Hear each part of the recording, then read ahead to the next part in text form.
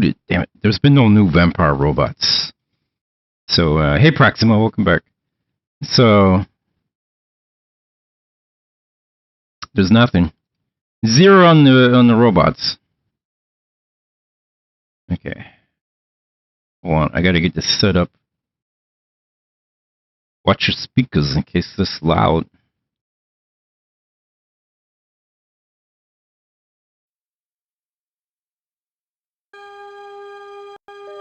Oh, well, we're getting audio. That's good. Space. Space. Frontier.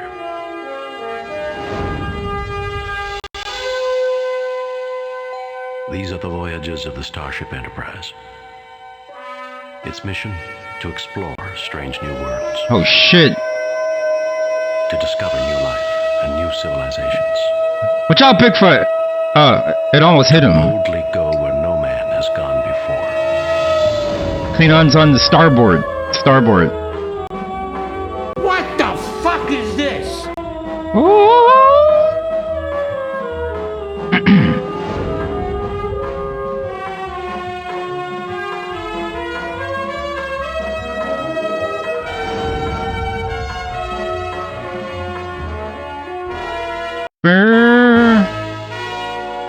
Eat that. Oh my god. Load a previously saved game. Shut up, lady. You totes knew that. Yeah, starboard. You know what starboard is, Nippy? Also, I like that you wrote starburst, because that's what my friends do when I'm playing Sea of Thieves on purpose. When we're like sailing in our boat, and if I say to turn to starboard, they're always like, returning starburst.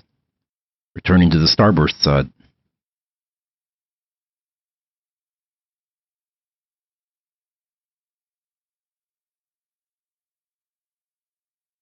Oh shit, what the fuck did I just do? What the?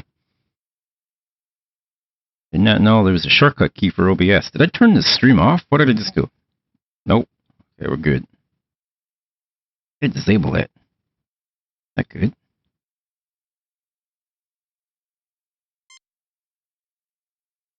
I need to do a Sea of Thieves, because there's a single player, well, it's multiplayer too, but there's a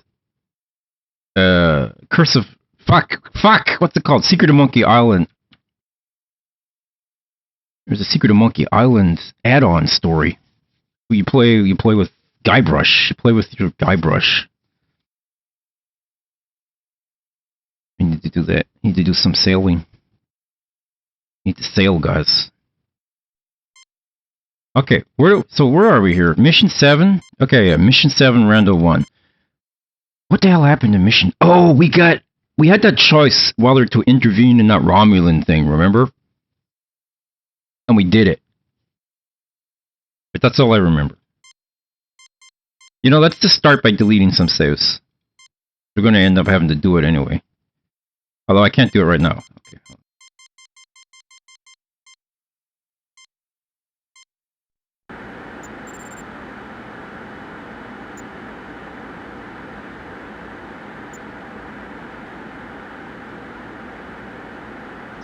Yeah, starboard. Port and starboard. Fore and aft. Bow and stern. Boom! Yeah, I don't know what this vacuum cleaner sound is. It's weird, right?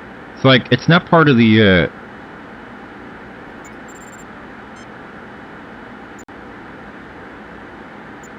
part of the music? No.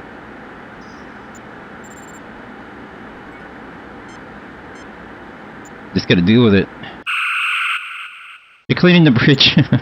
It's the AC on the bridge, right? Someone turned the AC on. Spock was like, I'm pretty warm over here, Captain. Can I turn the AC on?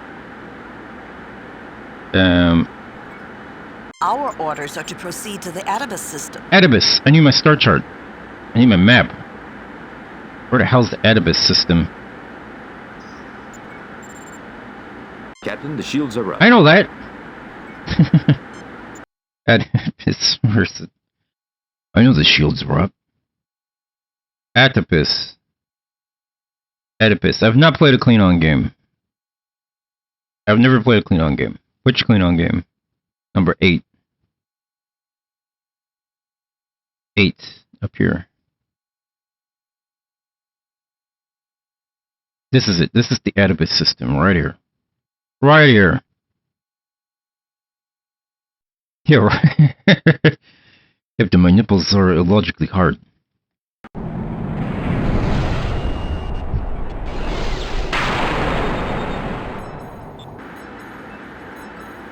Alien ship in sensor range. I detect one Klingon battlecruiser on a parallel course. Oh shit! The Klingon commander is hailing us. On screen. Greetings, Enterprise. Welcome to Adibus. I am Captain Kla. What are you doing here? Hey, I haven't seen that Klingon game. And I am Captain Kirk. Greetings yourself. I take it that this is not your vessel. What are you doing here? And I am Captain Kirk. Greetings yourself. I appreciate your courtesy, Captain. I wish to inform you that we mean the colonists no harm. You have my word that I intend to take no action against them.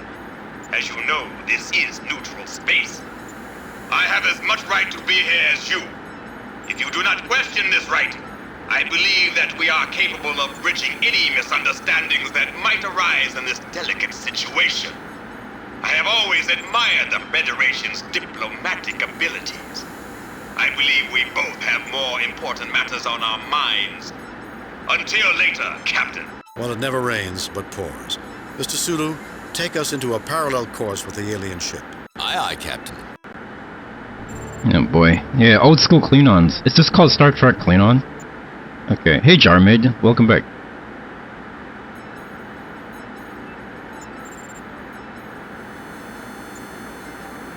Dude, I've totally forgotten what this mission is. They should have added a thing where, like, you press a button. May I respectfully remind the Captain that we haven't accomplished our mission, sir. Yeah, this is the start of a new mission. But the way this game is structured, you can't save. Like, between the end of a last mission and the start of the next, you can't save. So, like, you know, like, you save the game, you end your mission, then you start a mission, you get all the information about what you're doing, then you can save. So that the next day when you come back, you can't remember. like I can't remember how this mission started, because I wasn't able to save before it started. But I think we fought a couple of Klingon ships, right? I think we fought 3 of them. And then we came here. We haven't done any away missions, that's all that matters, I guess. Sensors appear to be experiencing malfunctions. Fascinating. About to land in... Okay, thank you, Nick. Readings are reoccurring. That would indicate that the ship itself is changing in unexpected ways. I have no explanation for the phenomenon. I have found at least one area that is suitable for transport. Well, you're fired. I want someone on my bridge that will know what's happening. Let's hail them. No response from the alien ship, sir. Perhaps their communication system is malfunctioning? The Klingons regret that they are too busy to resume communications at this time. Bastards. Alright, screw it. Shields down. Lowering shields, Captain. We're going over there. We're beaming aboard the alien vessel. Have Dr. McCoy meet us in the transport room. Spock, come with me. Lieutenant Uhura, if its communication system is malfunctioning... Hey, KG, Welcome yes, back. Captain. Mr. Scott, you have the con. Alright, let's get the con. Wow! Wait, Uhura is coming with us. We're getting an Uhura mission. Uh-oh. Uh-oh, this guy's pooping on the toilet? Is this a toilet? It looks like a toilet. Oh wait, this is the desk back here. This part looks like it was part of this. So this looked like a toilet bowl. And a cistern.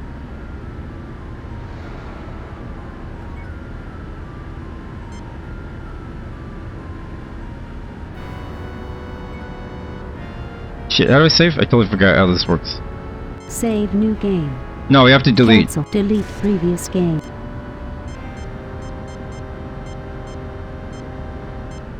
I have rando. Save new game. Cancel. Delete previous game. Dudes, I'm not a fan of that background sound we have going on. It just won't go away. Save new game. Cancel. Delete previous. Replace. Save new. Cancel. Delete. Replace. Fuck. Delete.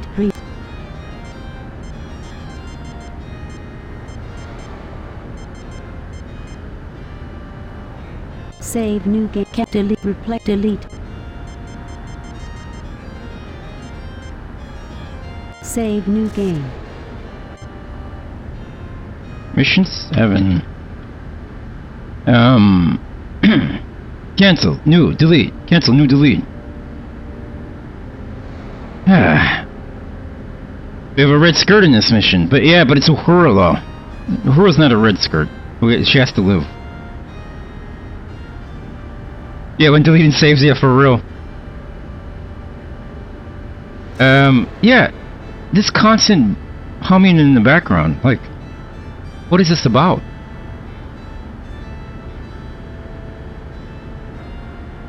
Hold on. Now that I've saved. Yes, quit the game. See if there's anything going on here. Huh?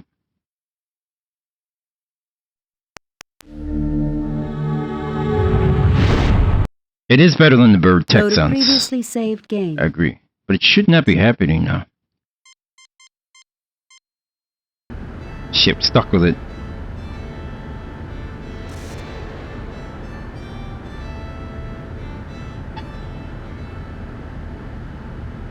Grinagog watches everything, eyes shining brightly. His legs are pulled up off the floor and he hugs his knees. An enormous grin never leaves his face. Jesus Christ. Yeah, just pretend it's raining outside the spaceship, yeah. Nice pour, just a nice downpour. I'm Captain James T. Kirk of the Starship Enterprise. What's going on here? Who's in charge? Nobody's really in charge. Maybe the phase. That's one of the things that makes me so nervous. Nobody's really in charge. I try to take charge of little things like making sure the lights work. I don't like the dark. Are you gonna be in charge now? Maybe you should talk to the phase first. The phase? What's the phase? We gotta talk to the phase. Why don't you just tell me what's going on here? If you need help, the Federation has many resources. Would you tell me about this ship? Why are you going to land in a town on Atobus? Why didn't you respond to our hail? The phase? What's the phase? We contemplate our phase. Some of our people think they're the ones who keep everything going. Sometimes they tell us things to do. They remind some people when to eat. Otherwise, they'd forget. I don't forget, but that's because I'm smart. If you want to, you can probably talk to the phase in the oratory. The builders built the oratory. The room there to the south, they built the garden north. If you're hungry or if your head ain't feeling right, there's food and such in the hall. Through there, the west door. The rest hall is through the east door, but you might have to wait for one of the beds. The builders were just so logical. They thought of everything. You can go anywhere. You know, Jim, I don't think there's much more he can tell us. Yeah? I can take a tricorder reading on him if you think it's appropriate. Yeah, this sounds annoying me. Damn it, dude. Immediate bugs in this game. Save new game. Replace. Hold on, I wanna experiment here. Let's try loading. Let's try loading back to missions. Let's try loading to the start. If it doesn't happen at the start.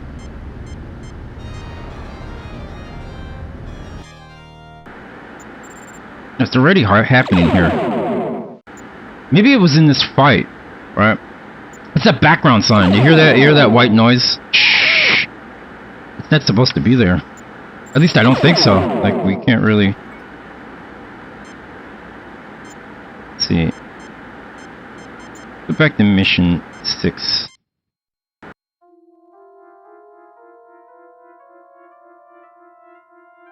It's like triggering to be back here. Maybe I should just reload. Let's... Hold on. A WAC. Shit, I can't even remember what I did here. Do I just walk through? No, I use... Oh god, I'm supposed to use this. Shit! Cancel! Security lockdown? Oh. Incorrect. Okay.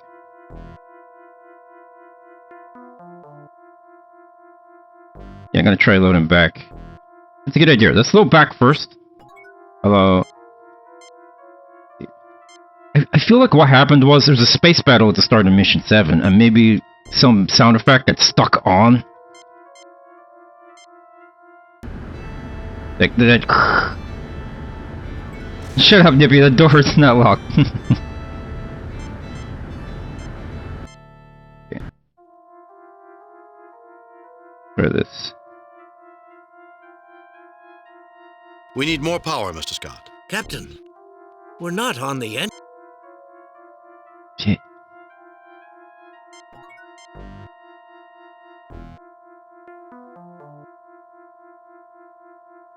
That wasn't easy, Captain.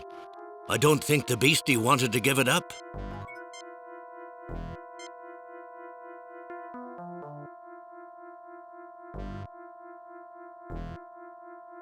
All hooked in, Captain. Yeah, we had the transporter sound, yeah.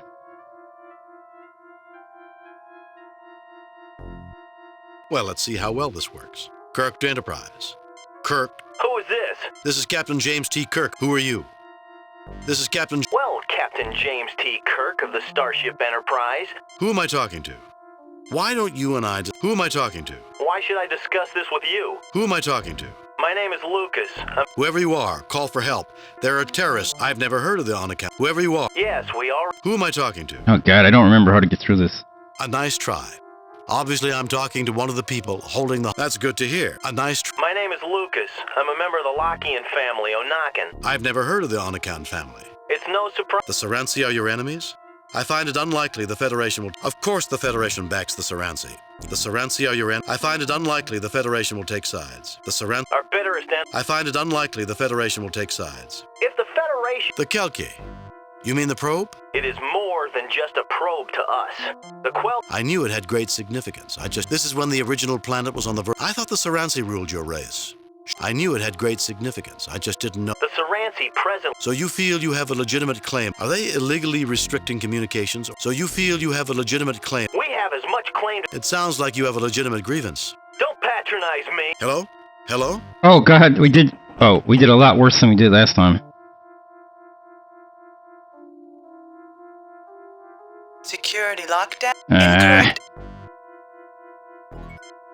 This game and its bugs. We need to recharge the capacitor.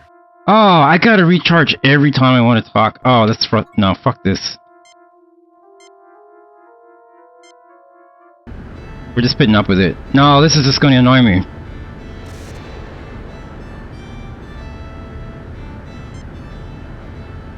This is gonna annoy the shit out of me. Ah, we're stuck in an impasse here. Okay, this is... Yes, quit the game. This is what we're gonna try to do.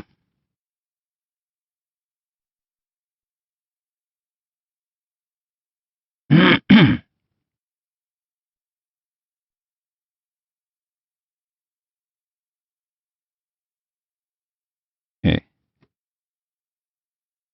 Okay.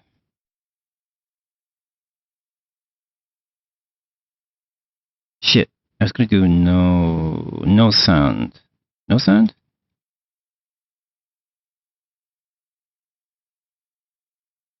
I'm supposed to do Sound Blaster Pro. Oh man, I should not have messed with this. Quit. Quit. No. Set up.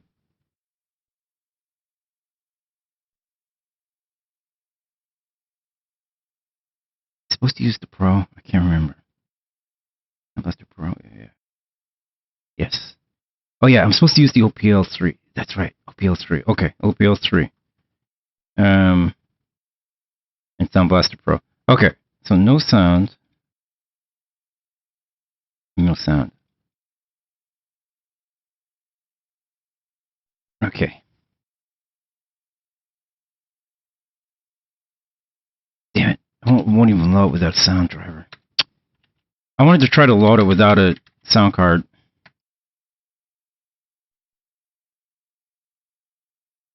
Maybe it'll stop trying to play music if there's nothing. Okay, setup. Okay. We'll go with OPL3 for now. With no sound on here. What the fuck is this game, brown pants? Whoa! Oh, Nancy, settle down. Let's get you. Cannot locate music or sound driver. What? Where at?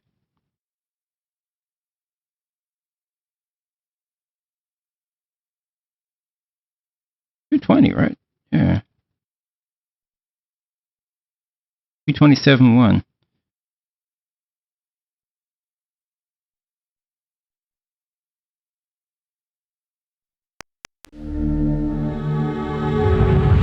So we couldn't turn off the Load a sun. previously saved game.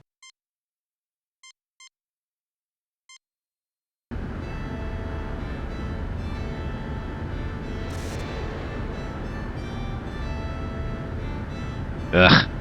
Grinagog watches everything, eyes shining brightly. His legs are pulled up off Ugh. a comfortable-looking room suited for small gatherings of people.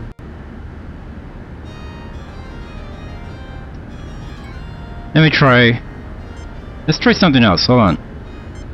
I have an idea.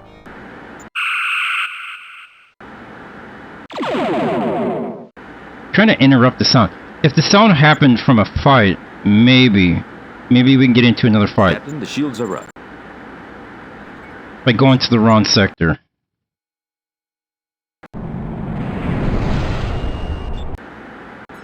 We're off. Instruments indicate that we have crossed. Message from the Klingon. On screen. Enterprise, you are Yeah. It's still happening.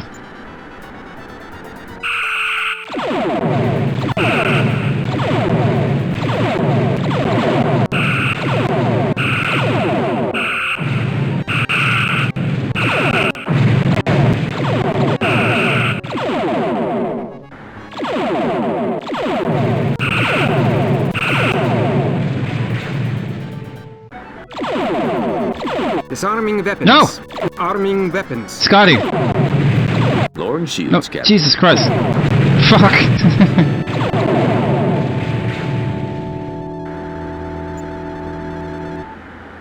Load a previously saved game.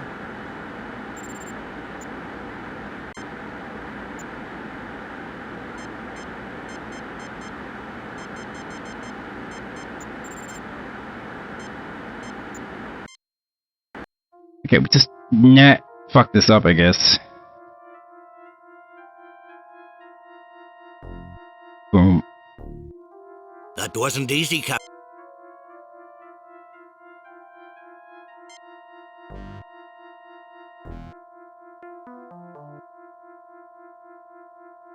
All hooked in, Captain. Starburst.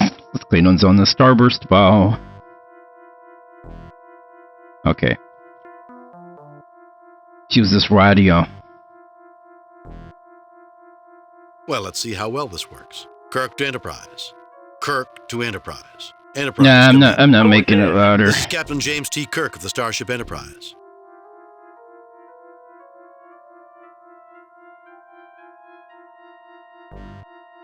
Who are you? This is Captain James. Well, Captain James T. Who am I talking to? My name is Lucas. I'm a member of the... Whoever you are, call for help. There are terrorists in the museum. Yes, we already know. There's nothing to... Who am I talking to? A nice try. That's good to hear. Who am I talking to? My name is Lucas. I like how I'm a Kirk member could of the fall for it. Lockheed family, Onakin. Whoever you are, call for help. There are terrorists in the museum. Yes, we already know. There's nothing to worry about. Now get off this restricted frequency so we can get on with dealing with the terrorists. Who am I talking to? A nice try. That's good to hear. Who am I talking to? My name is Luke. Whoever you are, call for help. I've never heard of the Onakan. It's no surprise. The Saransi are your enemies? Our bitterest enemies for centuries. Hey, Bobcat, welcome back. Backing them. I find it unlikely the Federation will take sides. Of course the Federation backs the Saransi. You don't see them taking hostages and setting traps for museum... You don't see much Oh, of for anything. God's Hello? sake. Hello? Man, when I got through this last time, I must have got super lucky going through the fucking dialogues.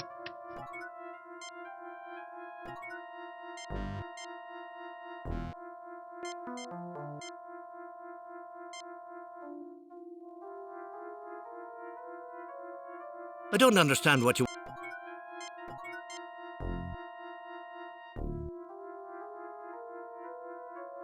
That wasn't easy, Captain. Yeah. Maybe I should try gassing them. How do I gas them? All hooked in, Captain.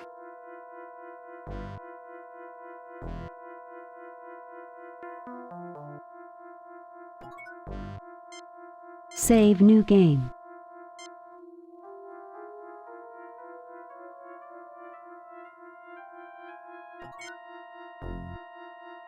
Oh, I need a part from the escape pod. Okay, we should just do that, right? Well, let's see how well this works. Kirk to Enterprise. Who is this? This is Captain James T. Kirk of the Starship. Who are you? This is Captain... Well, Captain... Who am I talking to? Why don't you and I discuss this? Why should I discuss this with you? Who am I talking to? My name is Lucas. I'm a member of the Whoever you are, call for help. I've never heard of them. Whoever you are, call for help. It's no surprise. The Saransi are your enemies? Our bitterest enemies for centuries. I find it unlikely the Federation will take... Of course the Federation backs the Saransi. I find it unlikely... If the Federation isn't back... The Kelki. You mean the probe? It is more than just a... I knew it had great significance. I just did... This is when the original planet was on the verge of being... We have as much claim to that... It sounds like you have a legitimate grievance. Don't patronize me. What? Hello? I'm pretty sure we chose that last time, did we not? Okay. So it's like Pepe from the Muppets? Which one is Pepe from the Muppets?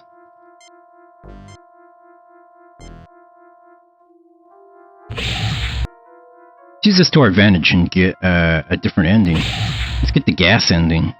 So it must be this thing. I'm just a simple captain. He's the prawn. Oh, Pepe the prawn. I'd need tools to get anything else off the beauty, but there was one access panel that hadn't been secured. We might be able to block some effects of that old transporter field with the panel. Excellent. No effect. No effect. Wait, did he actually pick it up? Yeah. He's a king prawn, yeah.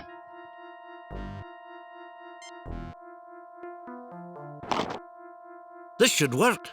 I hope. Okay. Save new game. Replace. I'd say this piece of equipment would need a professional to operate it, Mr. Scott. Get battery. You remove the capacitor. Yeah, okay, now we use the battery here. It's in there, Captain. Alright. Now use... Okay, we're gonna teleport the gas in there. It's inside. We should wait until it's time to transport before we activate the valve. Good idea, Ensign.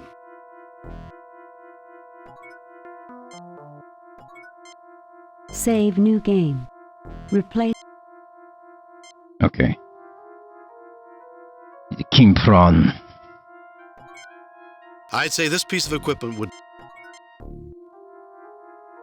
We're about as ready as we can get, Captain. I'll have the robot open the gas valve and I'll transport on your signal. Shall we give it a go? Let's do it. Gas them. Energize, Mr. Scott. Let's hold off for now. Energize, Mr. Scott.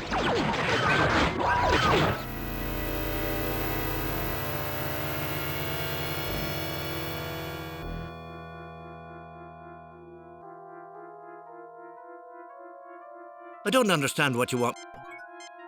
Security Oh lockdown? shit, does anybody remember the code?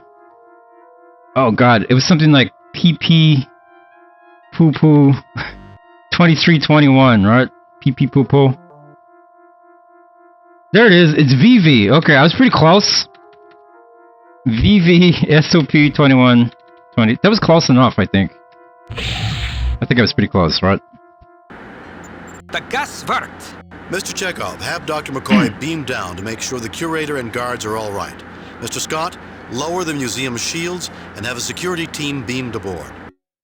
Captain's log supplemental.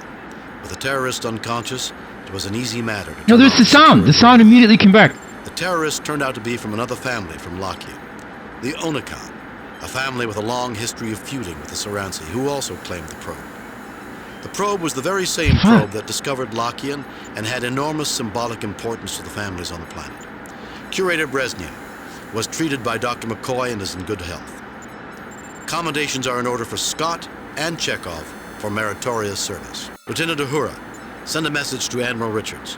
Tell him he owes me more than he thinks he does. Aye, sir.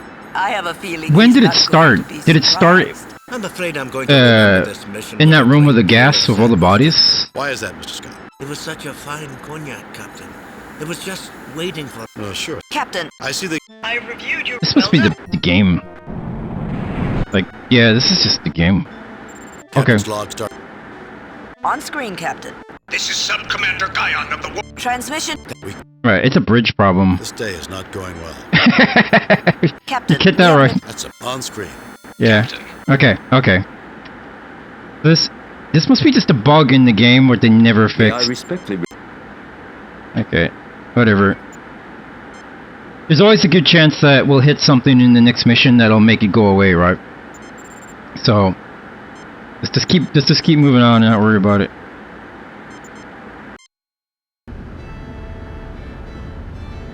It even sounds different here. Hear that? Sounds like a different hushing sound. This person is staring at the surface of the table in front of him, blinking from time to time. His complexion is sallow and he seems tired. He never looks up, but occasionally flicks away a speck of dust from the otherwise spotless table. Exactly, Nippy. Hold on, I have one more thing I can test you guys. Save new game. Replace.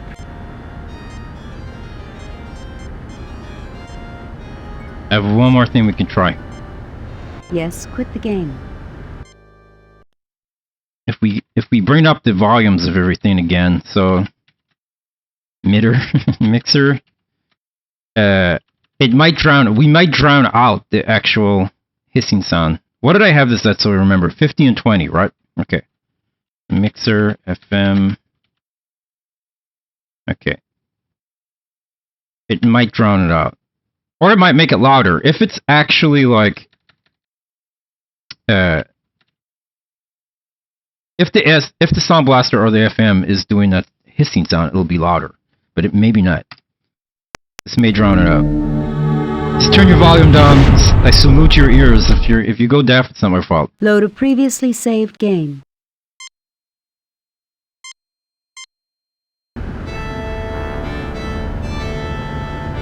It's louder. Shit.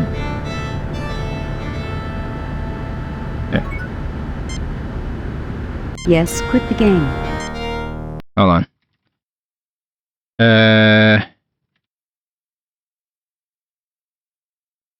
Oh.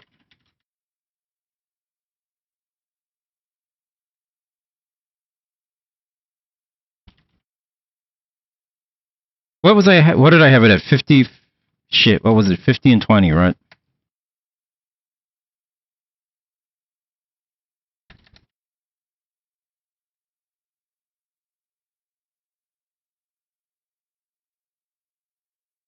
Okay. I turned off record and CD audio just in case it's that's doing it. Maybe speaker too? Although speaker, it's not going to be speaker, but. Don't you guys miss DOS? Load a previously saved game.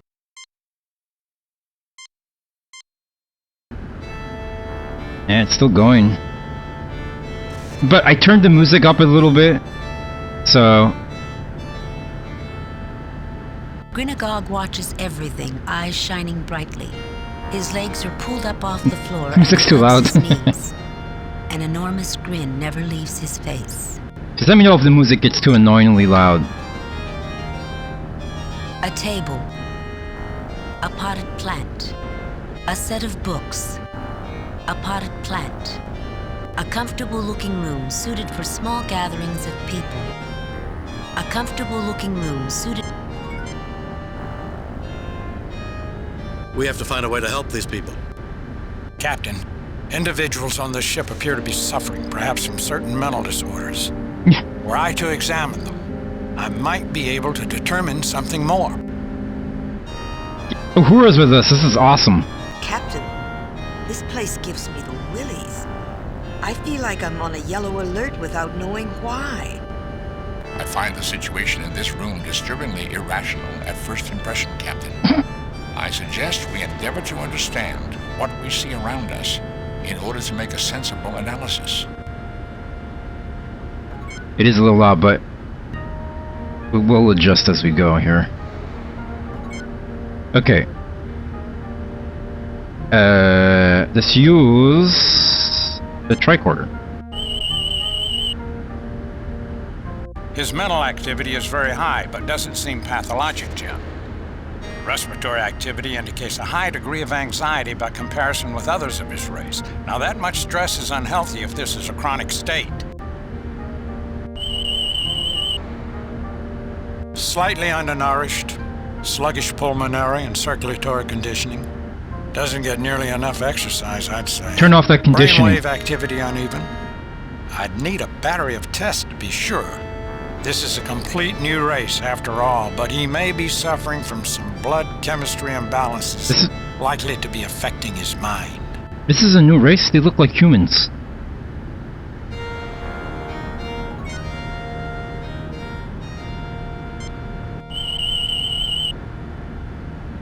This person seems normal for his race, if perhaps slightly agitated. This person seems typical of his race and unremarkable, except for his fixed stare. He glances up swiftly, then returns to his careful study of the tabletop. Go away! I'm busy. My table must be kept clean. Damn, okay, alright. A sturdy, simple chair. No, that's a cult. A sturdy... What's this? A comfortable-looking room suited...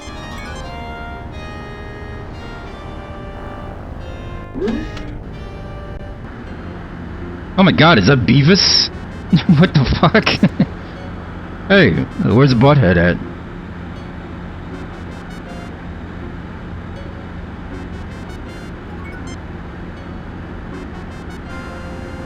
A youngster is sitting alone, quietly playing. Wait, I think this actually might be Beavis. No, this is way too early, right? This game came out in 1993. When did Beavis and Butthead come out? Must have been 96 or something. 95?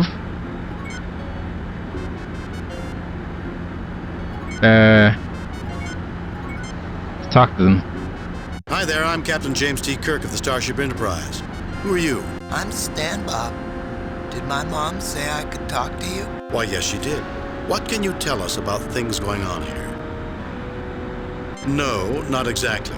We'd like to know what you can tell us about things going on here, though. Star Trek influenced Beavis and Butthead. I love it.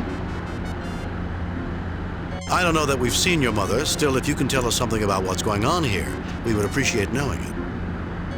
Why, yes, she did. I don't know that we've seen your mother. Still, I don't think my mom would want me to talk to you. Please go away and stop bothering me. Alright, well.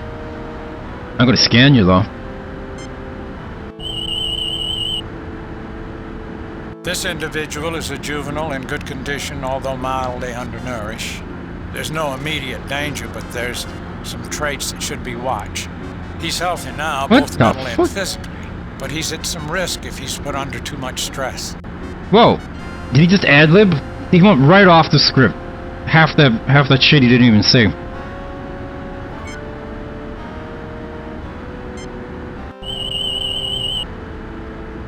A young individual, apparently slightly underweight for his age norm. He's a skinny little nerd. Probably plays D&D. Captain Kirk is not impressed with the housekeeping skills of the people living in this room. Captain Kirk is not impressed. a sleeper ship. Is there a more primitive way to achieve star travel? There are generation ships, Captain. Although I hesitate to engage in speculation, these people might have been the descendants of the original passengers, not the passengers themselves. Given what I've seen, Spock, I don't think they'd survive as a generation ship. I'm surprised they've survived as long as they have. An astute observation, Doctor. I am impressed. As much as I hate to break up this newly formed Mutual Admiration Society, we have work to do. Yeah, who would play D&D? What nerds?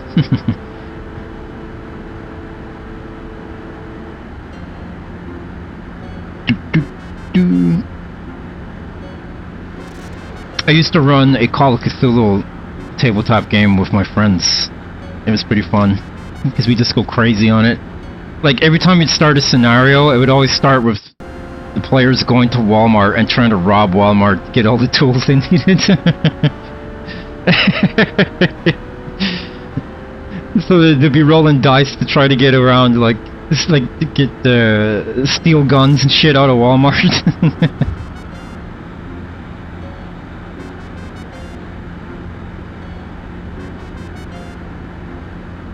As institutionalized as this room appears, Captain, What a nerd! you can see people have done a few things to make it more their own.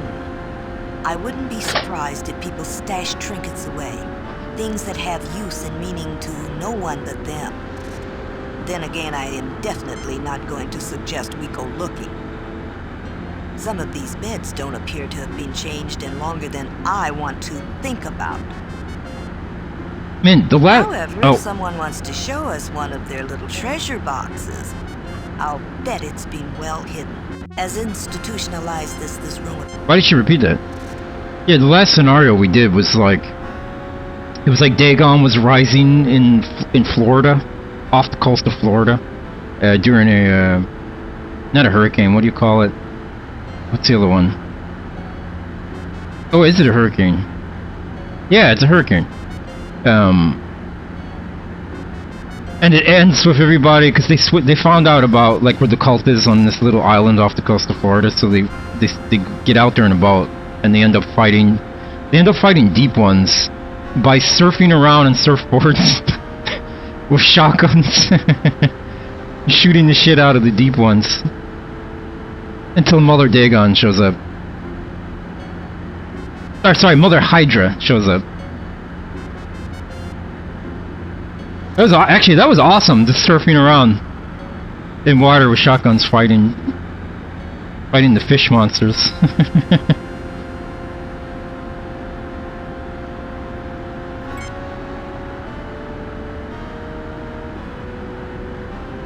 Sounds exactly like the books, yeah.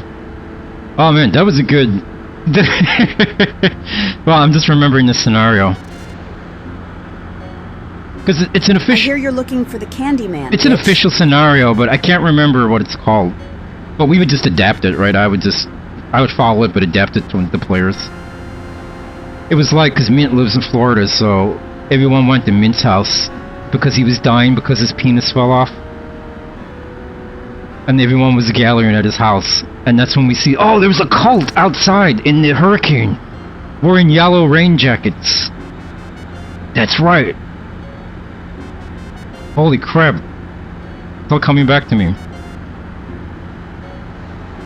That was an awesome scenario to play through. The wise-looking Vulcan raises an eyebrow. He didn't die though. They put him in a wheelchair. Like, cause he was a character in the game, right? He was playing his character. So they were wheeling him around for the whole scenario. Even on like the surfboard. I think they had him duct taped to a surfboard in a wheelchair. With a shotgun in his arms.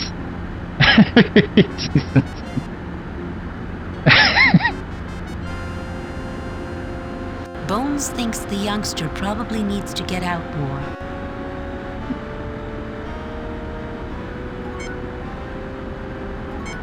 Captain Kirk is not impressed with the housekeeping skills of the people living in the... Damn it. Captain Kirk Okay. Let's scan everything. Oh boy. Nothing unusual about that object, Captain.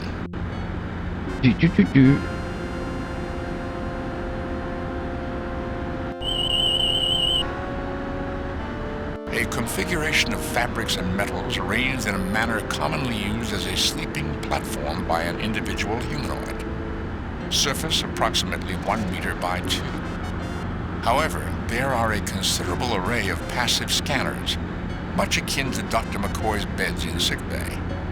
Few of the interfaces remain active, and these beds are little more than just that, beds. Nevertheless, while they were functional, these beds could have been quite adequate as cryogenic chambers for sleep ship travelers.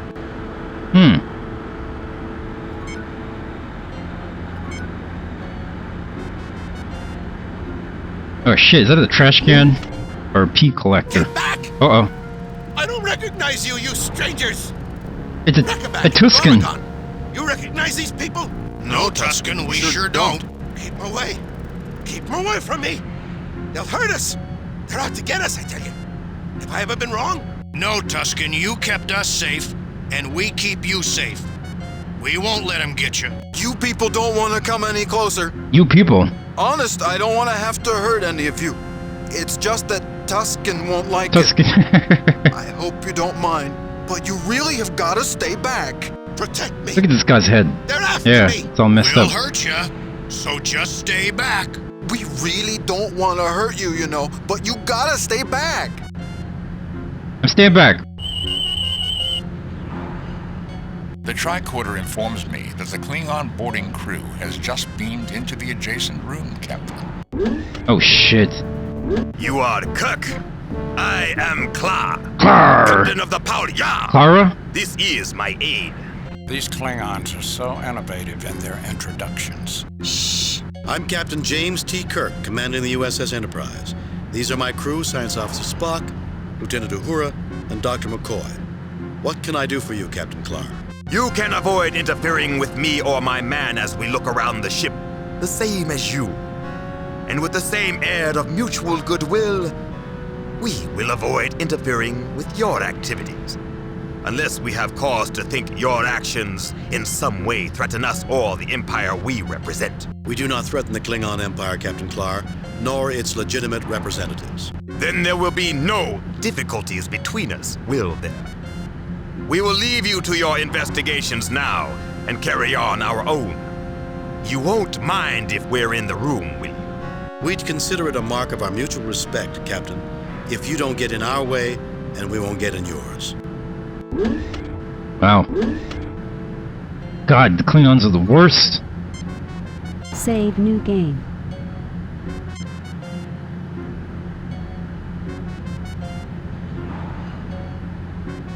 The teddy bear. A fuzzy animal-shaped toy that looks a bit like a bear. Gormagon is a large person with a slightly cowed and uneasy expression. He bears a strong familial resemblance to Rakaback, but gives the impression of somewhat more intelligence. Guys, this guy's brain is just bursting out because he's so smart, I guess. Big IQ man right here.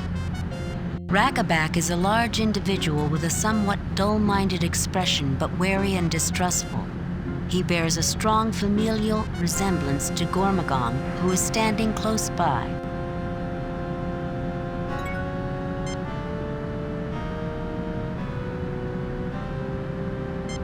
How did this get switched back? I guess because, I reloaded, I guess. A pillow. A room which appears to be dedicated to leisure and recreational activities. At least that's what you can see past the crowd of people. An overturned toy box. A room which appears to be dedicated to... Tuscan is a rather mangy-looking individual of middle age. Mangy-looking His hair is wildly fuck. disordered and his eyes wide and wary. He seems skittish and likely to burst into flight or fight mode at the smallest incentive. Couldn't GOG have fixed these problems? Hate you, GOG. I'm just kidding. I don't hate you. This appears to be an unusual metallic structure.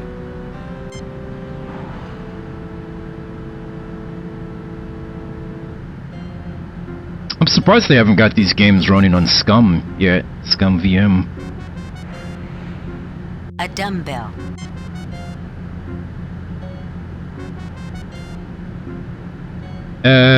Let's talk to everybody. Dr. McCoy thinks that this room doesn't look like a very good place to kick back and relax, especially under the present circumstances. This Tuscan seems paranoid, trying to control everything. He's got a great fear of anyone fooling around with his mind. If he were a crew member, I'd suggest tranquilizers and a lot of examinations. Yeah, because it's not the scum engine, so they would have to back engineer and port it over. But they do that with a lot of games. Guess no one's just taking up the cause for this one.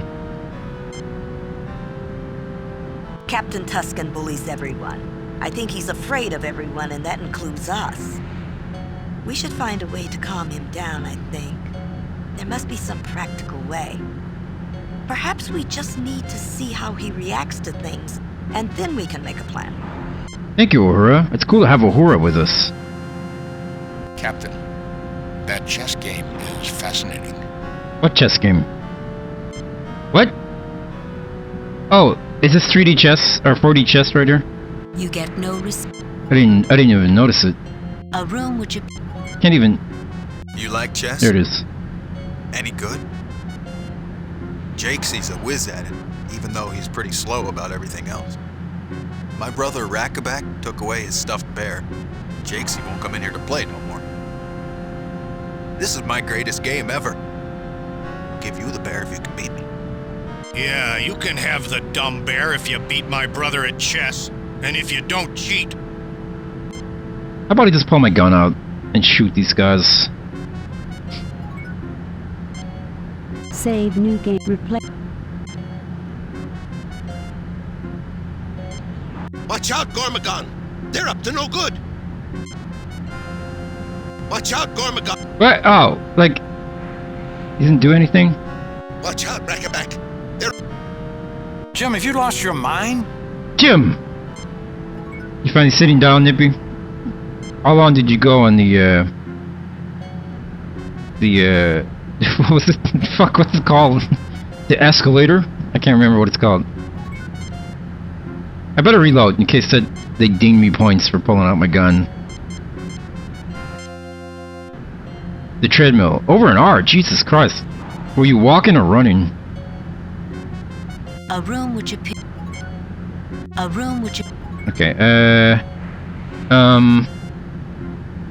use? The best move you can see will end the game with a draw. But then you're more of a poker player than a chess master. Maybe Spock can do it. A complex situation.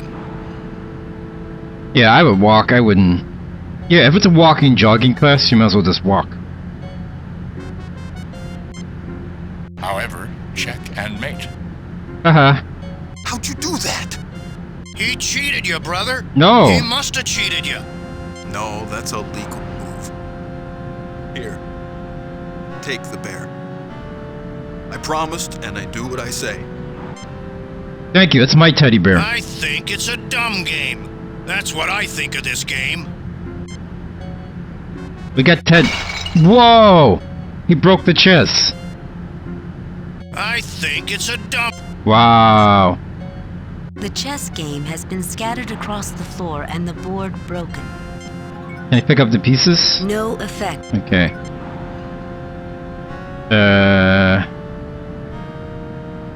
Let's scan the teddy bear. It could be cocaine inside. Nothing unusual about that object, Captain. Do you really expect me to analyze this, Jim? Yeah. I do.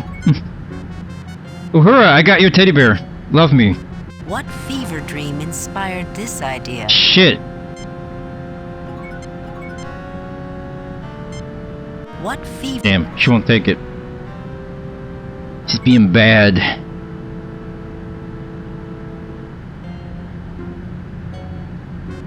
I don't care who you say you are! You're evil monsters in disguise! Jeez, You want to settle get by down. me and the only people I can trust! You want to get into the back of my brain! You want to rewire me and change the way I think! Go away! Go away! Go away! Or we'll hurt you and make you go away! It's got needs to cam. Stay calm. You'll be fine.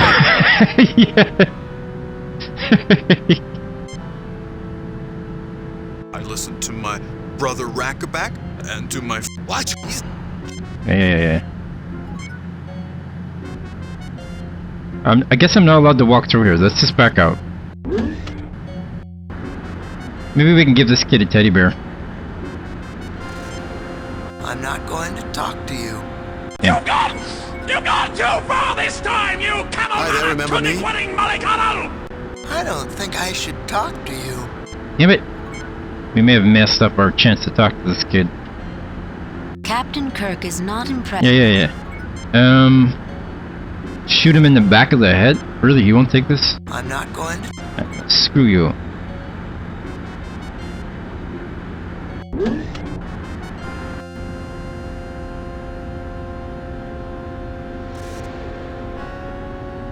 The hissing sound in the background is changing, right? Like, maybe it's supposed to be there, but not as loud. Like, it's actually supposed to be quiet. It's like, listen, in this room. It's a little louder, right? Like, it's supposed to be a room tone that's way too loud.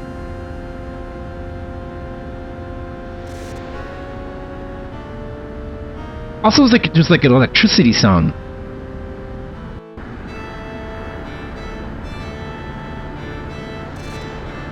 You hear that electricity sound? Shh. Oh shit, Jambird.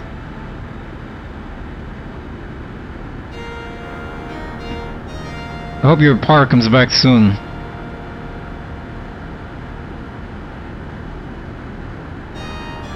This individual wears a placid expression as he piles one block atop another, playing quietly. The incongruous thing is that he appears to be a full-grown adult. Noticing that you're looking at him, he raises his arms to you with a hopeful look. Who the hell's this fucking guy over here? Multicolored blocks, suitable for a child to play with. Oh, I love blocks. Building blocks are great. Dude, I would buy a bag of these right now. Should I just stream me playing with blocks? Put them on my desk. Can I steal the block? Holy shit, Although no? evidently an adult, Jakesy looks as stricken as any child, his eyes filling with fearful tears. My blocks! Don't take nice blocks, please! Captain, I don't think it would be right to take these away from him. Perhaps we could find something he'd take in exchange, Captain. The adult with a youngster's mind holds his arms out to you. Oh, take my teddy bear. I have a teddy bear. There you go. Ah. Soft. Nice. Jakesy. Jakesy. You get blocks now? He gathers together the blocks and gives them out to you. I feel like I'm playing that game, Asylum or whatever it's called, in Sanitarium or whatever. I think it's called Sanitarium. You get blocks now? Yep. He smiles broadly as you take the blocks. Hey, thanks, man. Gonna build some cool stuff. A book. I don't see how these can help us, Captain. It's working, Giant Beard.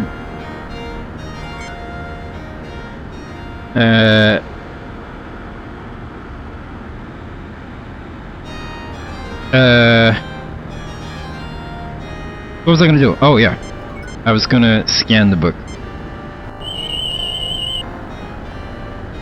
Bound paper records in an alien language, Captain. Damn. A piece of cloth. Woo! The tricorder detects cotton and a few other synthetic fabrics. Nothing out of the ordinary. Damn, can we take it though? Just in case? I don't see how these can help us, Captain.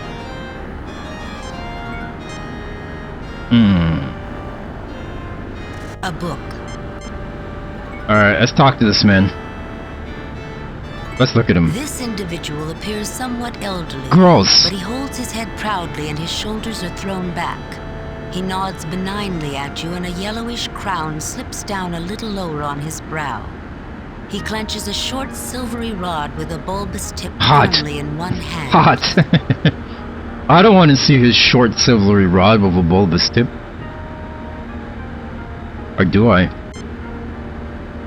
Methinks you peasants should know your place. Wow. And speak only when royalty speaks first to you. Wow.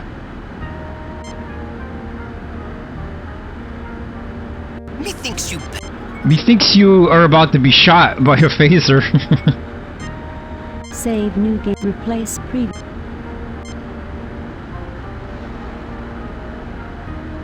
The dust cleaner? No. That's his rod. That's his rod. Let's talk. This situation calls for a good diplomat or a good psychiatrist.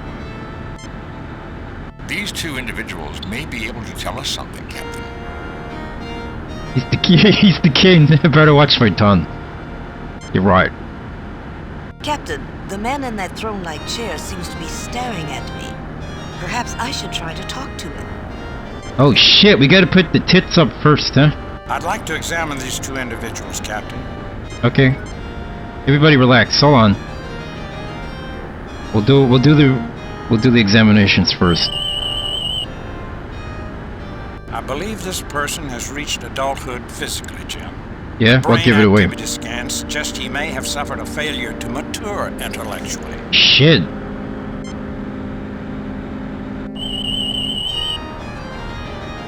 Remember, this is a new race, Captain.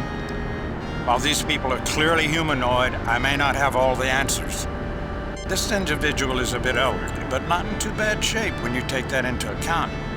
He seems to be suffering some brain lesions that might be genetically linked. Nerve degeneration in the lower back. Oh, fuck, is he talking about me? Alright, Uhura, do your thing. Shake your mini dress up there.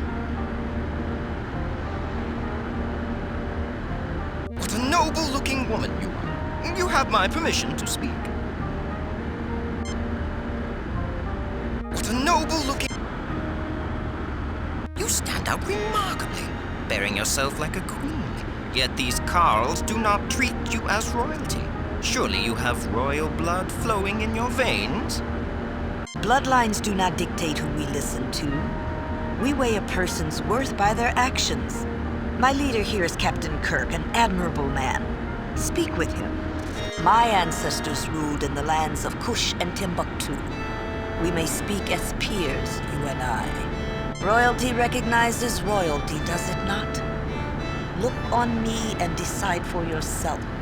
Bloodlines. Let's do this one. Ancestors rule. Oh, I am so glad to find another of royal blood. I am so tired of sitting here all the time, but whenever I leave, thralls and lesser folk plant their fundaments on the great throne, and that's just not acceptable. I know you'll mind the proprieties and not let anyone else sit on the throne. And now, I'll finally be able to go and get some rest. Wow, he's out. Why do we need to do this? Queen of Kush. Well done, Uhura. Perhaps we should look around more, Captain. Yeah, he must have controls on his chair. An ordinary chair, originally similar to others in the room, except someone has nailed the legs onto a raised platform, increased the height of the back, widened the seat, and glued on broad and blocky arms. Bright paint in red and purple and gold gives it a garish appearance. You think it's meant to look impressive, but it just looks rather pathetic. Hey, we're bullying this guy's gamer chair right here.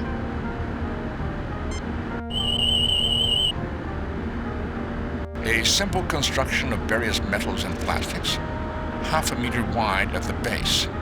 Arms have been added post-construction, as has the raised back and the base platform.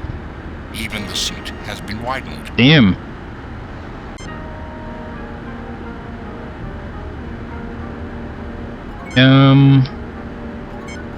Use, I guess? We'll just... What an uncomfortable chair. Jesus. We're all... Yeah, her back isn't as ripped as everyone else's. But look at her little booty, though. And her legs. And her boots. And her sweater dress.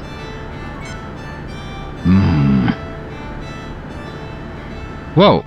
That's a door? What the fuck? I thought that was a wall, dude.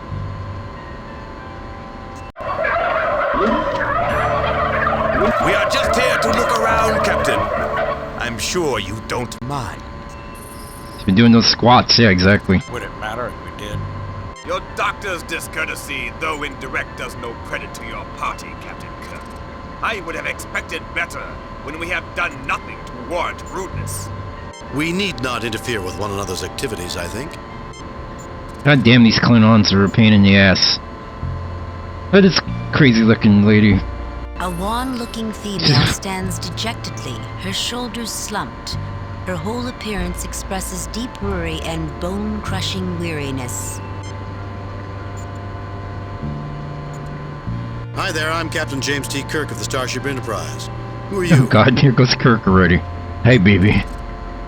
Are you feeling all right, ma'am? Can you tell me what the problem is? You look so sad. Would it help to tell us why you look so down? Hi there, I'm Captain James T. Kirk. I'm called Ma.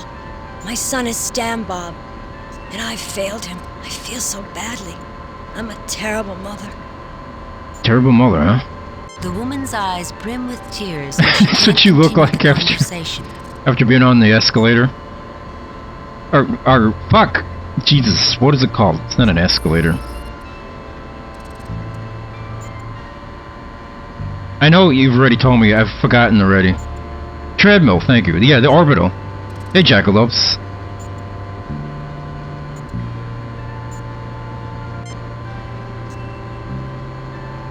Captain, I think that woman looks like someone we should talk with. Captain, I'm seeing all these people as being under medication, or needing to be. And they're all unhealthy in one way or another. Damn. It really doesn't surprise me that they associate food and medicine. Their veins are probably always swimming with some chemical stew. Hot. I want some chemical stew. Captain, it appears that the inhabitants of this ship take it as given that food and medication go naturally together. With all respect to Dr. McCoy, I would dislike having a physician medicating all food that passed my lips. So, do you all just high all the time? Don't worry, Captain Kirk. If I have something to say to you, I'll speak up. Oh my God. You can be quite sure. What? I can't hear you. Don't bother me, you. You get no response. Don't bother me, you. Don't bother me. Hi there, I'm Captain James T. Kirk of the Starship Enterprise. Who are you? Are you feeling all right, ma'am? I'm a bad mother. I tried to do right, get him what he wants and needs. I'm just so depressed. Everything died. Who died? What died? I'd like to help if I can. I did it. I'm a bad person. Killed all the plants, and now they don't produce anymore. I'm not worthy to have a good son like him. A mother's job can be difficult. I'm sure you did your best for your son. Would you care to tell me about it? Why do you think you were the one who killed the plants? Have you even looked in on them recently? What if someone showed you that you were wrong? A mother's job. Why do you I'm eating what the phase makes for me, so I'm just resting. I'm tired, and I really don't feel like doing anything. I'd be so happy to know my boy could have safe food again. It's better for him than what the phase provides, I think. But I killed the plants. They're dead, and I can't make them better. You're a monster, Maul. The woman's eyes brim with tears, and she can't continue the conversation. You plant killer. Wow. Can you believe this lady? I should pull my phaser out and just end her right now. You get no response. You get no response. Oh. A mechanized food delivery and recycling system not unlike what you see every day aboard the Enterprise. A computer terminal with various access ports, a scanning rod, and a workspace. Yeah, these games are pretty fun. They're actually really great.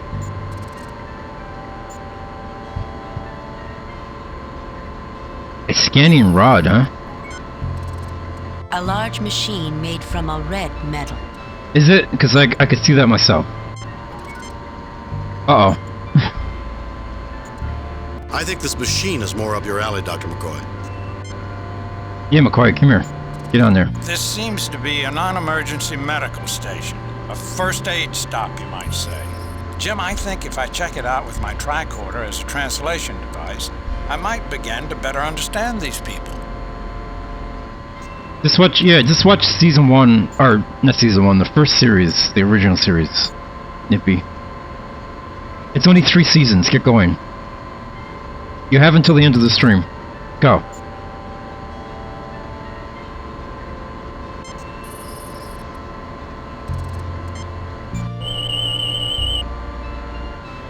This computer gives me some standards against which to correlate data, Jim.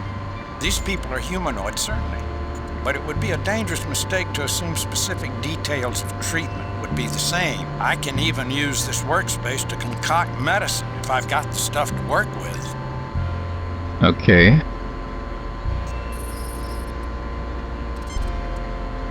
Okay, so we can make medicine here.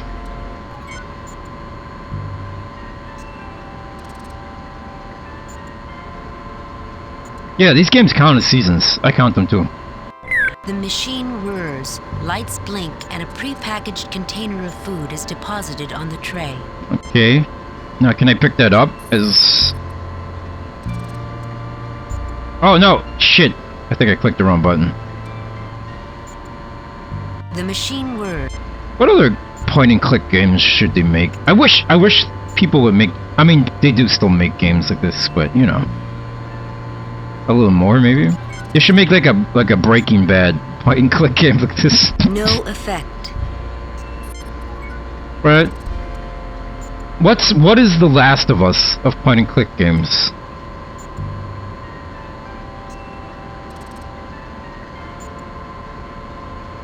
Modern point-and-click games, I mean. Not counting old ones. Shit! My monitor. Move my monitor.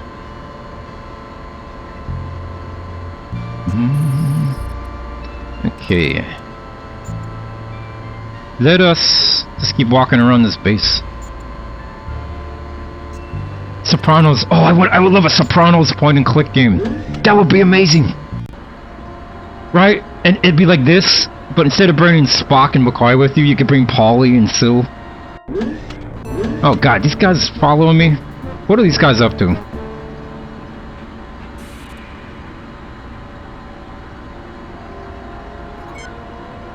Kivitrons.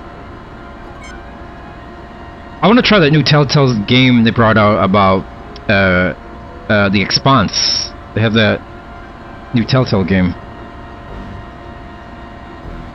Or it's not Telltale, is it? But it's a Telltale-like, I think. I don't know if it's actually Telltale. Telltale? Telltale. Is it Telltale?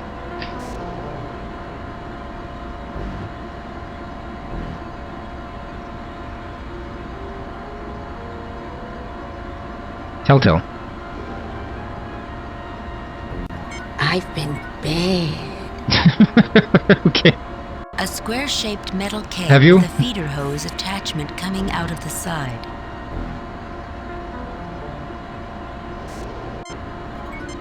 A large countertop well suited as a workbench with what appears to be mechanized assists and a hookup close at hand. Okay. A small data terminal seems to be part of the design. Alright, we can hook up with this machine. Interesting. These plants look green and healthy, with strong stems and shiny leaves.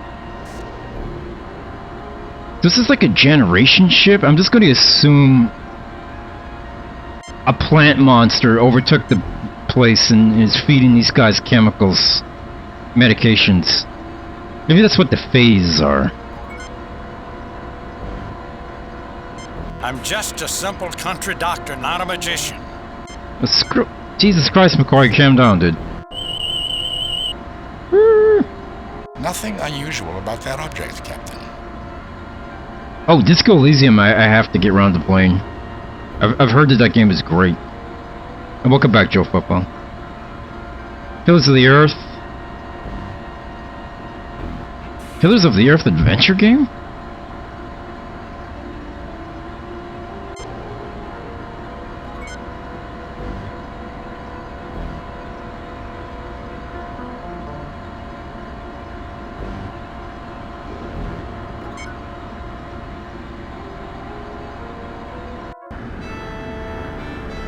Oh. This goes around.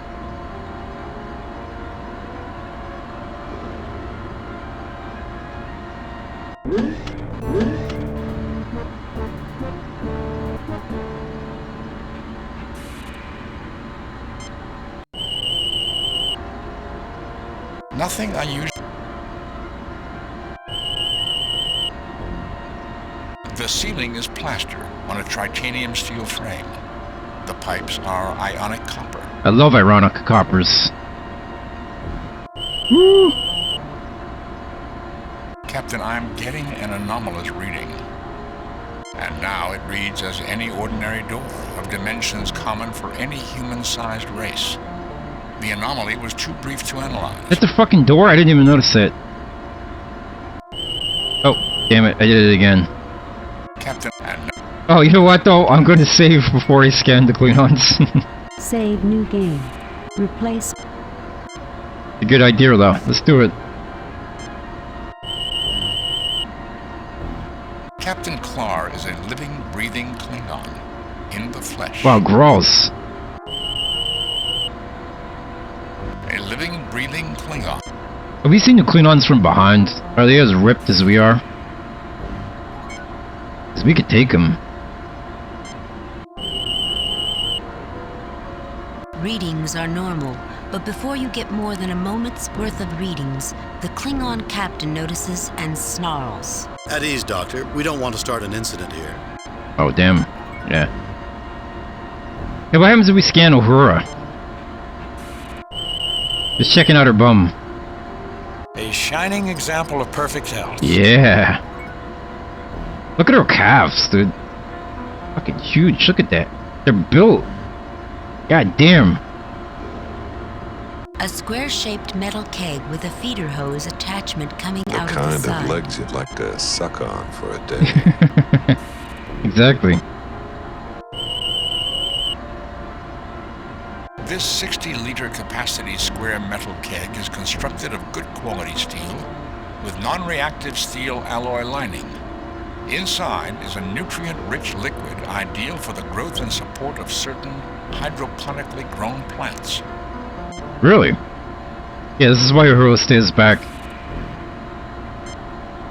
The blocks are an unusual organic substance high in compounds of phosphorus, nitrogen, ammonia, and calcium.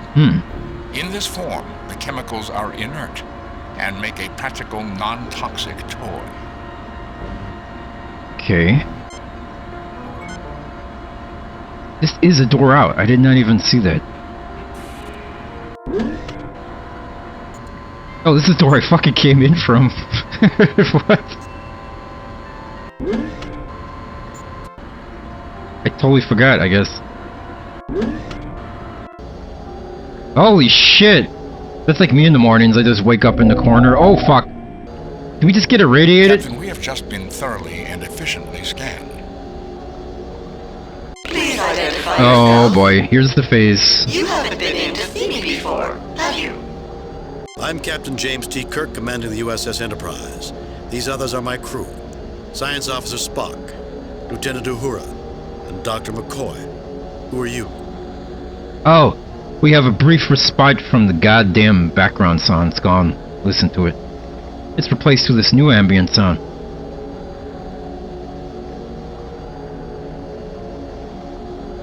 We are the Fays. Did not your parents speak of me? Captain, note that it identifies itself only erratically in the singular I, and a blend of voices typifies its communication. Yeah, I'm not deaf, Spock. Goddamn. Are you suggesting it is a hive mind, Mr. Spock? Or is the voice synthesizer simply programmed for a harmonic chord of voices? Inconclusive. It may also be that an array of otherwise independent machines have been linked to provide the requisite computing power, although that is an antique and unsophisticated method of achieving this level of intelligence at odds with the overall level of sophistication and evidence. I suggest we pay close attention to both its actions and its words. Fays, why would our parents have spoken of you? I am here to care for all of you, Kirk. It is easier for me to care for you when you are younger, but sometimes one's parents are forgetful. We understand. I will care for you now. You will feel better after you eat. No, I'm not eating anything you make. Great. A food-fixating, mothering computer. It could in fact be very much that. Fays, You're about to land on a planet inhabited by sentients in the middle of a settlement. If you are in control of this vessel, you must stop. You must not land there. You will feel better after you eat, dear. Run along now, I'm very busy. Alright, we got a crazy computer. It's like a showdown that's a mother that wants to feed us. Ugh. Ugh.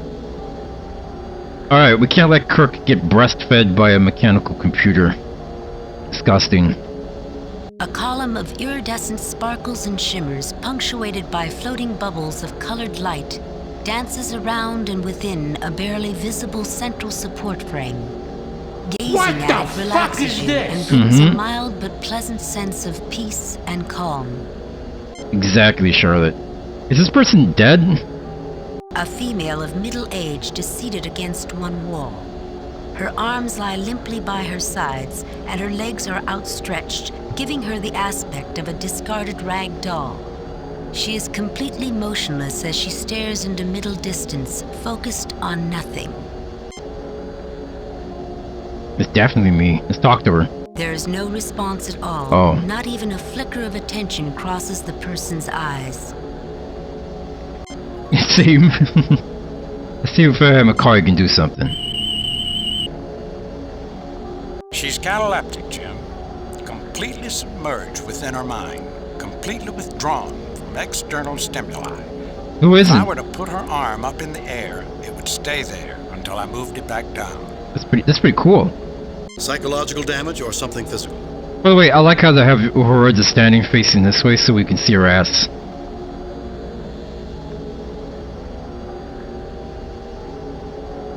I can't be sure even with rather extensive tests, but from the tricorder readings I would say some psychological shock ruptured an inherently fragile cognitive structure. What? In ancient times they would have said she was skittish or prone to a nervous breakdown or weak-minded. There are a myriad of childhood developmental blind alleys that might restrict her adult pattern creation, representation What? Did he just laugh?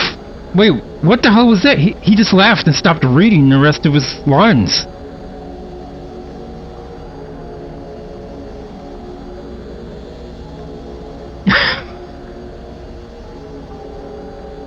He did what? Yeah, like he messed up her adult pattern creation representation, and he just laughed and just gave up. Yeah, he just couldn't keep it going. Yeah, that's pretty cool. He's like, I wonder if he was just like, I'm not reading the rest of this, guys. You're just gonna have to go with it. And they were like, oh damn. Bone, stop. You're starting to sound like Spock. You do not have to be insulting, Captain.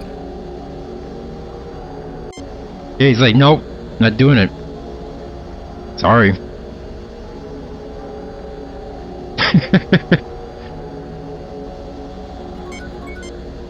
The guts of this machinery have been torn from the wall, leaving broken plastic and bent metal dangling. It doesn't look like it will ever work again. Damn.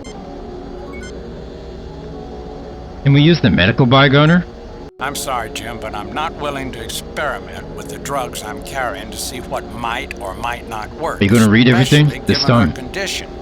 I'm afraid I'd be as likely to kill her as affect any positive change. Yeah, I'm just a simple conductor, not someone who finished. I ain't getting paid enough for this.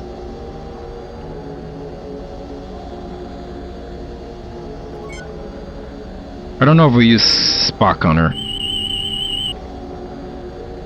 The person is typical of her race, but seems to be functioning below optimal levels.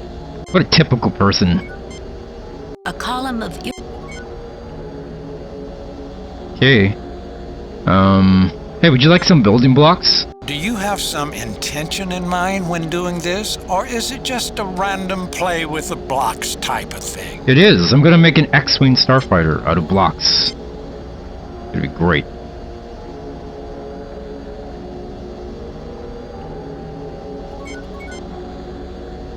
Shit, did I come in through that door or this door?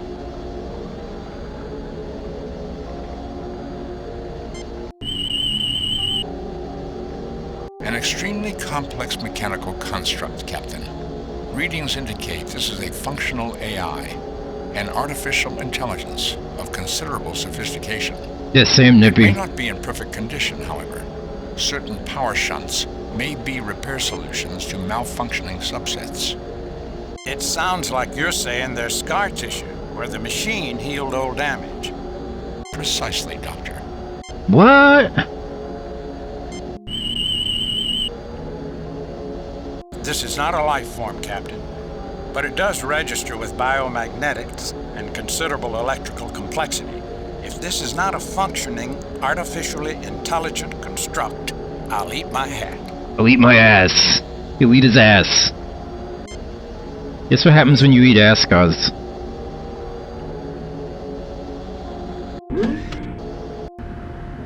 Oh. It's funny how fast time flies when you eat ass. Thank you, Nippy. Thank you.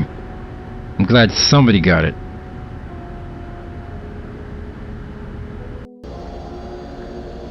Is this the door over here? Welcome back. Oh.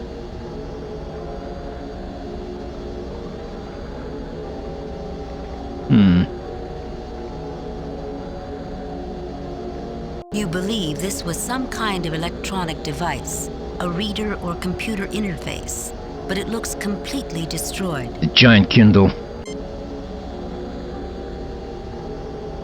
No, I don't think that's necessary.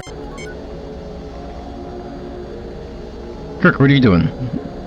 Just walk down. Go south, Kirk. Go south. Okay. Now. Hopefully this is... Oh, these guys again.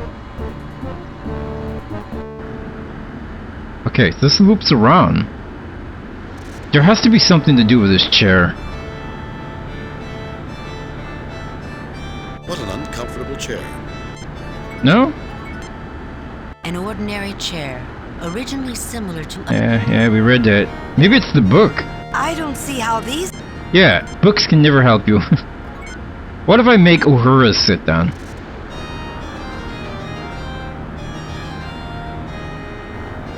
It's not a very comfortable chair to sit in, Captain. Just sit in it. Watch out, Lieutenant. Remember, uneasy lies the head that wears a crown. I don't think Shakespeare had in mind a madman with delusions of grandeur, Doctor. Particularly since he was writing of his own Queen Elizabeth's ancestor, Henry IV. Damn. I'm just gonna make... I try everybody to sit down, just to be sure. Who's Jennifer Crumbly's sentence? Except insofar as the individual was willing to sacrifice comfort for these rather doubtful additions. Alright. No one wants to sit in this gamer chair, guys. This chair is a great way to set off an attack of sciatica. Oh wow, they should put that on, like, gaming chairs as their blurbs. This chair sets off your sciatica. I Buy don't now. see how these can help us, Captain.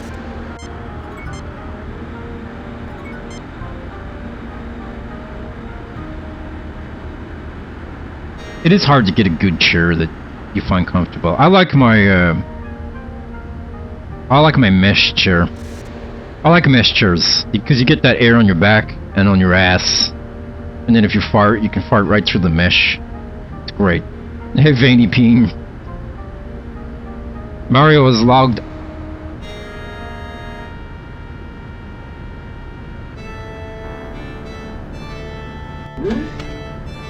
Yeah. Otherwise you get too sweaty, right? Your back and your ass will just get too sweaty on the chair. Oh, the king went to sleep. This is where he's gone, huh? This elderly individual lies on a bed, his eyes closed in sleep. He clutches a blue blanket tightly around him. The elderly alien barely opens his eyes to glance at you, then closes them and lies back. We were sleeping. The rigors of rulership are severe. Present yourselves if you must, else let me be. Let me be. I kind of want to get a standing desk sometime, though. I think having a standing desk would be nice. We can stand once in a while.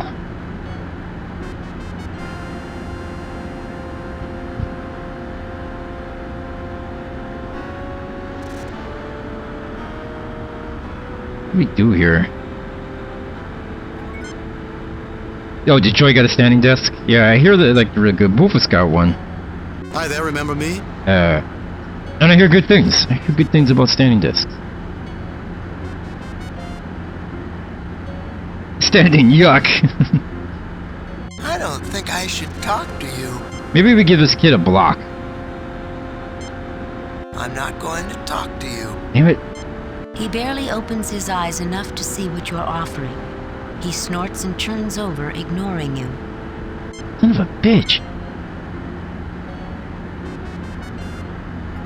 Captain Kirk is not impressed with the housekeeping skills of the people. Alright, no one wants to talk to me, huh? Well, all I have is blocks.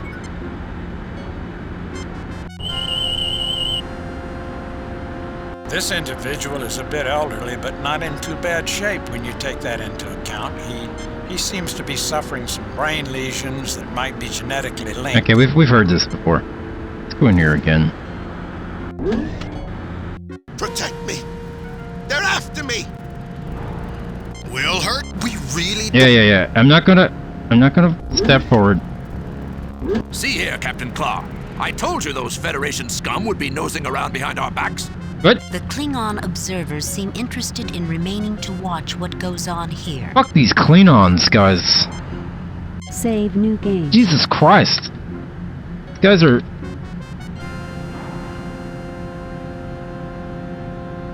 They have no chill.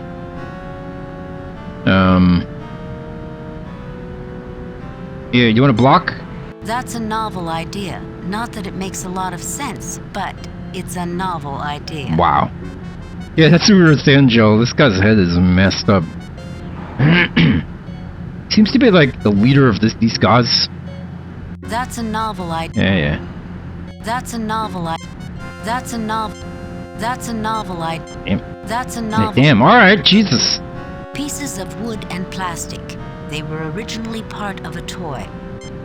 A pillow. Can I get the pillow? I'm not allowed to walk past them. Jim, given the mental states of these people, the less damage we do to their environment, the better. In other words, Doctor, if we don't need something for our mission, we shouldn't touch it. That's my recommendation. Okay. Alright. Captain Kirk, dealing with Tuskens should be your first priority. I'm gonna start pulling my fucking gun out here in a second. Damn Klingons. I spit on them.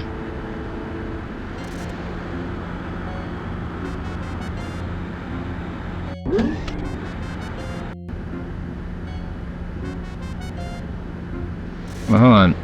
Try it with these guys. Do you have some intention in mind? Shut up. Do you have Shut up, McCoy. Sassy McCoy.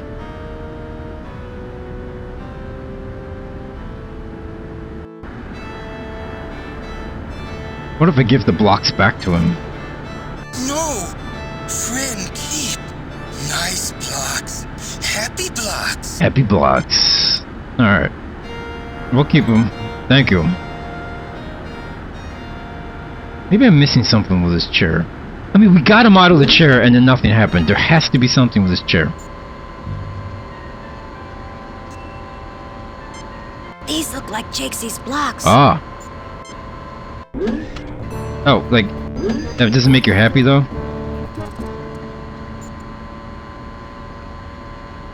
There is still something in the dispenser. Oh, can we get it? No effect. No effect. No effect. Guilty on all 4 counts of manslaughter. What are you talking about? Who is Jennifer Crumbly? Who's Jennifer Crumbly? No effect. No effect. No effect. It won't let me pick anything up. No. The machine whirs, lights blink, but no food box. She gave her emerges gun from a the son, dispenser. and he used it You on may a school correctly shooting. assume you'll have to Oh remove God. the one that's already there first. Yeah, why did she give her gun a son? Or her son a gun? That's crazy. Why would you do that?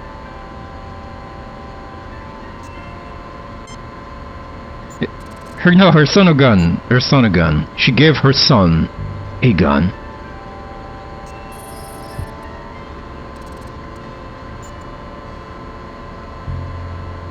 She made a very gun-happy, dumb, natural morons. She really went go do a crime. Wow, so she was like, here's a gun, don't let anybody bully you?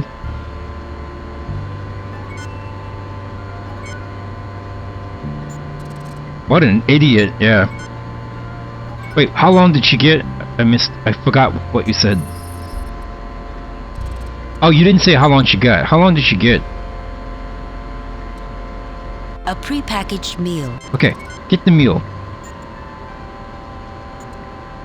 The box of prepared food is light and compact. Next time, don't get caught. Wow. That's fucking parenting right there. God damn. Your kid is drawing pictures like a serial killer. Don't get caught doing it. God damn. It just gives me shit to do now. Now I have to go to school. You need to. I feel like you should have to pass a course in order to reproduce. Like, I don't know, guys. I don't know how they would ever enforce it, but I feel like you should have to pass a course in order to get the right to reproduce. A free course.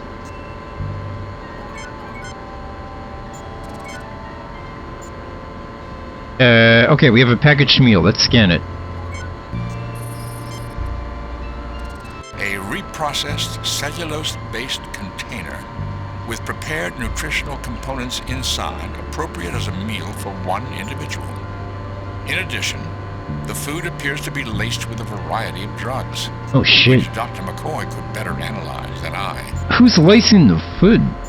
They're the ones that left the kid when they got arrested. Oh, holy crap. They got lawyers for themselves, but not the son. Holy fuck. Wow. As a meal, the food in this little box is a tad high in carbohydrates by human nutritional standards. Still, it would supply about 1/4 to 1/3 of a day's average caloric needs and includes protein, fats, fiber, a bit of spices and flavorings. There are also drugs in the food, some of which we added, you know. It's quite heavy on the alkaloid tranquilizers. Wait. What is going on with McCoy in this mission? He either just stops reading his lines, or he just doesn't read everything.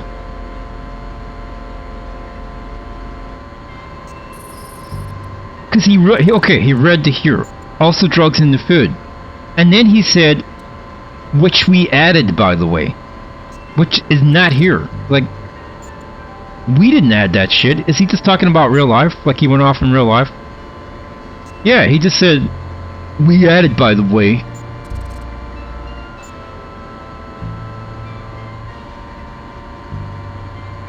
I don't think the audio files are corrupted. He's just I don't know what he's doing. He just gives up. Alright, psychoactive. Most appear to be calmatives and tranquilizer class drugs with some endorphins. Why is there dolphins in here? Endorphins like euphorics. Dolphins like euphoria, apparently. Hey, guess what? I'm gonna go make tea. I need some tea, guys. I'll be RB.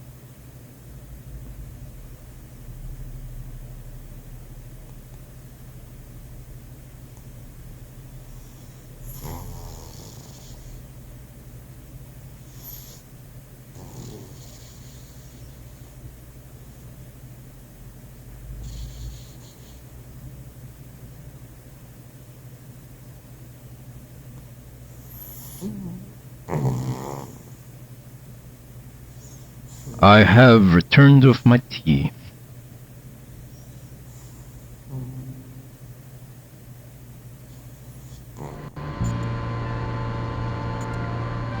Time for some tea, brown pants. Alright, I'm drinking it right now. Alright, everybody put your cup to your lips and slurp your tea. Mmm.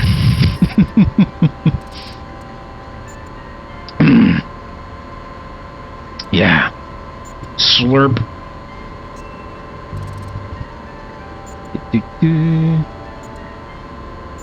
Yeah, they probably just ran out of time.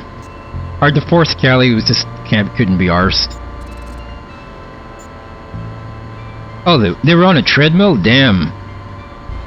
Yes, put your cup to your lips. Your cup, not your cop. Your cup. Hi there, I'm Captain James T. Kirk of the Starship. Are you feeling all right, ma'am? You look so sad. Would it help to tell us why you look so down? Do you have any children, sir? Yes. I do. A son. I have 2 cats. I just not treated him right. Oh. Tried to do right, but everything died, and I can't give him what he wants, what I think he needs. I've been bad.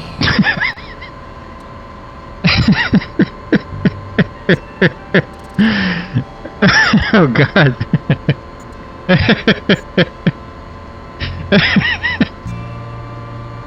Oh God. Oh God. How appropriate but inappropriate for this dialogue. Perfect. Holy fuck is this wrong? But holy hell is A mother's job can be difficult. I'm sure you did your best for your son. Would you tell me about it? What is it you can't give him? What died? Did you hurt somebody? A mother's job. What died? I was thinking of hurting myself, and the Faze told me that wasn't good. Oh God, yeah, don't do that. That was true, and I got something to eat and felt better. But when I tend the plants in the garden, some of them died. The ones that give fresh fruit. You didn't mean to kill the plants, did you? No, of course not. Before Tuscan ruined the reader in the Faze Oratory, I read about those plants. They need phosphorus, nitrogen, ammonia, and calcium compounds to grow their best. Something's wrong now. I think that's how I killed them. Plants aren't getting fertilized, and I don't know how to fix it. I'm gonna have to go in there and poop on those plants to fertilize them. The woman's eyes brim with tears and she can't continue the conversation.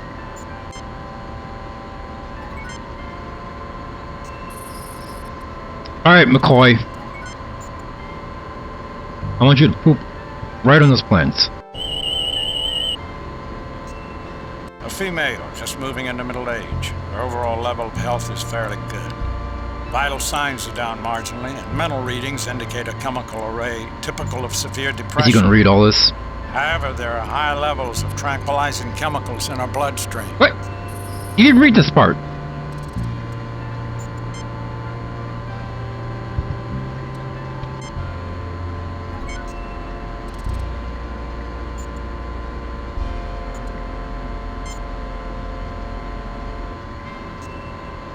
A light scans the blocks, and after a protracted pause, a mechanical arm pushes them onto the floor where you retrieve them.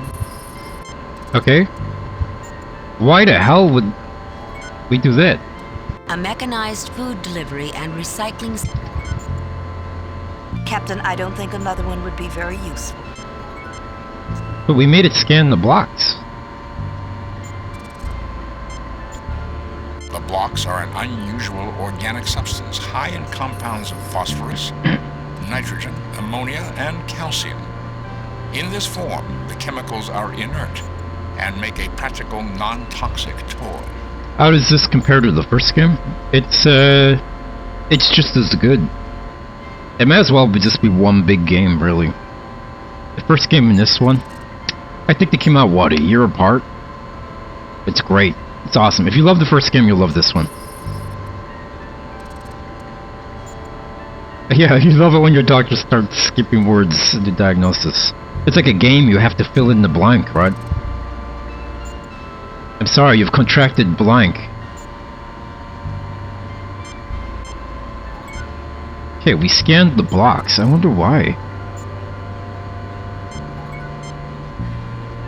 Yeah. Well, like, this game came out first without the voices, and then when CDs got popular, they brought the voice CD out. So this is like 1995, but the original came out in 93, I think. Pretty sure it's 93.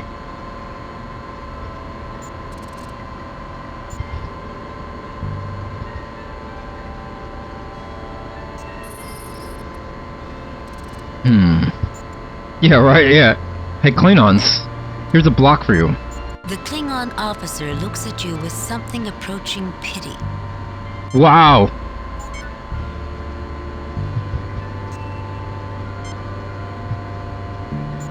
A light scans the blocks and the computer screen lights up. The chemicals present are unsuitable for medical use through the presently available processing mechanisms. This constellation of chemicals, heated in an appropriate medium, would supply appropriate fertilizing nutrients to growing plants. Okay, so we know we have to fertilize the plants. I gotta melt down these cubes in the appropriate medium. Which, I'm pretty sure was supposed to be this, right?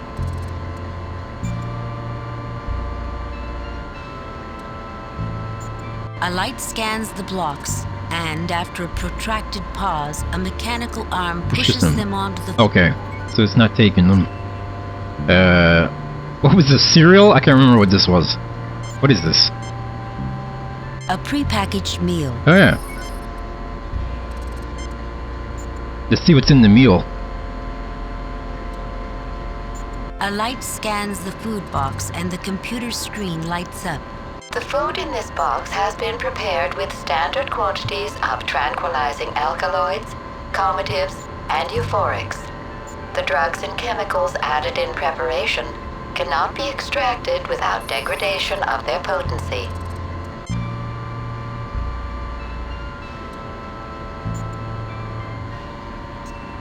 Sorry, I'm eating chocolate, I'm sorry.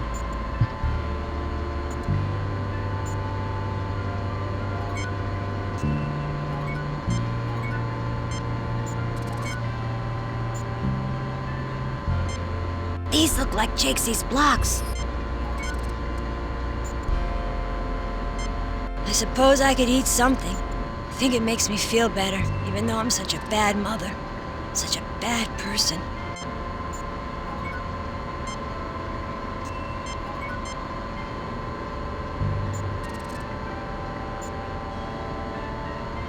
The machine whirs, lights blink, and a prepackaged container of food is deposited on the tray.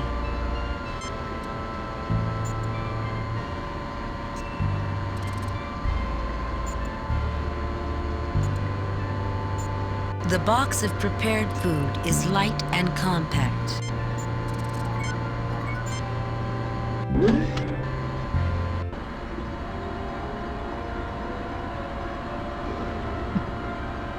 God, I wish we had one of those machines in real life.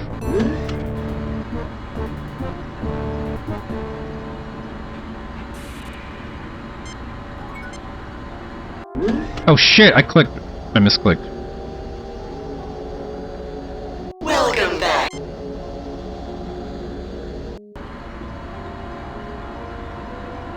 hydroponics room, Captain. The console against the wall appears to be a workbench. This might be a nice little garden if they added some rustic wooden benches and a little fountain, I guess. You got a chocolate dispenser right next to your PC? Wow, I want one of those. How do I get one of those? I'm gonna steal yours. There is nothing on the work console. Proceed with your work. This console is prepared to scan items anytime you are prepared to use it. Oh my god, that sounds very evil. Oh, you wrote I'd have one. Sorry, I read that as you have one. Okay.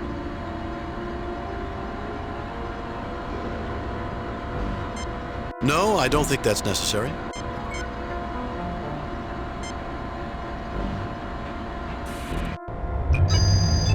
Inert organics including phosphorus, nitrogen, ammonia, and calcium compounds, in this form impractical to use as fertilizing nutrients.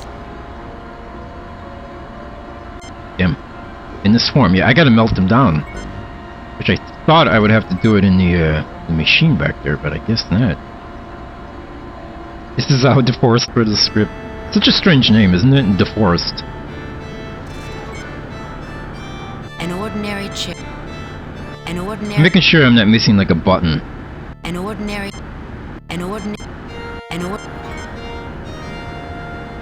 A piece of cloth. I don't see how these. Why did we get rid of this guy? Maybe he wouldn't let us pass if we didn't get rid of him? Maybe that's what it is.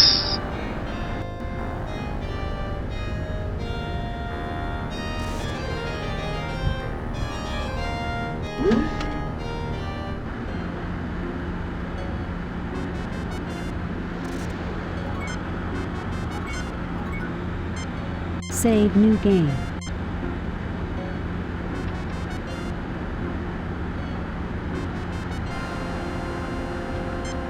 The youngster wrinkles his nose at the box of food. You fucker. Beavis, eat this damn cereal. Maybe this guy will eat it. Why am I putting it in his crotch? The elderly alien opens his eyes and looks at Uhura. Hey, don't look at my woman. You had promised to watch our throne, but instead you bring us food. We should be angry with you, but because we are hungry... He takes the prepared food and picks through it, eating. Our teeth are not strong, and we prefer our food cooked. Not like that lout Tuscan, nor the child yonder whose mother feeds him too much fresh food. Now the food is gone, and food always puts us to sleep, so we can dream happy dreams. Oh my god, this fucking guy.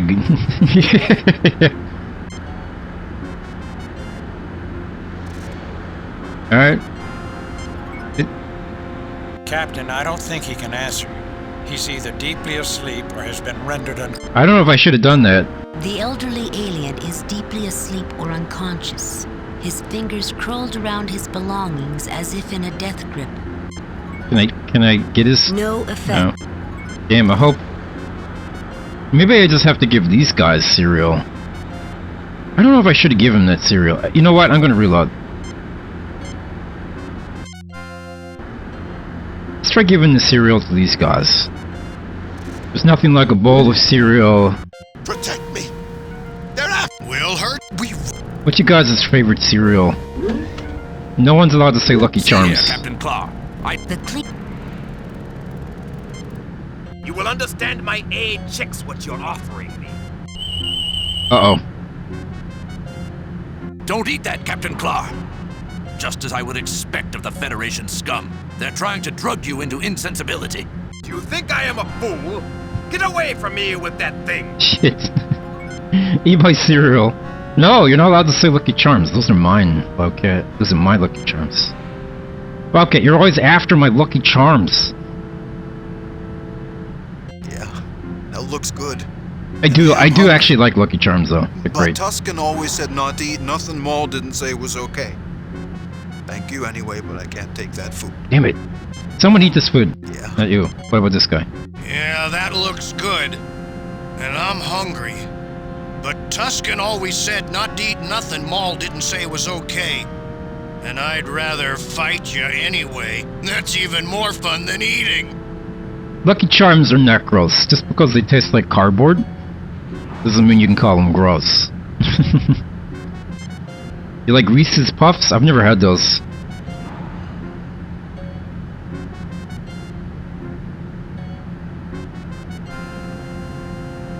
I am hungry. So hungry.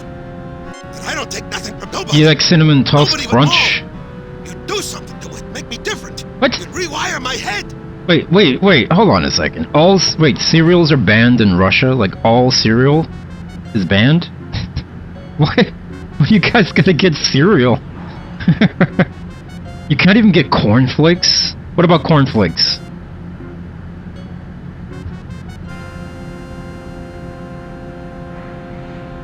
Wait, okay, hold on a second. Wait, you like the cereal, but you don't like the marshmallows? Usually people like the marshmallows, but they don't like the cereal. You've not seen cereal in years. I'm starting to wonder if Nate comes from a different dimension or something.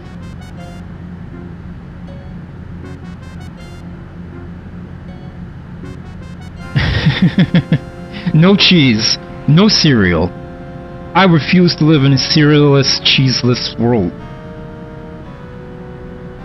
Wait, this guy looks like his ball sack is hanging out and backwards. Look at this. He's got a very droopy ball sack.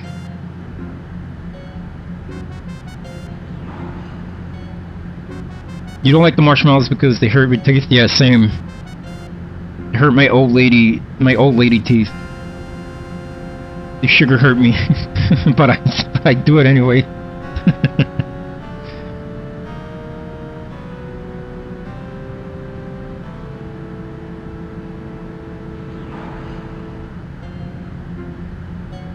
Yeah, I took her teeth, Bobcat, just like in that one movie, The Red Dragon. Yeah, you're complaining about walking while Nate isn't even complaining about having no cheese and cereal. Damn.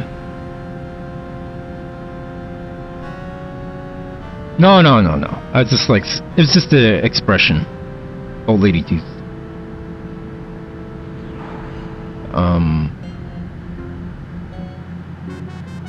You've also eaten plain Cheerios. Cheerios is good. I like Cheerios.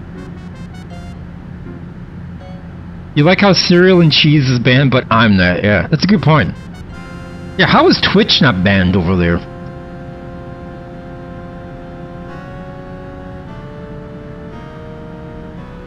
I'm trying to think of other cereals I like. Just like the standard, like cornflakes. Rice Krispies. I only like Rice Krispies though if you pour like a metric fuck ton of sugar on top of them. Yeah, like if you cover the entire top layer of Rice Krispies in sugar, it's great. Oh, it's so good. So good. You let it soak. What do you mean no? You gotta do it. You gotta cover the top of your cereal in sugar. I cover all my cereal in sugar. Cornflakes, sugar. You like oatmeal? Oatmeal's great. I do my overnight oats. I don't put sugar in my overnight oats, so maybe I should. That's a good question, Charlotte. How the hell am I not diabetic? Yeah, even the already sweet cereals. You gotta put extra sugar on there.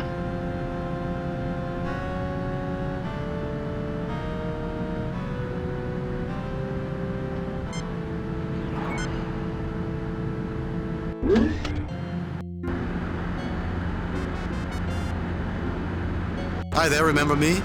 I don't think I should talk to you. Alright. Okay, what do we do here?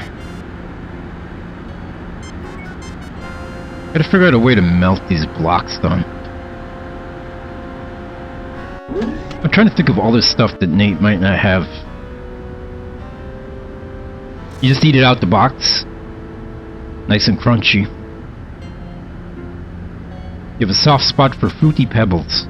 I don't think I've tried Fruity Pebbles, have I? I don't remember if I have or not.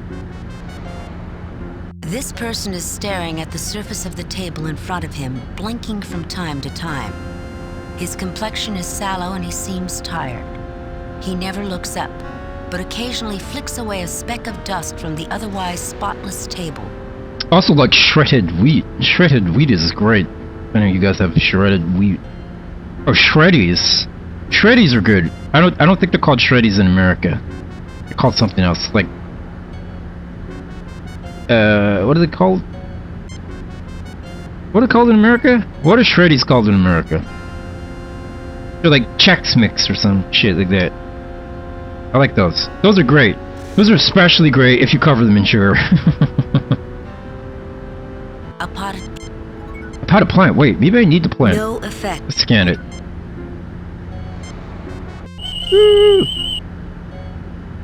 This plant seems healthy, Jim.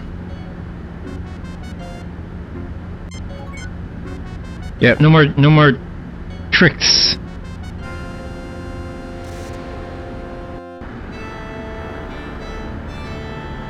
No, shredded wheat is different from shreddies.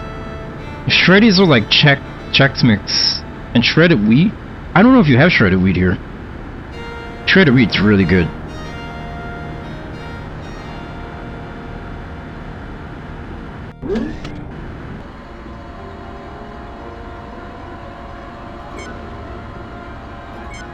It's weird. I know what I have to do. I have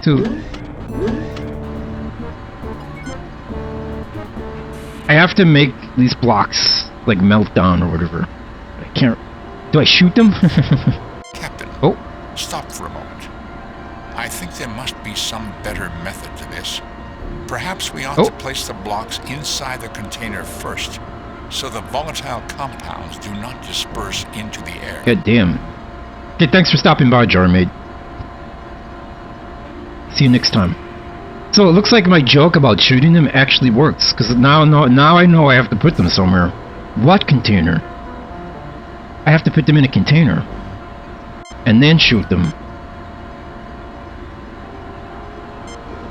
Do you have some intention in mind when doing this, or is it just a random play with the blocks type of thing? The ceiling looks... No. If I put them... Does he leave them here? No. Inert organics including phosphorus, nitrogen, ammonia, and calcium compounds, in this form impractical to use as fertilizing nutrients. Get popcorn. Do you have some...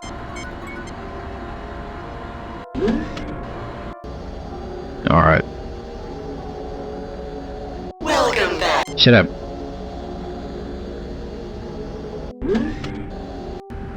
Damn, where do I put these damn things?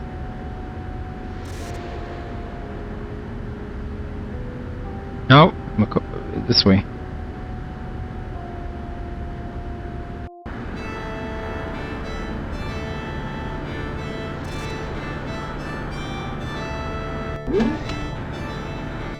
Maybe I can set it here and then shoot it. No, it pushes them onto the floor, right? Do you have some... Oh, this table? Oh, this table's... You arrange the blocks on the table in some nice pattern. I never clicked in this table. Captain Kirk, is anything being accomplished by doing this? Shh. Uhura. Wait. Oh. An unremarkable piece of furniture offering nothing but a flat surface from which to eat while standing up. It was just a joke, I guess. No, I don't think that... Captain, destroying the equipment. Yeah. Do you have some in...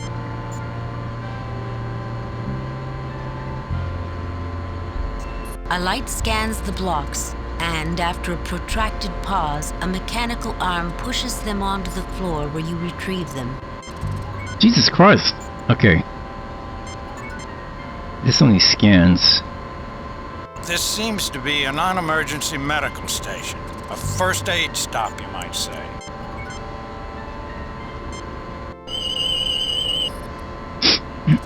This computer gives me some standards against which to correlate data, Jim. These people are humanoid, certainly. But it would be a dangerous mistake to assume specific details of treatment would be the same. I can even use this workspace to concoct medicine if I've got the stuff to work with. We're trying to get you the stuff.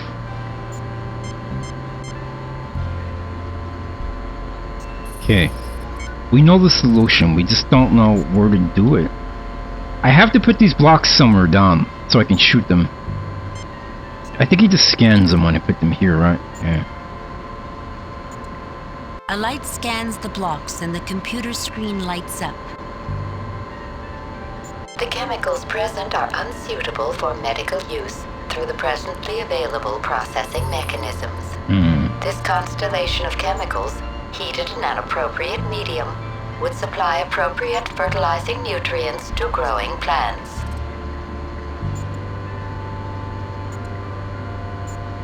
Growing plants.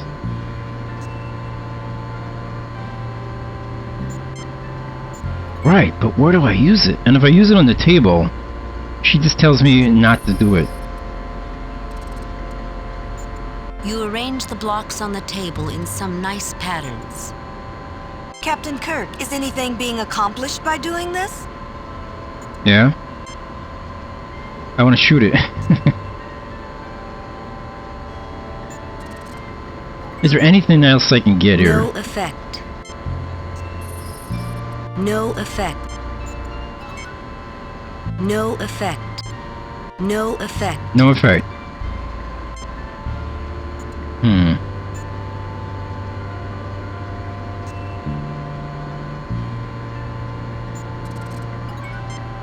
Can I use it on its... It's an inelegant design, but nevertheless a good height for an adult to stand up and eat at. Interesting.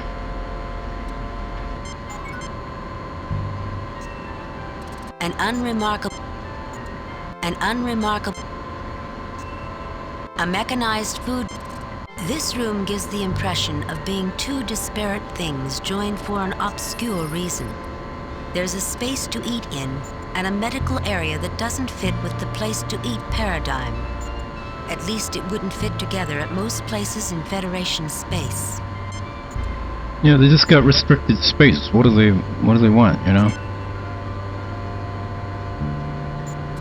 Hi there, I'm Captain James T. Kirk. Are you feeling... You look so sad. What did... Do you have any children, sir? We saw all Mother's this. job can be difficult. I'm sure you did your best. What died? Did you hurt some... A mother's job can be difficult. Maybe we didn't do sure this you did your choice. best for your... Little Stam Bob. Ah. I tried to feed him right, give him safe food. Cracker He notes. really likes Yeah. fresh fruit. Now he can't have it anymore, and it's all my fault. Why not? Ma'am, hold on to this idea. It may not be your fault at all. We'll try to help. You have my word. That's it. This is why we're stuck, I think, because we didn't do that one choice of dialogue. Diabetes? Was I an eating ass? No, I wasn't. Was I? Your son still loves you just for trying. Of that I'm certain.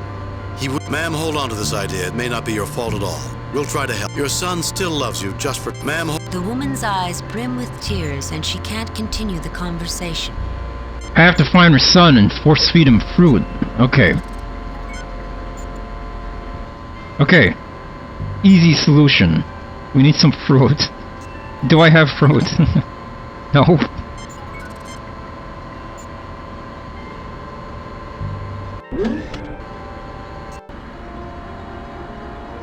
A large counter.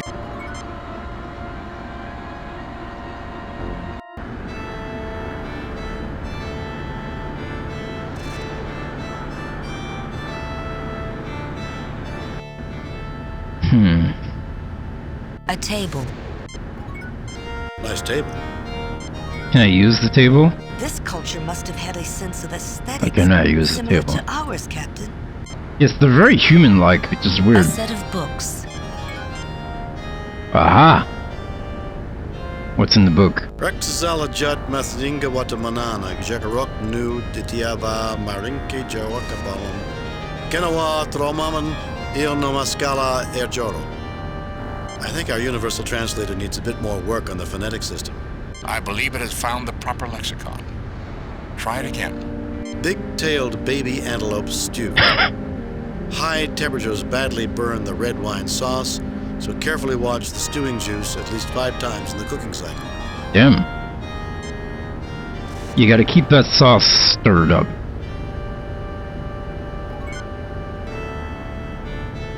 A comfortable...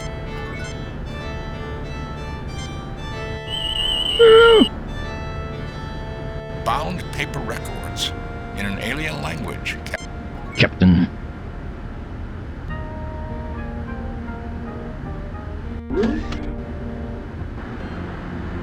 This must be the kid. He was talking about his mom earlier. Hi there, remember me? I don't think I should talk to you. He's not gonna talk to us until we give him fruit. The elderly alien barely opens his eyes to glance at you, then closes them and lies back. We were sleeping.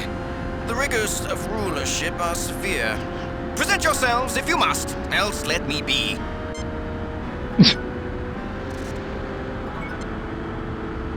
Captain Kirk is not in... Captain... I don't see anything here that I can get. What is holding us up here? There's like one thing that's stopping us. They're after me! Well, Yeah, we've seen that a million times. See? Yeah, yep. No effect. Jim, given the mental... In other words, Doctor, if we don't need something for our mission, we shouldn't touch it. That's my recommendation. A room which appears... It's a piece of toy. What's this? A room which... An Overturned toy box. A dumbbell. A dumbbell. A device used for muscular development. That's what those are for? I thought those were paperweights.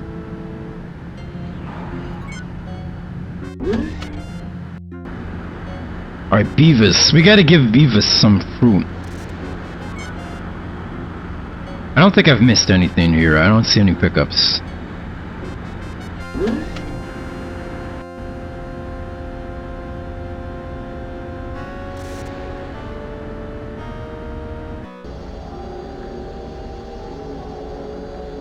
Welcome back. Hello there, Kirk. Welcome, all of you. You're not feeling well, are you? I'm feeling fine. Let's drop the subject. I want some information from you, FaZe. Why? How are you feeling? Aren't you feeling well? You feel that information will be helpful to you? Then of course I want to help. What would you like information about? The most important thing is for me to find out how to stop you from landing on the colony on Atopus. What are you? What are you doing here? Tell me about your history, and I'm sure that will be helpful.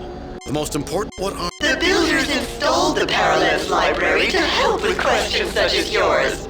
But I'm afraid Tuscan came in when he wasn't feeling well. He seems to have damaged the library. Uh-oh. We are attempting to repair it. This ship, the Compassion, was created by the builders to carry the folk like you, the damaged ones, asleep. We were the very best intelligence the builders could install. Although now that a few generations have passed, I'm certain I will find ourselves an ancient relic. The entire purpose was that, given time, the builders would find cures, solutions to the kinds of difficulties you and the others here experience. After we land, they will make you feel good. Better even than when you've eaten well and are happy. Okay. A sleeper ship, Captain.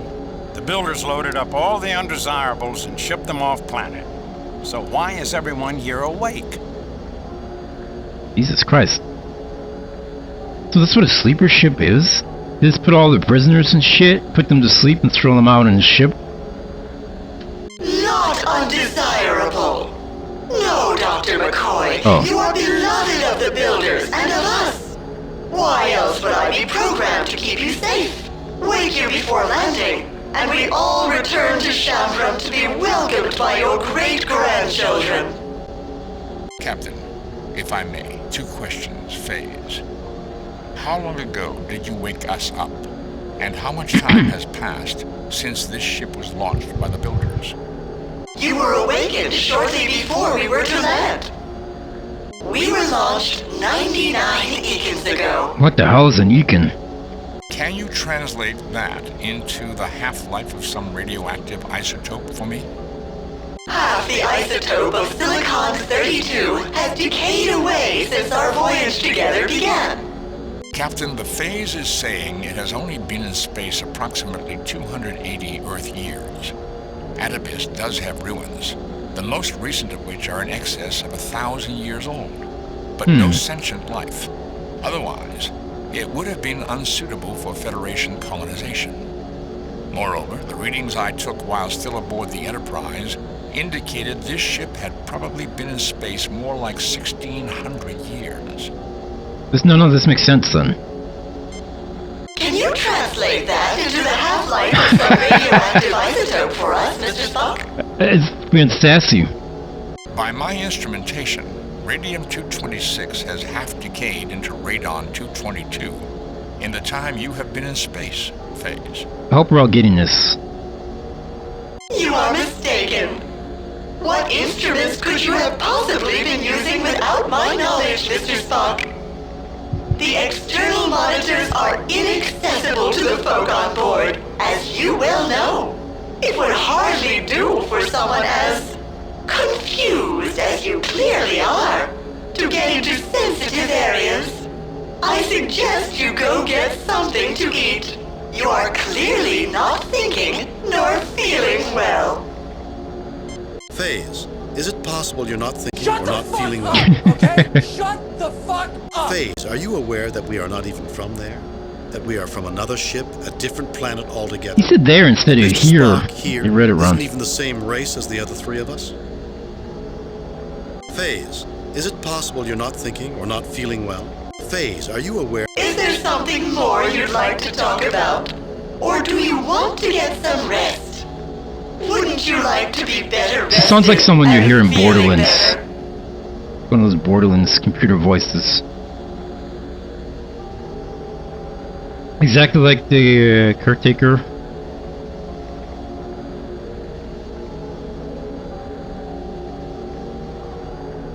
No, I don't think that.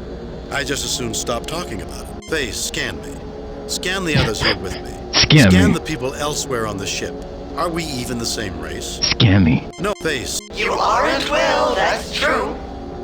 Recognizing that you're not well is the first step toward getting the help you need, Captain Kirk. I will help you if you like, although first you should get some food and some rest. Do you think you'd like that? There was a few inconsistencies in the dialogue that they read out in the first game, but yeah, like you said, in this game, it's crazy. Like at one point, I don't know if you were here for it earlier, but McCoy just laughed halfway through his lines and then just stopped reading it. Which is pretty funny. Hey Warriors Nuts, how's it going? Welcome back.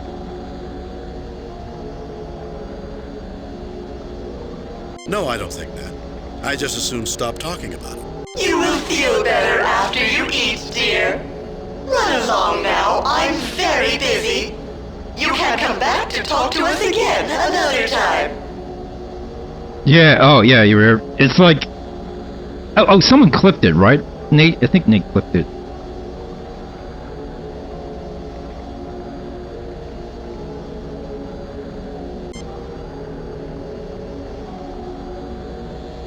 There is no response at all. Not even a flicker of attention crosses the person's eyes.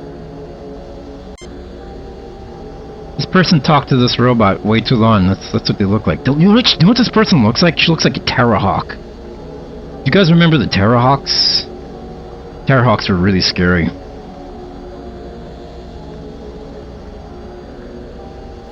Terrahawks was a very scary Save new game. animation. Too many saves. Save new. Replace. Delete previous. Save new game. Replace pre. Delete previous.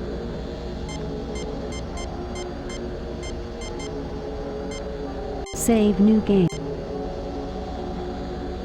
Did anybody here watch the Terrahawks back in the day in the 80s? Anybody alive in the 80s watch the Terrahawks?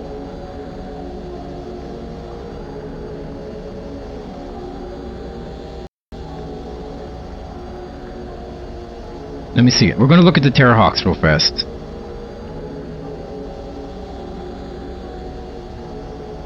See if we can find the Terrahawks. Yeah, that's the witch I'm remembering. Warriors Nuts. Like, you see that lady slumped in the corner in Star Trek? She looks like a Terrahawk, right? Or the old lady witch from the Terrahawks.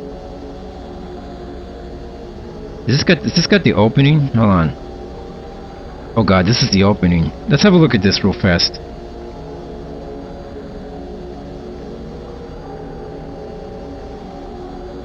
Does this capture? Oh god, does this capture the audio? Let me see. Not capturing the audio. Hold on. Properties. Terrahawks. There we go. Okay. Let's have a look at this.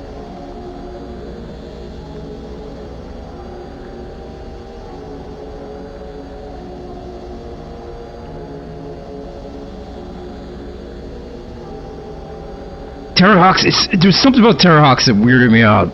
This show is so weird. Look at this witch on the left! Ah! Fucking Zelda! Get out of here.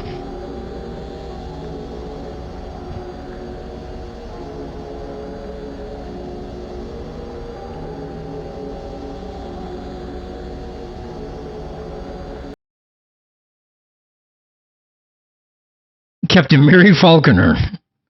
Burr, burr. Even the Zeroids are scary. These little soldier robot guys. Dr. Tiger Ninstein.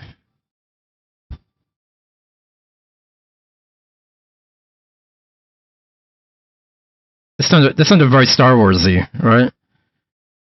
Giant Beard, do you remember the Terrahawks? Look at those little witch bastards.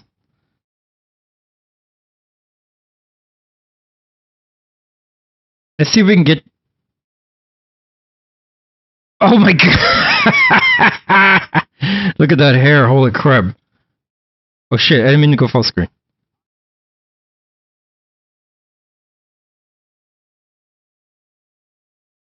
It was very... Yeah, it was very creeper. It was very creepy. What the fuck is this? But like, the witches were so scary in this show. Where the fuck are they? Let's see. Even the robots. Like, look at this robot. Robot's scary.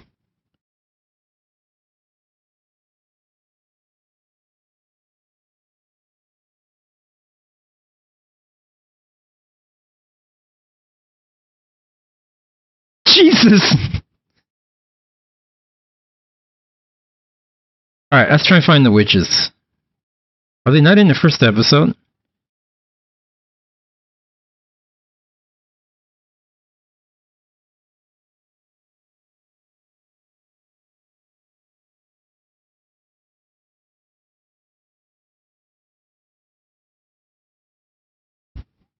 Ten. There they are! Okay, here they go. Here we go. Oh, that was a British robot back there. It's like the general. Look at this! Look at this! Jesus!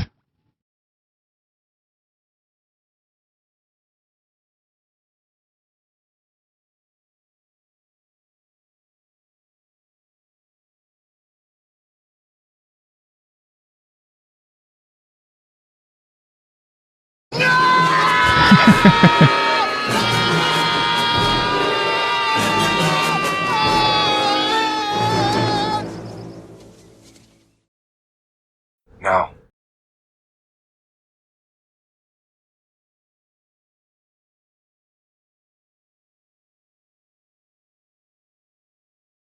Damn.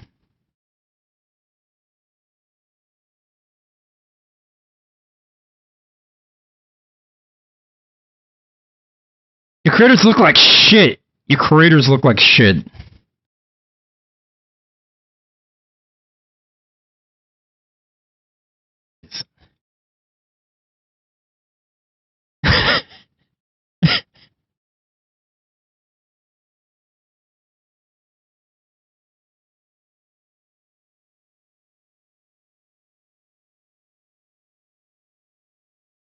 Welcome to the Bridge of Death.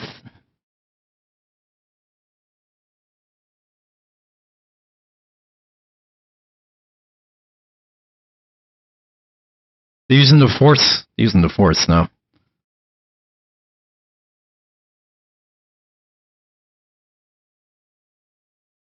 Oh, oh, God!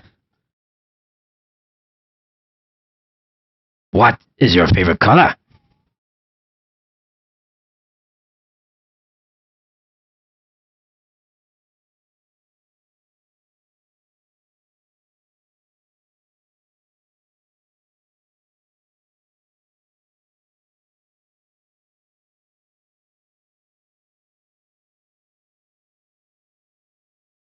No, we're still playing. We saw a character that reminded me of this witch, so I wanted to check it out.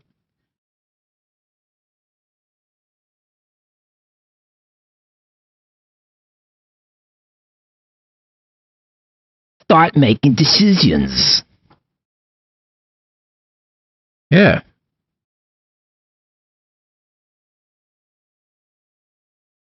Jesus Christ, what a scary show.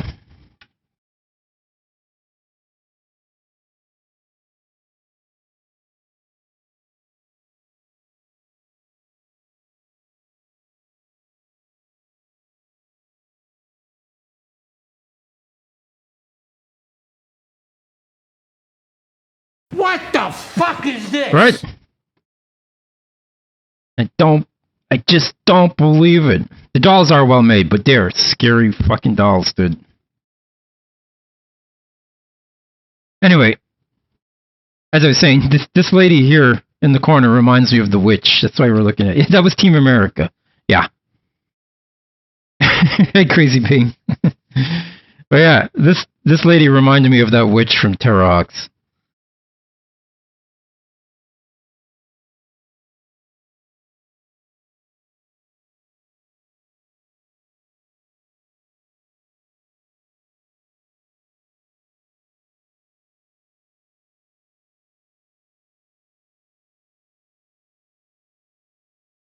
Dude, I'm stuck now. Like, I think we're stuck. Oh, the sound. Sorry. Yeah. Sorry. There we go. I muted it for the other one thing. Okay.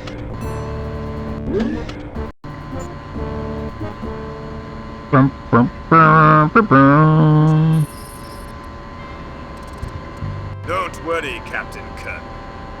If I have something to say to you, I'll speak up.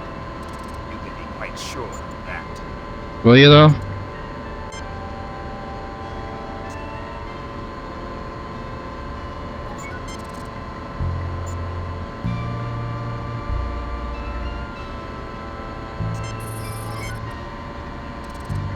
A prepackaged meal. No effect. No effect. Dude, what are we missing here? Pretty much, Giant Beard. These guys are being poisoned by the central computer. There must be something I'm missing in here. A sealed metal keg with a feeder hose attachment on top.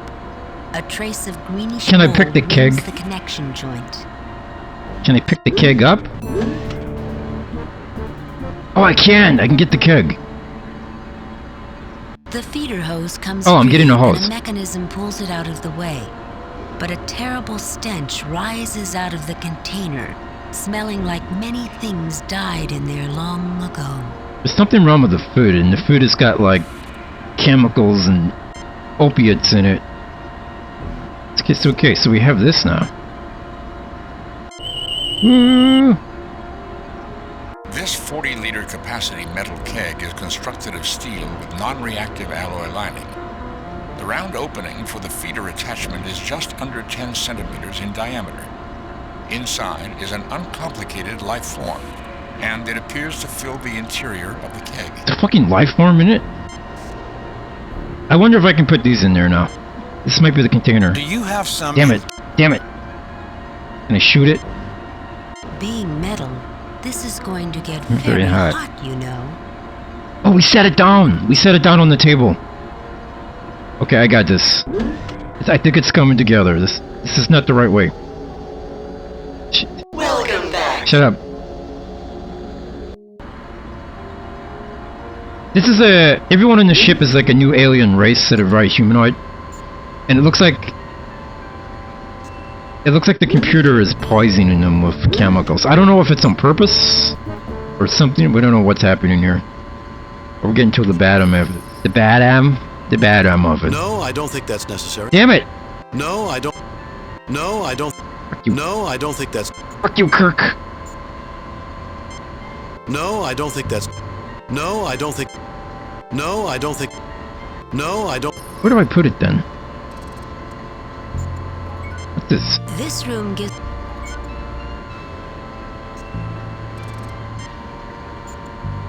No, I don't think that's necessary. He said it was gonna get hot, so I figured, like... Oh, there was a table in the room! What am I doing? I think. Right? Yeah, this table.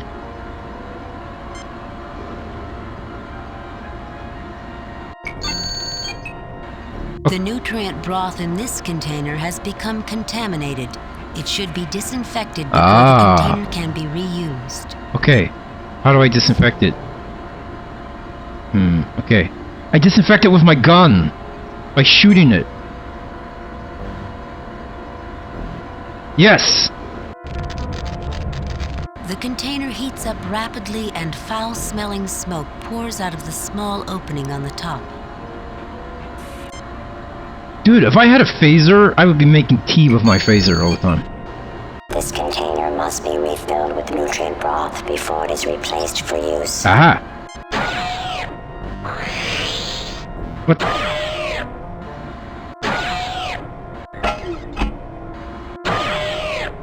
Two feeder hoses roll out on wired mechanisms and insert into the container.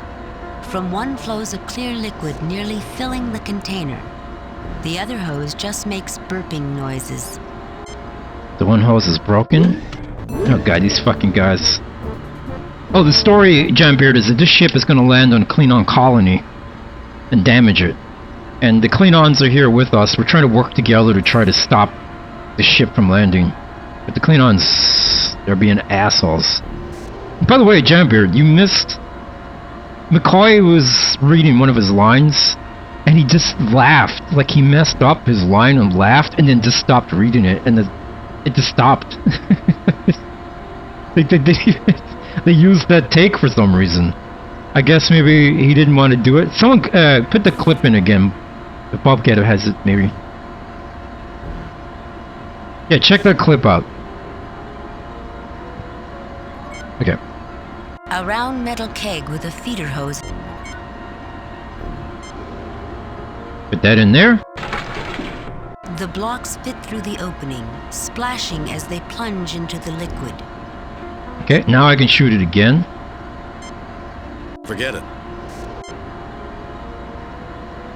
That'll melt the blocks. The container heats up slowly and the sound of bubbling echoes from inside. You stop and the container quickly cools. I think that did it, Captain. Yes. A round metal... So what was stopping us was not picking up this feeder. I want to scan it before we take it. Inside is a nutrient-rich liquid ideal for the growth and support of certain hydroponically grown plants. You take the metal keg.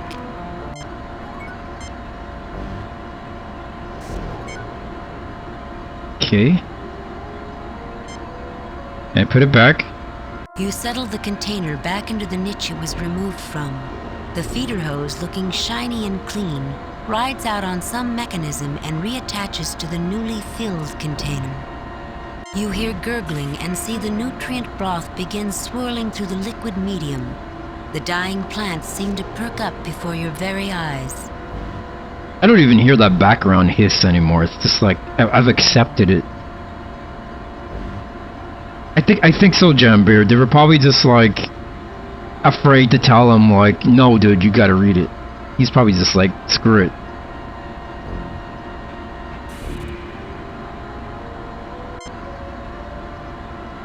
A square-shaped metal keg with a feeder hose attachment coming out. Since the plants in the adjoining bin are healthy, changing this container seems contraindicated. Excuse me? I've never heard this word in my life. Contraindicated.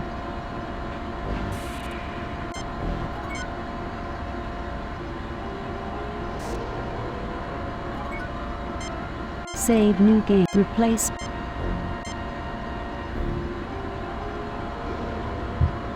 Ill-advised. Yeah, or just like meaningless, like there's no need to do it, that kind of thing. But I've never heard that specific word before. Wow. Then you can't. Yeah, exactly, Nippy.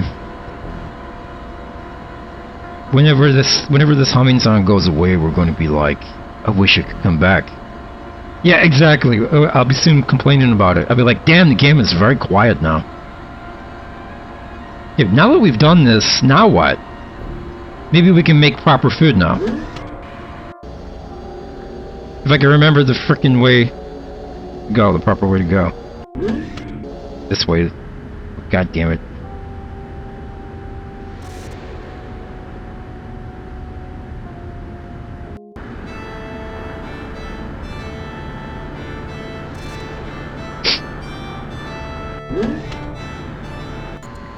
No!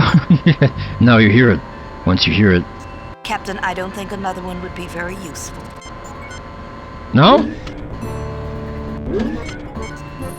Hi there, I'm Captain James T. Kirk of the Star. You look so sad. What? Do you have a mother? Little stand, Bob? Yeah. Ma'am, hold on. The woman's eyes brim. Yeah. Okay. Now that I've put the plant back, what do I do with it? I think this machine is more up your alley, Dr. McCoy.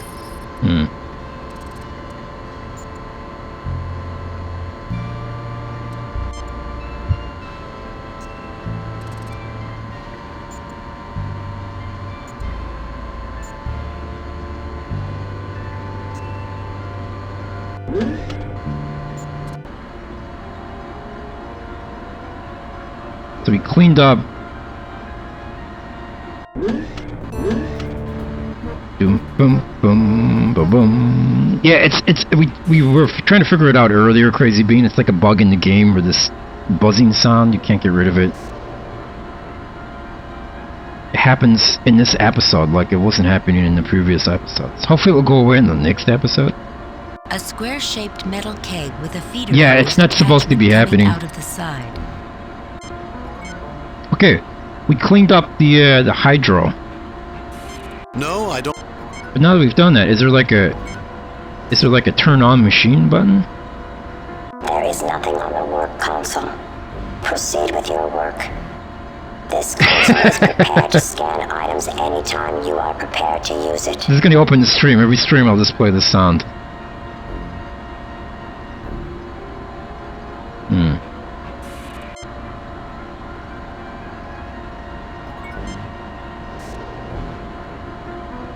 Oh no! I think I just realized what's going on. That lady in the previous room told us that her missing kid likes to eat fruit. And we fixed the plant, right? So do we have to wait for like fruit to grow? Is this literally like a timed thing? The nutrient additive is making these fruit-bearing Yeah, plants fruit-bearing grow at an plants. astonishing rate. Okay, but when is it going to be finished? Maybe if I cycle, like through up, in and out. Maybe it's like Resident Evil, where Welcome back. when you leave Rebecca learning the piano, you gotta go far enough away before it triggers. Oh, there it is! I'm a genius! This fresh fruit looks and smells delicious. Let's scan it though, just in case.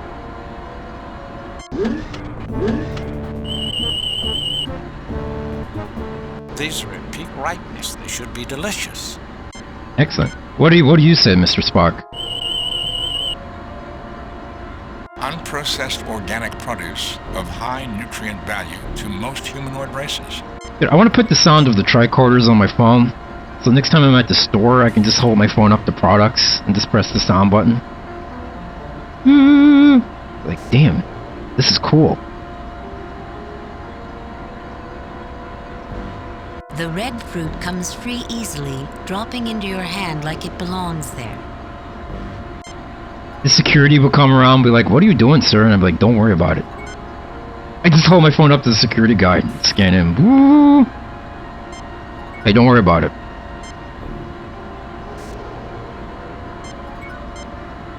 This fresh fruit looks and smells delicious. Ruby red and perfectly ripe. Alright, let's go.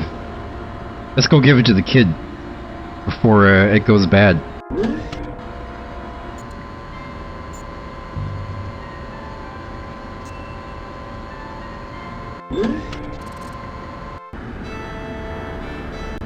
I've been banned.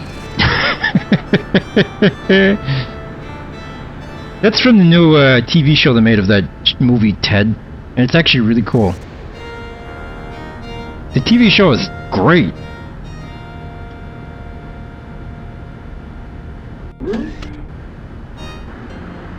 Alright, Beavis, here's your apples. No, I don't think that's necessary. What? Oh, I have to give it to the mother, really? I shouldn't trust Oh no, you. I misclicked. Okay. My mom always says never talk to strangers. I always do what my mom says. Oh my god. I'm gonna shoot this kid in the back of the head.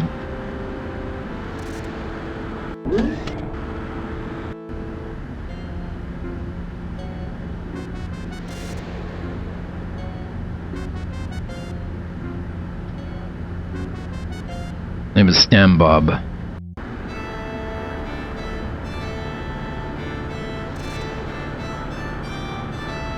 Stan Bob. Those are cool names for pets. What was this guy's name again? Noticing that you're Jakesy. Jakesy smiles. Oh, this is Jakesy. That's the wrong kid. I was giving the fruit to the wrong kid. Thank you. Like fresh fruit. Most as much as Stan Bob likes it. He don't like to share, though. Noticing that you're looking, Jakesy smiles broadly at you. Alright. You ever feel as if your mind had started to erode? For real. I had a lobotomy once. It's good for you. It's good to have a lobotomy once in a while. Especially if you give it to yourself. Hi there, I'm Captain James T. Kirk. Are you feeling all right? You look so sad. Hi there, I'm Captain James T. I'm called Ma. My son is Stan Bob, and I failed him. I feel so badly. I'm a terrible mother. The woman's eyes brim with tears, and she can't continue the conversation. Her kid is Stan Bob, not Jakesy. I just gave the fruit to the wrong person. Hi there, I'm Cap. Are you feeling all right, ma'am? I'm a bad mother. Okay. I did it. I'm a bad... A mother's job can be difficult. Why do you think you were the one who killed the plants? Have you even looked in on them recently? A mother's... Why do you think... I'm eating what the phase makes for me, Okay. so I'm just resting. I'm tired. Kirk is just tormenting, I don't feel like yeah. doing anything. I'd be so happy to know my boy could have safe food again. It's better for him than what the phase provides, I think. But I killed the plants. They're dead, and I can't make them better. I made them better. The woman's eyes brim with tears, and she can't continue the conversation. Oh, maybe I have to give her a fruit in order to show her that the plants are good? Maybe that's what I have to do. How many of these can I take? The red fruit comes... You already have... Yeah.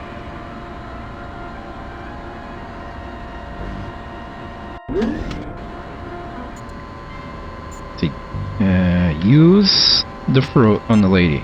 You got the plants There we to go. give fruit again. I had to show her. And I'd given up. Oh, I'm so happy. But I don't want to eat this. My son loves fruit. Can't get enough. And I want him to have this. Please take it to him. He should be playing in the sleeping hall. I've warned him about not talking to strangers, but it's all right if you do so. You can tell him I said it was okay. Yeah, that works. You tell your kid not to talk to strangers? It's like, yeah, just tell him I told you.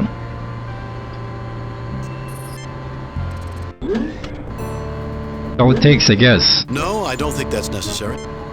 Just get a move on, Kirk.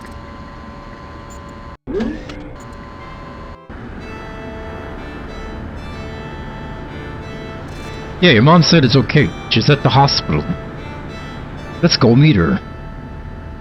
Yeah, you have the stranger that he knows her. Gee golly!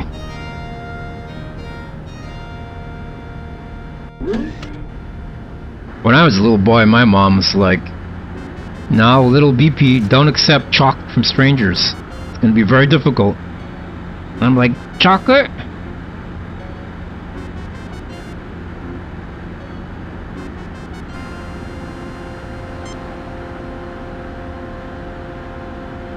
Here, eat this fucking apple. This is for me?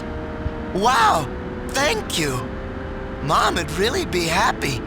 She has been so sad about not being able to give me what I like to eat. Even though I told her it was okay, she was really, really sad. Now she'll be really happy. Thank you. Thank you. Oh, that reminds me, I want to replay Trauma Team. I should do a Trauma Team replay. Titter and I only played it once. Okay, he's eating the apple. Beavis has got the apple. What, do I talk to him again? Hi there, remember me? Uh-huh. I remember. Here we go. You wanted to ask me about something. Yeah. Tell me about Tuscan and his friends. Tell me about the playroom. Tell me about your mom. Tell me about your mom. I think that's all for now, Stan Bob. Go on back to what you were doing. Maybe we can talk later. Tell me about Tuscan and his friends. Tuscan and his friends aren't nice. That's the guys that are in the right They're side. nice to my mom because they trust her, though. She's the only one that brings them food. Sometimes she brings me safe food too, but she hasn't lately. I get pretty hungry because the safe food I put away in a secret place isn't any good anymore. Tell me about Tell me about the playroom. Yeah, does your mom have a boyfriend? It's through there, through the east door. Tuscan and his friends have taken it over. They play mean, except they don't play mean to my mom. That's on account of they think she won't let the food be bad. Ah. Does your mother hang out at Dockside bars? Tell me about Tuscan and his. Tell me about the playroom. It's through there, through the east door. Tuscan and his friends have taken it over. They play mean, except they don't play mean to my mom. That's on account of they think she won't let the food be bad. Tell me about Tell me about the playroom. Tell me about your mom. Her name's Moll. She takes care of the garden, but she gets real sad a lot. She brings me fresh fruit. Hey Nippy, how's your mom today? For me. I like fresh fruit, whole bunches. She hasn't brought me any in a while, and what I put away in a secret place isn't looking good anymore. Tell me about the playroom. Tell me about your mom. Tell me about the food. The food out of the machines can make me feel really sleepy and not very good. Mom says it's because of the stuff they put in the food. Tuscan says it's poison and won't take any food from anyone but my mom. I put some good food away in a secret place, but the food doesn't look so good. Is it your dad's appointment or your mom's appointment? But I hope they're fine either way.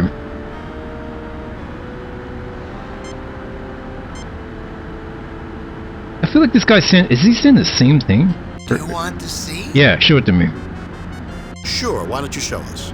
No, I don't think that's necessary. I think that's all for now, Stan Bob. Sure, why don't you show us? Where's the secret? Oh, look at that. The youngster opens a hidden cabinet near him, and a sour smell like rotting fruit flows from the opening. Flows from the opening. He's got the big C? Holy crap. Well, hopefully it's not like... Hopefully it's a little C.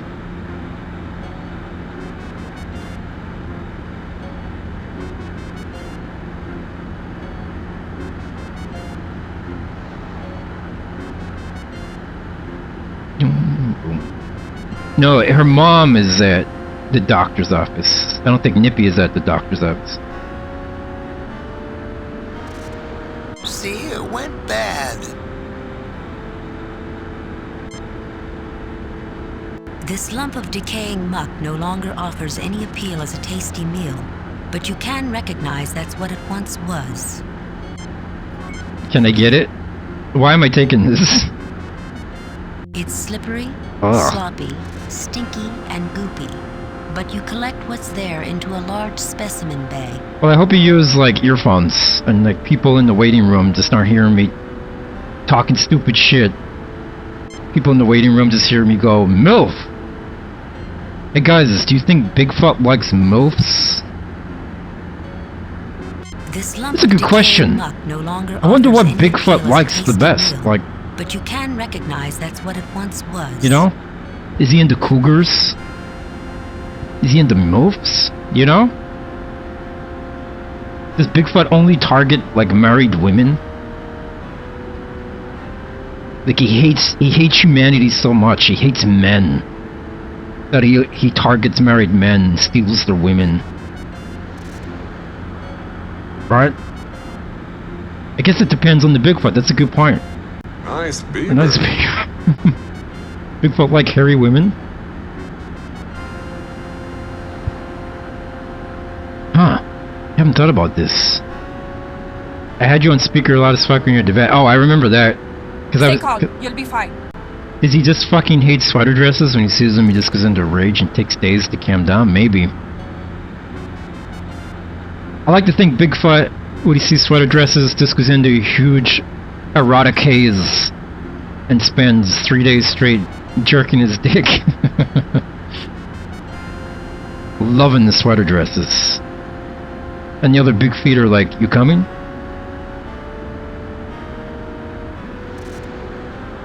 Is this the cover? It's Bigfoot. I'm Bigfoot. Sorry, guys. Okay. Should I scan this?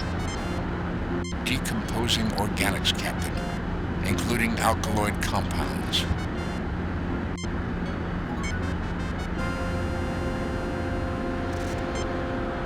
Decomposing organics. Okay.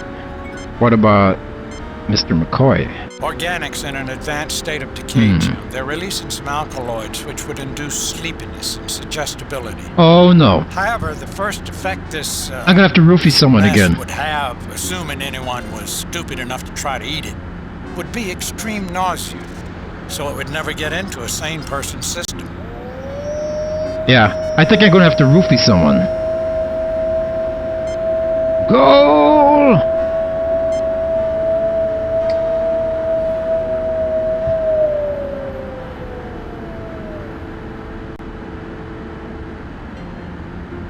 Okay, Nippy. Plot twist the one big thing is... yeah, exactly. Bigfoot does not like feet. Unless he likes... No, he doesn't like feet. No.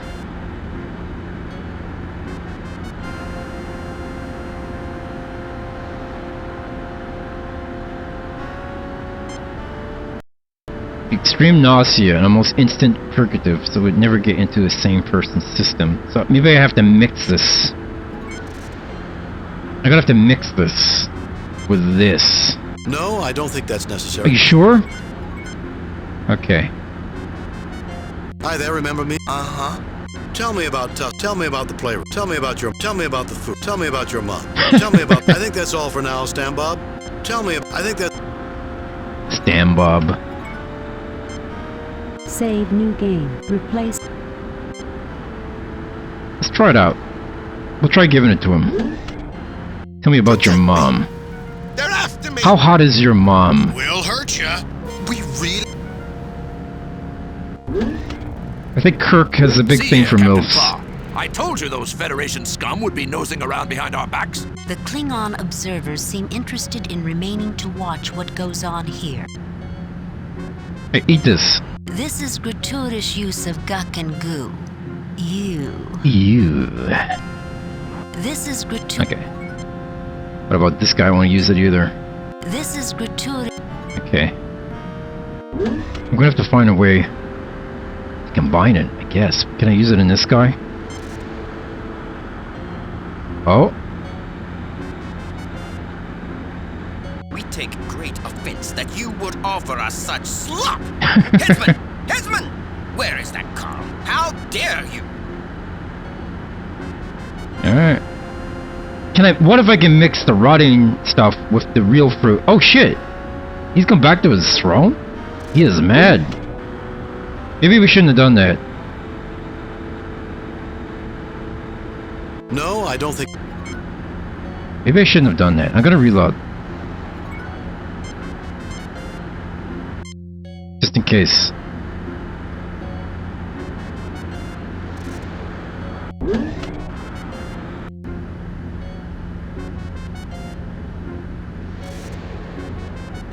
Move!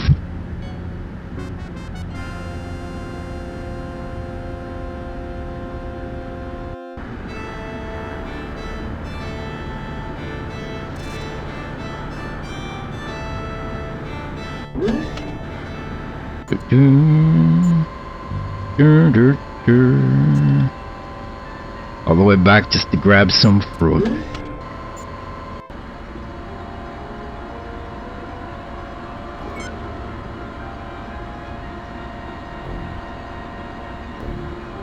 The red fruit comes free easily, dropping into your hand like it belongs there. This is a pretty cool mission.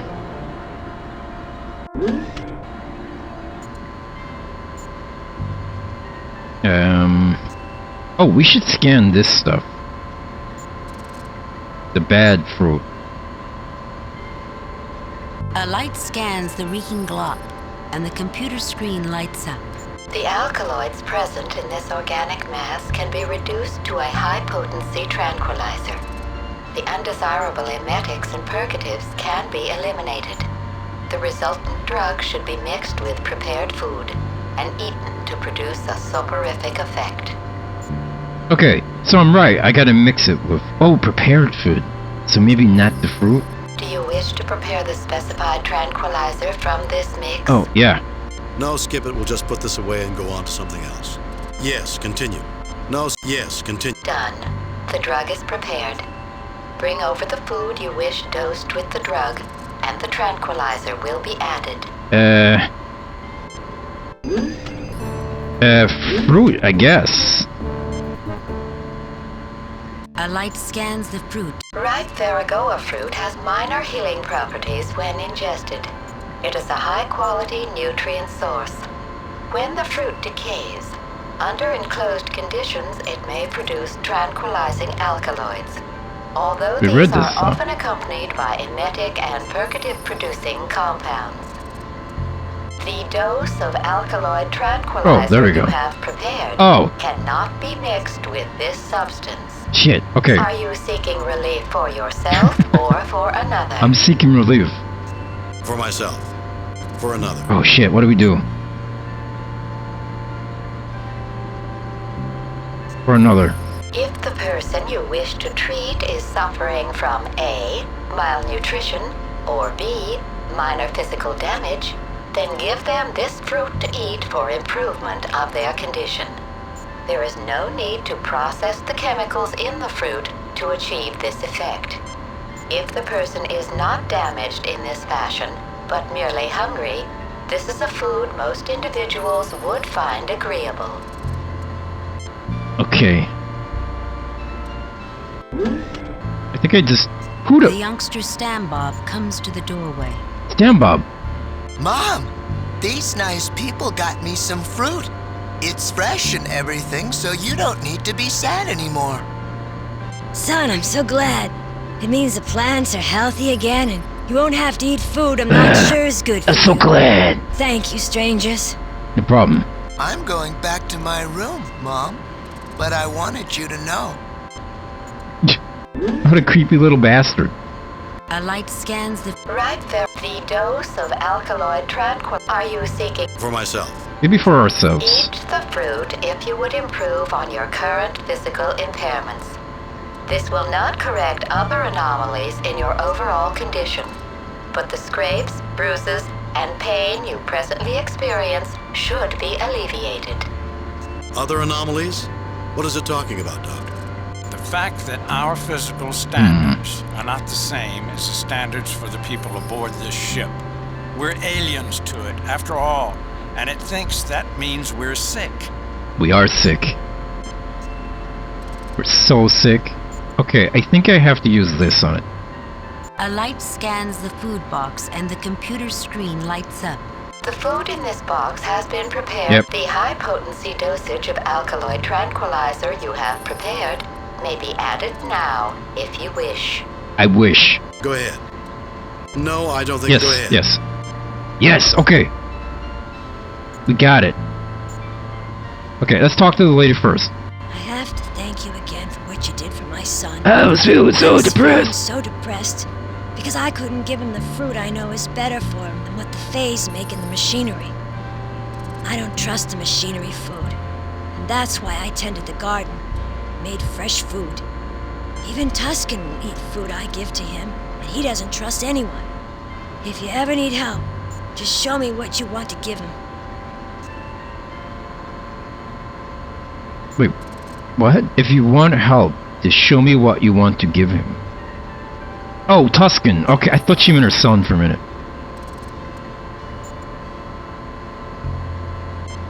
I don't know if we should show her, though. Save new game. Why did the music stop?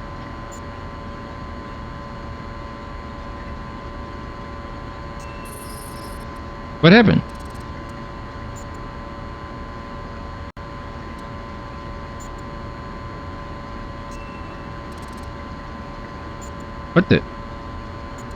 What happened to the music? Oh, I turned it off somehow. Oh, there must be a shortcut key. What is it? Oh, I got it. When I typed in my save name, mission with a capital M, I pressed Control M instead of Shift M to do a capital. And Control M turns off the music. Interesting.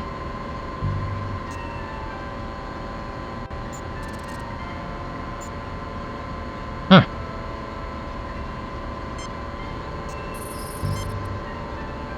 Okay, what was I doing? We saved. Okay, I want to show her this. Captain, I don't think that's a good idea. It's not your decision, Bones, it's mine. I'm going to eat this. He's gonna eat it! I'll take your advice, Bones, and put this food away. I'm going to eat it. It's not your decision, Bones, it's mine. I gotta eat it. I'm going to eat this. I gotta see what happens.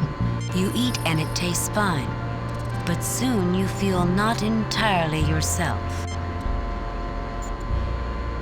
Is anything gonna happen? The food supply may be at the crux of the problem on the ship. I recommend a close examination of the ship's food whenever possible. Captain, I'm seeing all these people as being under medication, or needing to be. And they're all unhealthy in one... Okay. I gotta relog. Looks like nothing's happening.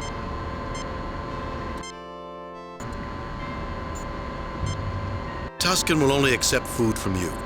You said you'd help us after we helped you. Will you give this to Tuscan? It's heavily medicated, but that might help Dr. McCoy here to do something so he's better off. Yeah, don't abuse drugs. Also, don't abuse food or liquids or water, especially water. You guys abuse water all the time. Look at me, I don't drink water and I'm perfectly fine.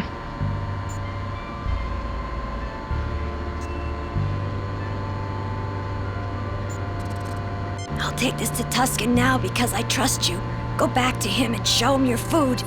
He'll call for me, and I'll give him this instead. He'll be a good boy. Okay.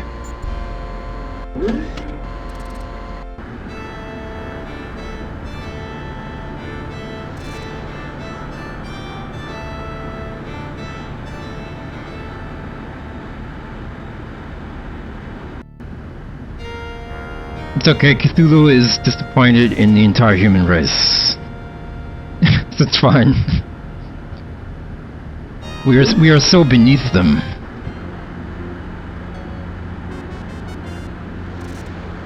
You know, this mission's weird because, like, it's all about getting rid of this guy. But why are we getting rid of him? I guess is he blocking the way? He's blocking the way forward, Rod. Yeah. Protect me. Yeah, he's blocking the way They're forward. after me. I guess. We'll hurt ya. We really... See here, Captain Clark. Yeah. Klingon observed. Yep, okay. We better make a new save. Save new game. For fuck's Save sake. new game. Delete.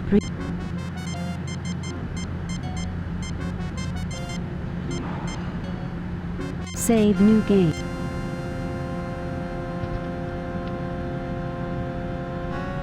Yeah.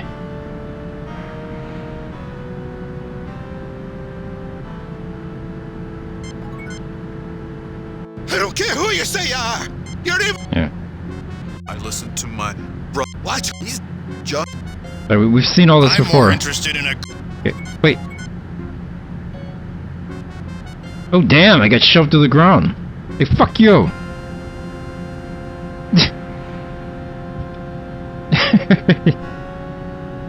Why can't Spock knock these guys You out? stay away from my brother. What do you want with him? Do you want to fight? Okay, I kind of misremembered. Didn't that lady tell me to talk to this guy? I don't care who. Or to give the fruit? I am hungry. Maul? Where's Maul? I don't take nothing from nobody. Nobody said. Oh, she's coming in. Okay, yeah. Okay, good. Phew. Call for me, Tusken? I thought you might be hungry, so I brought you something you could safely eat. You know you can trust me, Tusken. Yeah, eat this poison roofied food. Yeah, I know I can. And I am hungry. Didn't want to eat something I couldn't be sure of, though. Give me that.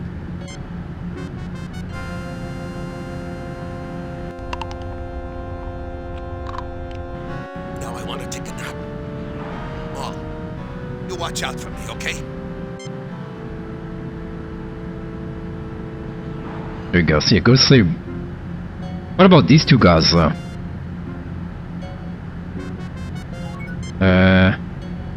He's still pushing me down. I am feeling a little down, Captain Kirk. But don't bother about me, I'll be alright. Okay. I'm more interested in a good fight than in talking. I listened to my brother Rackaback, and Yeah. Tusken's just confused. Yeah. Be careful. I don't know what would happen, actually. The individual you're trying to talk to is collapsed on the floor, unconscious. A wan-looking... Okay. So... I think Gormagon is the one to click with, Captain. Fortunately, he seems pretty reasonable to talk to, or at least to interact with. Except for the way he's bullied all the time.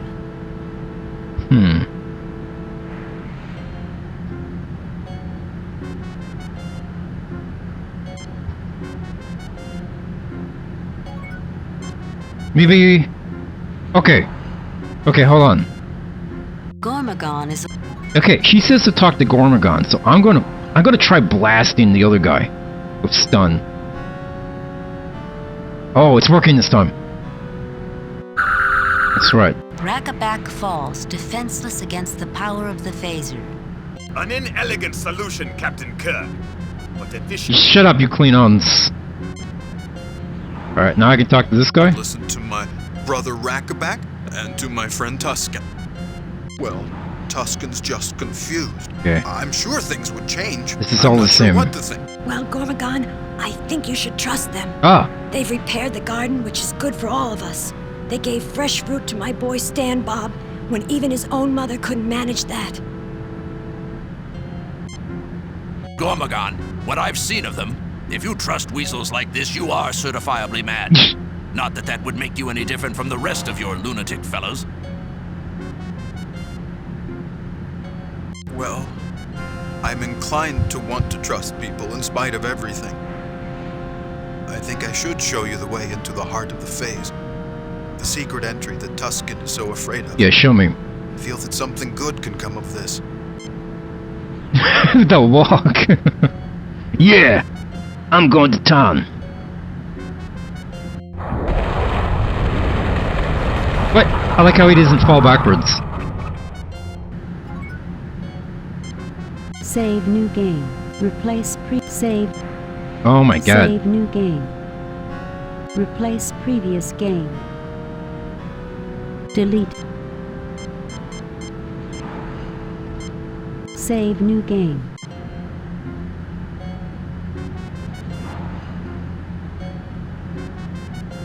I listened to my... Oh, well, yeah. I am feeling a...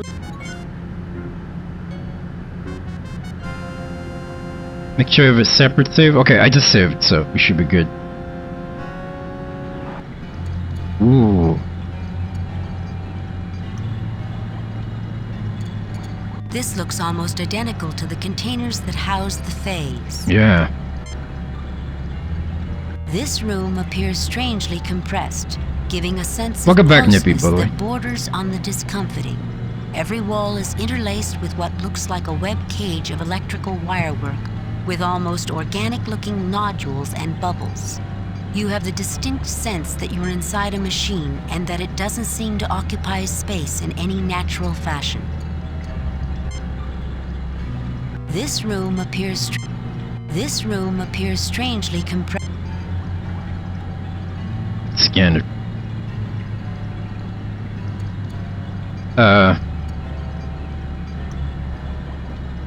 What? When do we get these items? What the fuck? A long twist of insulated wire. A sealed tube with connectors at either end, which can provide illumination when inserted into an appropriately powered socket. I'm sorry, did I blank out and miss when we got these? A somewhat small greenish-blue blanket. What? Where did I get these 3 items? No one gave them to me. I'm pretty sure no one we just talked to gave me those items. You think these are bugged? Like we're not meant to have them? This looks almost... This room appears... Okay. Let's start scanning everything. Woo! This web wire wall reads somewhat like an antique hand-wired computer circuit, Captain. And at the same time, like something which surpasses even what can be found aboard the Enterprise. Whoa. This damaged area does not appear to be functioning, but based on information I acquired from my interaction with Puzzlewit, I could attempt to repair it with a connector and some wiring. Wait, who was Puzzlewit? I don't remember Puzzlewit. Who the hell was Puzzlewit?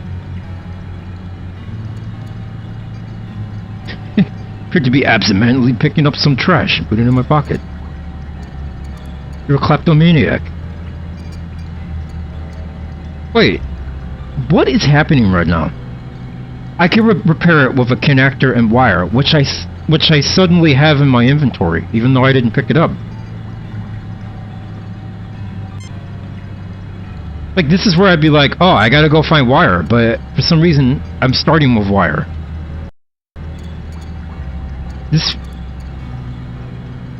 Yeah. I'm starting to wonder if they had to cut this scenario short. Like, who is Puzzlewit?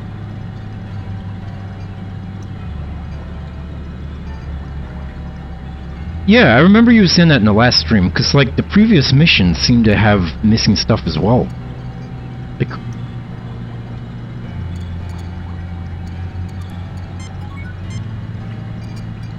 A somewhat small greenish-blue blanket. Like, where did I get that? A sealed tube with connectors at either end, which can provide illumination when inserted into an appropriately powered socket. Hold on. I'm gonna Google this. I want to see if anyone has asked what the hell Puzzlewit is about.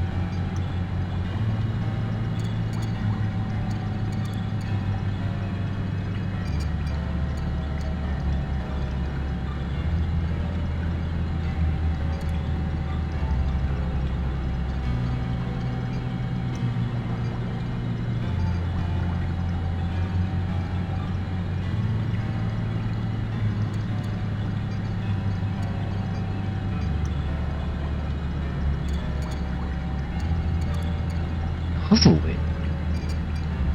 Maybe it's some information we didn't get? Like, is the name of that computer we were talking to Puzzlewit?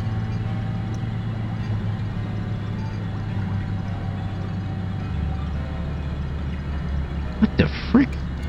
I don't see anybody asking about it. This game needs a fan patch.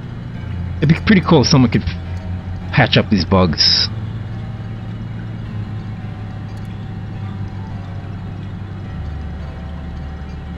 Yeah, I don't see anybody asking anything about Puzzlewit and why we have these items all of a sudden.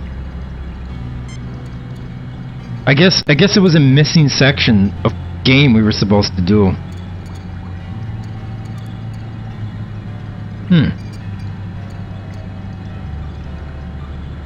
Okay, whatever. I guess let's use.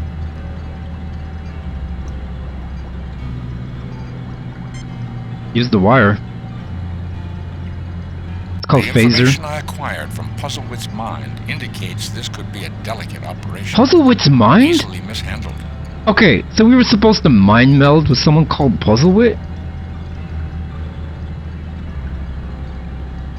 What the frick? This is so, what you call it? What's the word?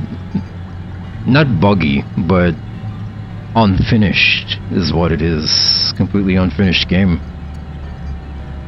I think we should start off with the connector from the light bar in order to complete these repairs, Captain. Okay.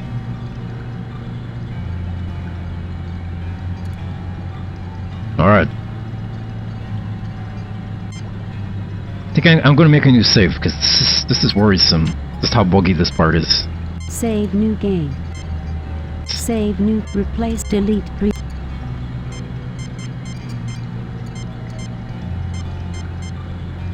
Save new game. The mission 7, bug safety. Okay, just in case. Damn it, sorry, hold on. There we go. Okay. Oh wait. Let me close my browser, because Chrome usually just lags shit out, right? There's also a way to crash this mission. Well, let's not do that. I don't want to crash the mission. First of all, let's talk to everybody. I have a strange feeling about this room. We might find a lot of answers here. The primary reason we came aboard was to find a way to stop you from landing on top of our colony on Atopus, which would certainly kill thousands of our people. Now that your external sensors are functional, have you altered your plans about where you intend to put the ship down? Who's he talking to him? What is happening right now? No, Captain Kirk. Then are there other questions? Is the ship still? That's all for now, Phase. Now wait 1 minute, cock. Please. Okay, this is going out. This is what is happening right now. Silent. Phase. I will. Jesus Christ, I'm reloading. I have no idea what happened. This room is thoroughly fascinating, Captain. I theorize that this is a virtual space replica of the interior workings of the artificial intelligence which the phase represents. Okay. The interface is seamless, and work performed in here is functionally identical to working directly in the computer. Like so much we've seen before now that is highly advanced technology, yet archaic 20th century style wiring carries the electronic information. Okay. Dr. Uhura. Captain, this place is disturbing. Yep. I agree. Yep. Of course, that's probably because I don't understand it. It's amazing how something that once seemed disturbing can become ordinary when you understand it. I don't know what to say, Jim. This place is genuinely weird. What makes you think I've got anything to discuss with you? I'm here as an observer. When I have something to say, I'll let you know.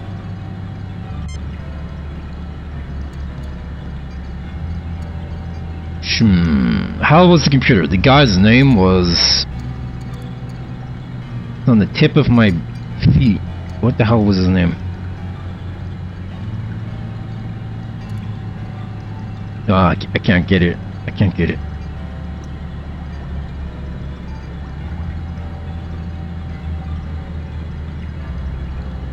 Bowman. It was Bowman. Yeah. It was Bowman. I remembered. Save new game. Replay delete. Save new game.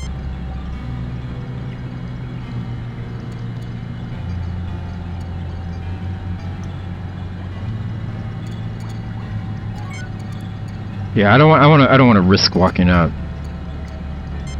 No, I don't think that's necessary. What do we use this light bulb? What do you want showing me this? But you notice, he glanced surreptitiously at his captain when he said it. Oh, do I have to give it to the captain? Why am I giving the captain this light bulb? He's opening it. I worked with things like these when I was younger. Given our surroundings, see if you don't find this more useful. Why? Wait, so...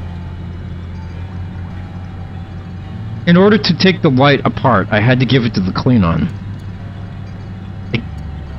I don't understand the logic of this. This is illogical, Captain. What is this? Nothing unusual about that. Okay. Do I use it here? Allow me, Captain. Okay. Let me do that. The information I acquired from Puzzlewit's mind indicates this could be a delicate operation. Okay. Lieutenant Uhura, if you will bring over that length of wire while I hold this in place, I believe we can get this repaired speedily.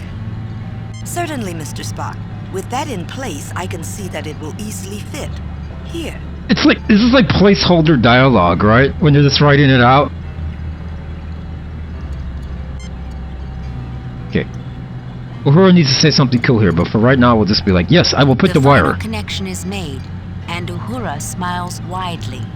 That's it! That fixes the broken connection.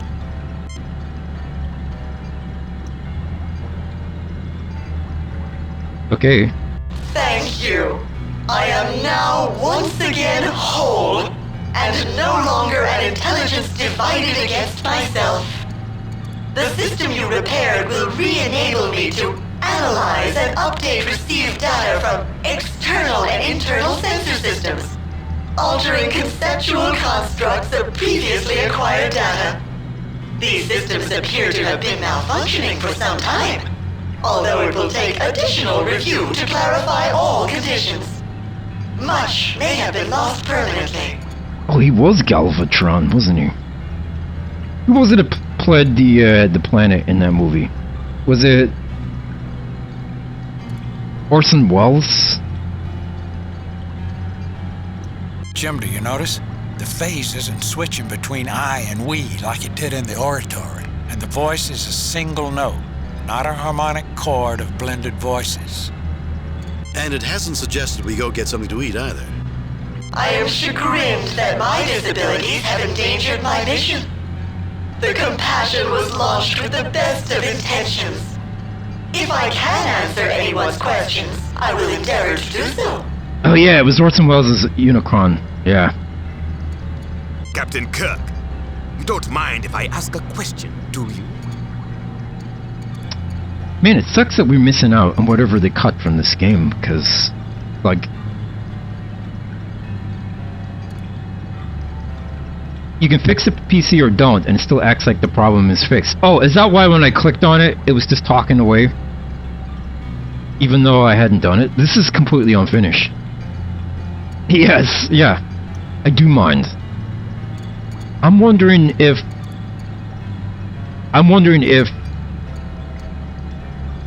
the original version isn't cut, and they cut this one because they ran out of time recording the voices for the parts that are cut.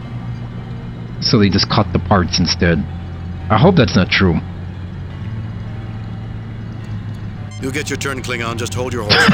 Other things come first. Whoa! You'll get your turn, Klingon. God damn. Be my guest, Captain. Ask away. You get your turn, Klingon. Just hold your horses. I can't say Other that. things come first. I can't say that. Be my guest, Captain. Ask away. That you give me first place to speak is a mark of honor, Captain Kirk, and does not pass unnoticed, particularly in light of the urgency of your own questions. Hayes, this ship passed through the heart of Klingon space. We were not even aware of it until it was nearly out of our territory. We backtracked it. Eric Idle is in that show? I didn't even know. Who does he play? We expect assurances that data you may have collected there will not reach the hands of those who mean us harm. We seek proof. We expect you to download your entire memory into our ship's computers, that we may search it for data you have no right to. Thereby would you not acquire data to which you have no right? That's a good point. My age speaks too strongly.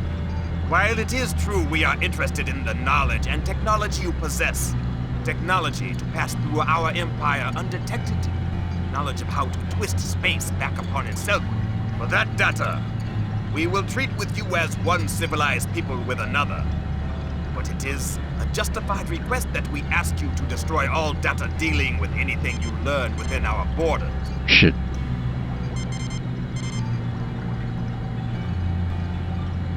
I mean, I guess it's fine. Yeah, Zed, so, like, we got rid of the guy and the two big guys that were blocking this door, right? And as soon as we walk through the door, we have, like, 5 new items, and Spock is talking about stuff that never happened. So we are assuming that a part of the game was cut. Like, they couldn't finish the game in time, so they just cut it out and moved us to the end of the game. So yeah, we have like 3 items in our inventory that we never picked up walking through this door. And Spock is talking about mind melding with someone called Puzzlewit that we have never met. So, yeah.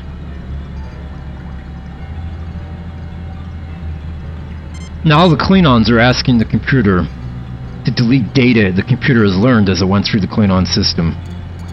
Had I any data, I would agree to seal it. However, as you should have deduced, I have none. Until my sensory systems were repaired, my ability to receive and process data was severely impaired, especially in regard to external data updates.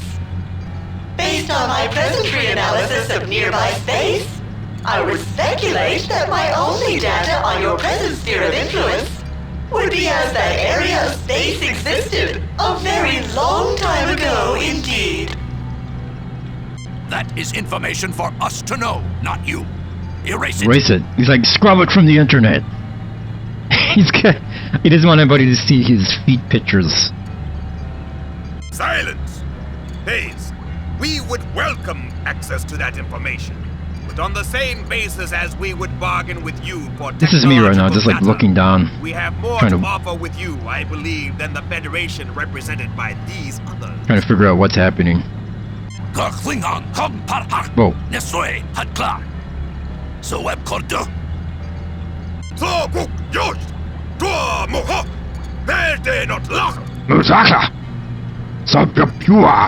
Phase, do not be hasty making that decision. I lack sufficient data to make any assessment. I can give no answer at this time. The primary reason we came aboard was to find a way to stop you from landing on top of our colony on Atopus, which would certainly kill thousands of our people. Now that your external senses are functional, have you altered your plans about where you intend to put the ship down? How did your systems become damaged?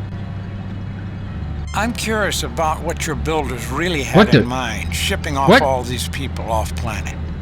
There seems to have been some shadier agenda. The eugenics wars of our own past produced some of the ugliest abuses in human history, and notorious characters like Khan Noonien Singh, whose name still resounds with infamy. How is this ship you call the Compassion justified? I'd be interested to learn more about those who built this ship. Holy shit, these choices. Their achievements certainly seem erratic in sophistication, but much of it goes beyond even what we are capable of accomplishing today. For example, the Paralance medium for recording computer data is something we are only now beginning to explore. I think there's much to be learned from these people. That's all for now, FaZe. I assume we can talk to you if we have more questions. The primary reason we came aboard was to find a way to stop you from landing Let's just do this, because it is the primary reason. No, Captain Kirk. I will certainly not set the compassion down in a populated area. Now that I can see it is there. Okay, good. We sorted I it. am at present in communication with the planetary authorities, and they are directing me to a stationary orbit until further arrangements can be made for my wards. Yeah, excellent. Then are there other questions? Is the ship still set to land on Atopus Colony? Well, we just figured that out. How did your systems become damaged? Yeah. I am sorry I cannot explain this at this time. I do not even know if it is explicable, but I will search my memory for an answer for you. Then are there other questions? Is the ship still set to land on... Please clarify the anomalies we have perceived while being on board. I'm curious about what your builders really had in mind, shipping off all these people off planet. I have no information about your eugenics wars, but a fundamental social philosophy of the builders was that civilized people of goodwill would tolerate and value variability as a sign of cultural and social health. That a civilization will be judged by its tolerance of disparate ideas, by how it treats those who cannot protect themselves, be they very young, very old, or otherwise challenged, by the measure of altruism extended to those less powerful, even when rightfully in possession of something desired. A central aspect of Vulcan philosophy is embodied in the Idic. Infinite diversity in infinite combinations. It would seem the builders pursued similar high ideals. Okay. High ideals, perhaps, but that does not explain why these people are in space phase.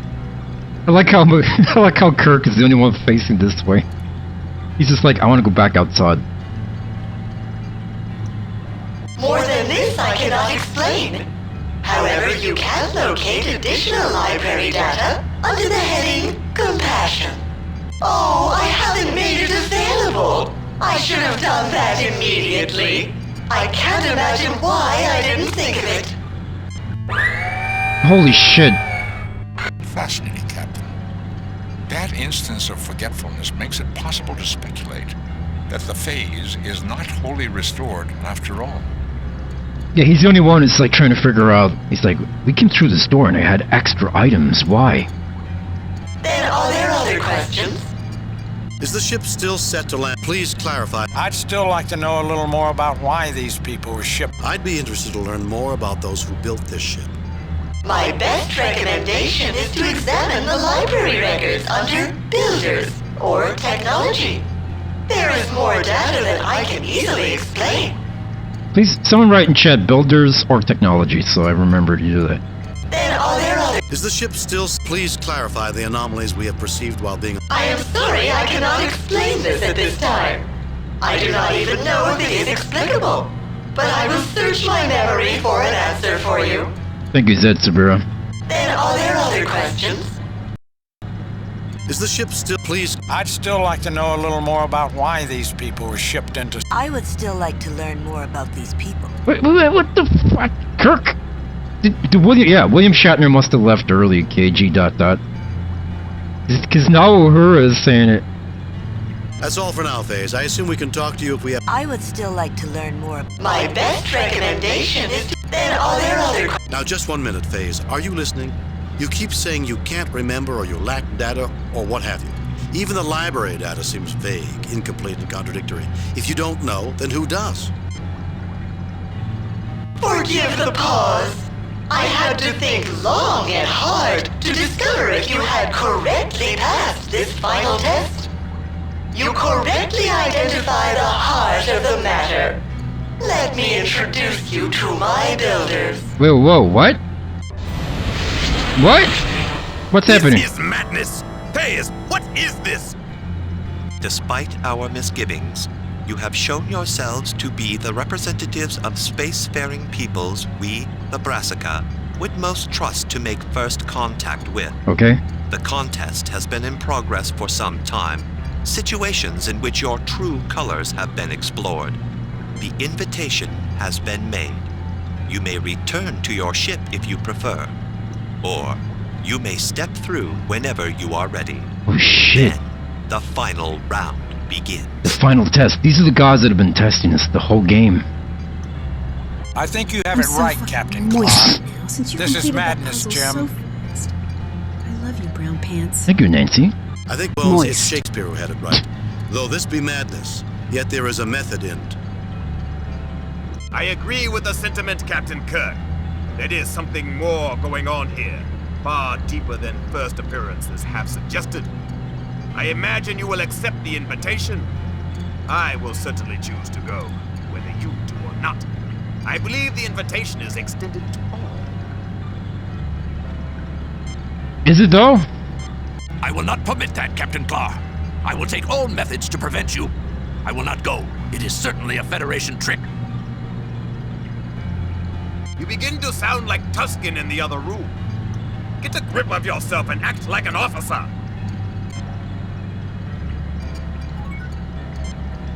Save new game. I got. Save new. Replace. Delete.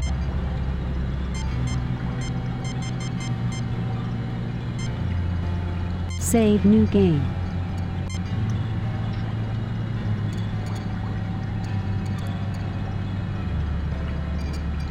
Okay, this seems all out of whack. This seems pointless. Yep. Can I scan it? Nothing unusual about that object, Captain. Yeah, but what about this green crystal Although thing? the lens magnifies things you look at through it, somewhat like a magnifying lens, the image is distorted and warped. Pretty soon, this seems like a non-productive way to use the paralens. Okay, can I take it?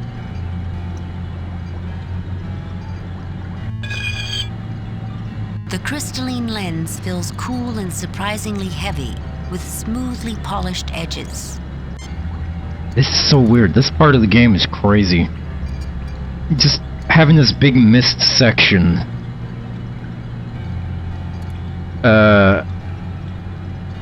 Can I use it here? Is it here? Oh, it is here. That doesn't seem appropriate at this time. No? Why not? No, I don't think that's necessary. No, I don't think that's... No, I don't... Where do I use this thing? Here? This doesn't seem to have any application here.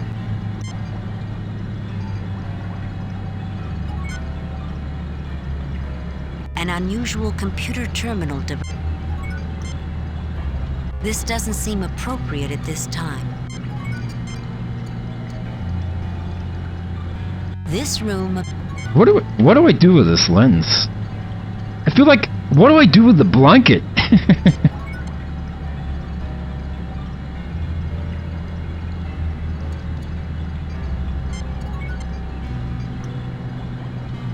Captain, this is a unique opportunity. I believe we must take this opportunity. I also believe that Captain Clark's presence will prove an asset. Okay. I'm less than sanguine about Clark's aid accompanying us, however. Same to you, Vulcan. What are you going to do about it? Pinch me in the neck? Yeah, maybe. He seems like kind of a bitch. This looks more complex mechanically than...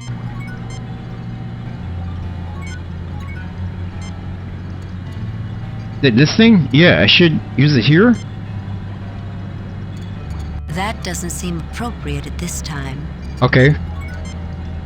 I feel like we got out of sequence or something. I feel like this portal stuff happened before I could use the machine. You know what? Let's just go through the portal and see what happens. Captain Clark, I will not let you depart. These human scum have tricked you. It's probably a huge bug, If I have to beat up Nate. all of you, I will. You, Vulcan, you understand orders. Help me knock out my mad captain, and I will take him away and out of your hair.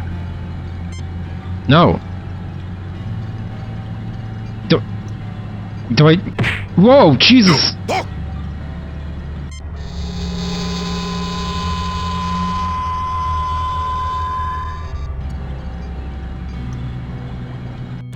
of the unknown, Captain. That's what makes life worth living. It's why I joined Starfleet. A chance to communicate with other people, other places, strange new worlds. I don't believe we can turn our backs on this opportunity. It's not why I joined Starfleet. I'm a little dubious, Jim, but that's what we're out here for in the first place. I say let's go for it. Yeah, let's go for I it. even think this may be an interesting experiment in diplomacy to have the Klingon present on such an expedition.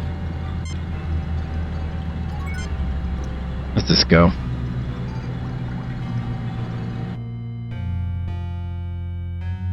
Mr. Scott, they've disappeared off the sensors. What do you mean, laddie? Hey, the sound's gone at least. They've just vanished. It vanished. Brr, brr, brr. Kirk's dead. Yet there is a method in it. Oh, shit! Stardate 6269.3. The landing party and the Klingon Captain Klar have passed through a portal in time and space. We're about to face tests by the Brassica. Success will mean formal relations. Failure will mean unknown. Welcome. We applaud your willingness to confront the unknown. Where is he? Oh, is this him? Please tell us what's going on. Where are we? Patience. I cannot answer all yet. Those elements of our society still ill at ease with your cultures have more questions. We've had enough. No more foolish tests. I'm still trying to get my head around what the frick just happened in the last... I think this is a new mission. This is like the final mission, I guess. There's Cthulhu all along, yeah. There he is. Welcome to Tetris Dimension. Is that a Majora's Mask right there? Okay. Let me just try to quantify this. We got to the end of the previous mission. And I guess they cut out a whole lot of content, so they just accelerated us to the end. We turned that computer on, we fixed the computer. Then these guys showed up and said, congratulations, you passed our last test, now come with us to our dimension. And then we went to their dimension. Okay. Okay. More tests. Let's just get on with it. It's such a strange way to do this. I'd like to hear what the others think. We've had enough. No more foolish tests. More tests. Let's just get on with it. I'd like to hear what the others think. Yeah, let's do this one. I will withdraw until you address me again. Thank you. Oh, this is the Brazzers aliens. That's right. These guys are from Brazzers. Okay. Can I save? Oh my god, thank Christ. Save new game. Son of a bitch. Save new. Replace delete.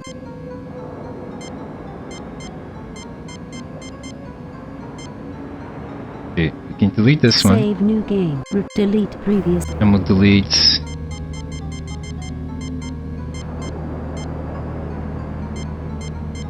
this one. Save new game.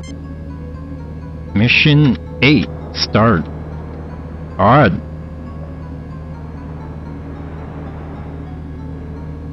Okay, let's talk. Captain, even though isolated, the Brassica are quite advanced. It's certain their insights will be unusual and enlightening. The logical course is to establish a dialogue. Yeah, how advanced are you if you're just a Tetris block? I mean, you can't be that good, right? The Brassica are calling the tune and expecting us to dance, Captain. It might be undignified, but all of us can make valid, responsible choices and stand by the consequences. I am grateful you included me, Captain. Representing the Klingon Empire, I believe we must not be cowed. Passivity may be regarded as undesirable to them. Oh boy. Yeah, at least we got rid of that vacuum zone. Replaced it with space. If I was meeting us, I'd be skittish too. We've gone this far, there's no sense in quitting now. Everyone all right? All right. Let's have a look around. A quite alien-looking being, its greenish skin hinting a plant phylogeny. Large eyes set well to either side of the head, suggest a creature whose ancestors were more prey than predator. A third central eye augments 3D vision. A vibrating tympanum looking like an open mouth is the sound-producing organ. The brightly colored combs on its head might be personal adornment, rank significators, or tribal markings. Yeah, right, say that to any shark. Also, doesn't this sort of contradict it? To be like, it's got 2 large eyes on the sides, which means it was a prey creature, and then you say, by the way, it also has a 3rd eye in the middle. Kind of contradicts what their findings right here.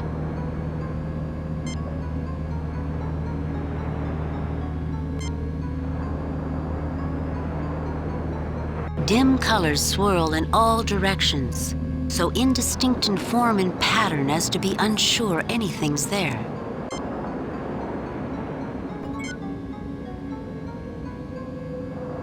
No response. We're alone. Damn it. We're all alone in space.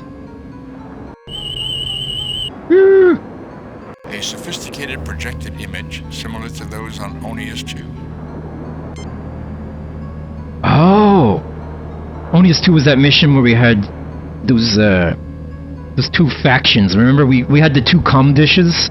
We had the demon cum, and we had the angel cum. And we smashed them together in our hands. And made a new species. Yeah. So I guess these Very hot. Awfully wet. Okay. Let's skip. What? I clicked on space. An elaborate system is projecting these images, Captain. I speculate that the Mexican heroes, the Gerent, confronted surreal perils. Fuck that guy. The child will be immortal. Wait, where's he getting... Where's he pulling the Gerent heroes from? We don't even know anything about these people yet. Suddenly he's pulling out their heroes by name. Alright, this one. It's not a living thing, Jim. Spock's tricorder is more useful here. Okay. Cute. Let's talk to it now. Captain Kirk, I am here. Are you ready? I'm ready. Take me to Brazzers. Get any MILF porn? Our mandate is to seek out new life, new civilizations. If we must do so, on your terms, we will. Explain yourself. We're not rats to run mazes. We deserve to know what you want. Yeah. We welcome contact with the new race, but you try our patience. No more tests or we'll leave. Now. Our mandate is to seek out new life, new civilizations. If we must do so, on your terms, we will. I think this is the best one, because the next one, well, definitely not 3, because 3... We welcome contact he's mad, with yeah. the new race. What's 2? Explain yourself. We're not rats to run mazes. No, let's go with 1. Our Let's be mandate is to seek out diplomatic. new life, new civilization. Listen. We have modified our legends by what we understand of your But it's like, species. listen, you little shit. You will be asked a question Oh. and may discuss it. Only one person may answer. Oh, shit. Begin. Okay, he's gonna ask me a question. I have to discuss it with my people. And then I guess I have to pick who answers it. Okay. We have modified our legends by what we understand your species. Okay. I feel like I'm playing I Have No Mouth and I Must Scream. I make the first query. Okay, go. It is that question posed to the heroic companions we call the Gerent. The Gerent. Answer this. Who among you may go to the greatest pains in the pursuit of life? You may talk. I will withdraw until you choose to speak with me. Remember, only one of you may reply. Okay. Who among you may go to the greatest pains in the pursuit of life?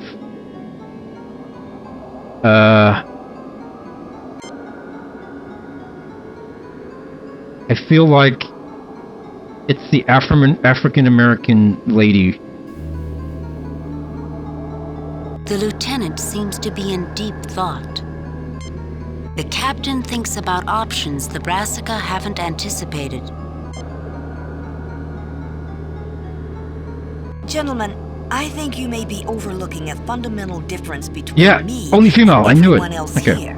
I am the only female, the only one capable of bringing forth new life. Oh, wait, no. That qualifies me as the one among us who might go to the greatest pains in the pursuit of life. Oh. Oh, like literal pain. Oh. The Brassican's question is not, properly speaking, a riddle. A riddle has a right and a wrong answer. This is more philosophical, with many possible answers. Then how can we possibly answer correctly, Spock? Or can we? One answer will seem more satisfactory than all others, Captain. At least we can eliminate you, Spock, from this horse race. I don't see any right answer for you to be the person who would go to the greatest pain in the pursuit of life. Oh my God, McCoy. On the contrary, Doctor. Respect for all living things is fundamental to Vulcan philosophy. A rigorous adherence, unlike humans' variable justifications. You aren't suggesting, Spock, that you're the right choice.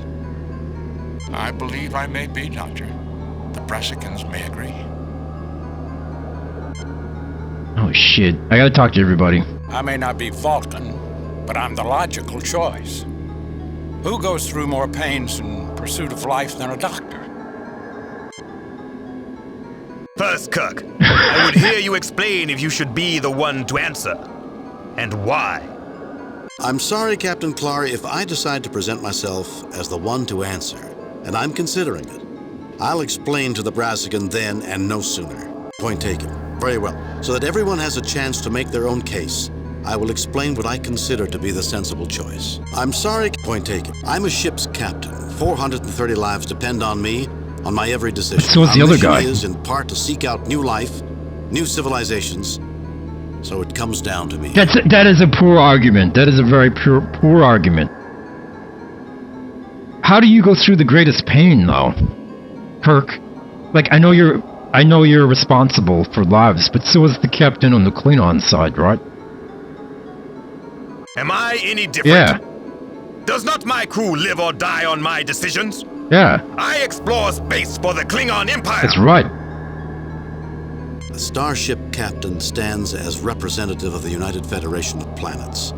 Many races whose goals and visions for the future are pursued together. Who shoulders the greater weight, Captain Clark? No one has ever accused you of modesty, Kirk. See it as you will. You, surrounded by your fellow humans and officers, or me, the sole representative of my empire. Jim, it's evident that each of us believes we're the right choice. I'm reasonably sure I'm the person they have in mind. But I can see everyone can make a case for themselves. Maybe there's no wrong answer. Maybe that's the point. As indeed we have, Doctor. I fail to see how further discussion will alter the situation. Either you must come to some decision, weighing the strength of individual opinions, or I get some hints out of our green host.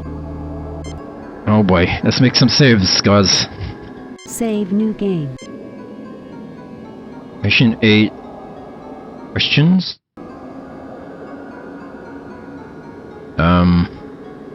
Let's see if we can get a hint, yeah. We have our answer. Are you ready to hear it? We have questions to ask. We have our answer. We have questions. Very well. Ask. Okay. What consequences result from an incorrect answer? The overall test will likely continue, Captain. This is one phase, and we are examining the whole. God, dude. He just looks like one of those ice creams. What do you call those? What if I were to declare that there's not one right answer, but many? We can't answer because we don't know enough about your species. Tell us about yourselves. If we understand more, we can answer. What if I were to... We can't... We are a timid people. I am considered a radical for believing it is time to contact aliens like yourselves. But even I am reluctant to open our doors hastily, for they will be more difficult to close. Anyone who contacts humanity has made a big mistake. In that statement alone, you let us know you have doors and that they open and close. What? Aha, you gave yourself away. You also have doors that open and close. You see how they pry out our secrets? This is too dangerous. Yeah, we know about your doors, you assholes. You see, Captain? I say to you, we will not abuse the knowledge you share. You have created these questions. Give us something more so we can answer. Very well. No. It was agreed they shouldn't be given special assistance. Shut up, bitch. Their complaint is valid. Different species think differently. A hint seems appropriate. They must show the faculties to think through problems. Yeah, but I don't think there's a real way to think this through, because everybody's got an equal amount of pain. Well, Captain, are you positive you want a hint? Yes, get on. Oh, shit. No, don't bother. We'll give our answer now. Yes, get on with it. No, I don't want a hint. I'm not doing a hint. No, don't bother. We'll give our answer now. Let the one who would answer be the next one to talk. No, no hints. Okay. I'm just gonna go with my original, which was Uhura. I don't have anything to add, Captain. Honestly, who's gonna go through the most pain? Okay. Okay. Kirk and Clara are both captains, and they go under pain because they have to, you know, they're in charge of people's lives. McCoy is the same because he's a doctor, right? And Spock, I think we all agreed that he doesn't have anything. So these three guys are pretty much the same. It's all about losing lives. But Uhura, I'm gonna go with Uhura. Alright, listen, squeezing out a kid is probably painful. Let's just go with that. Okay. Alone among the people here, I am female and capable of childbearing. The nurturing of a new life remains a uniquely female labor. Certainly, I am the one among us who might go to the greatest pains in the pursuit of life. Yeah. Because not only does she pursue life... Nice beaver.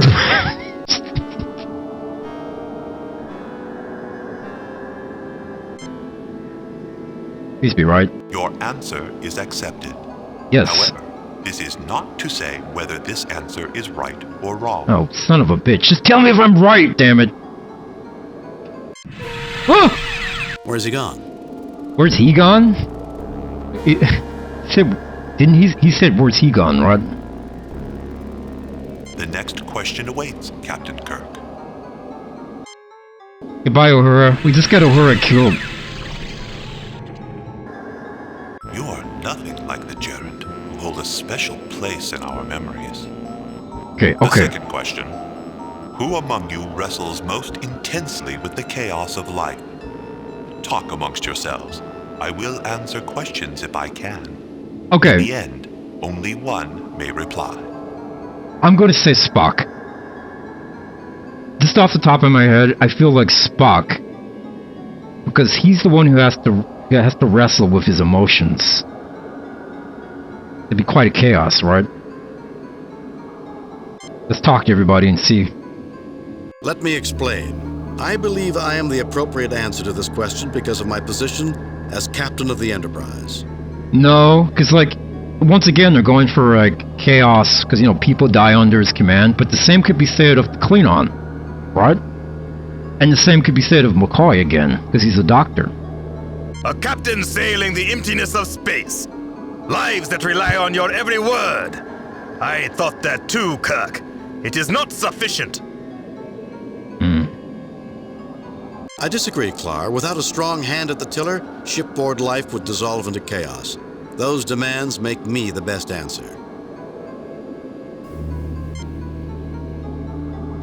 As with the previous question, this is a question of judgment, Captain.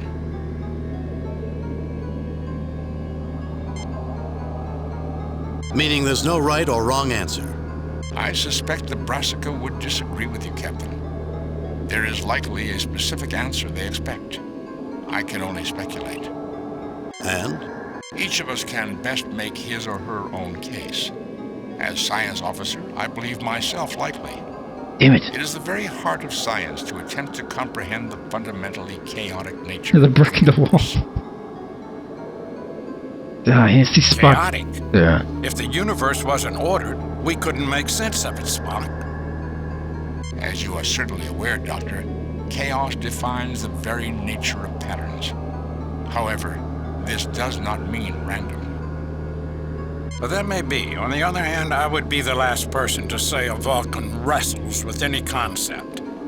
And don't you raise your eyebrow at me, Spock. I mean, Vulcans don't, but Spock does because he's half human and half Vulcan, so he wrestles with those human emotions and tendencies. But it's probably not what they're going for. Spock's on the right track, Jim, but he's still wrong. I focus on the chaos of life. Who struggles more than a physician? Made some sense, McCoy. And I've heard you were a humble country doctor. Sounded more like a Vulcan. Where did you hear that?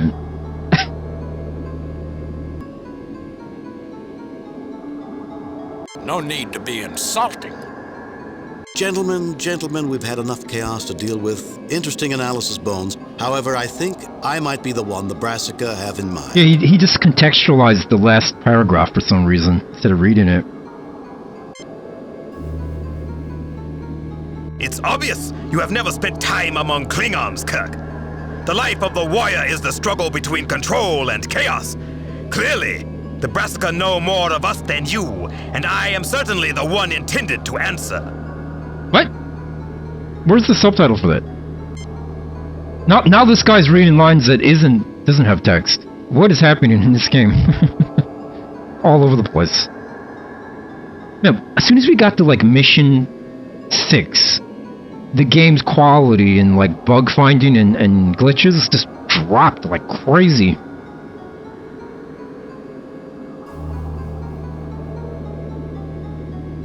It's like they ran out of time. It's like they ran out of time.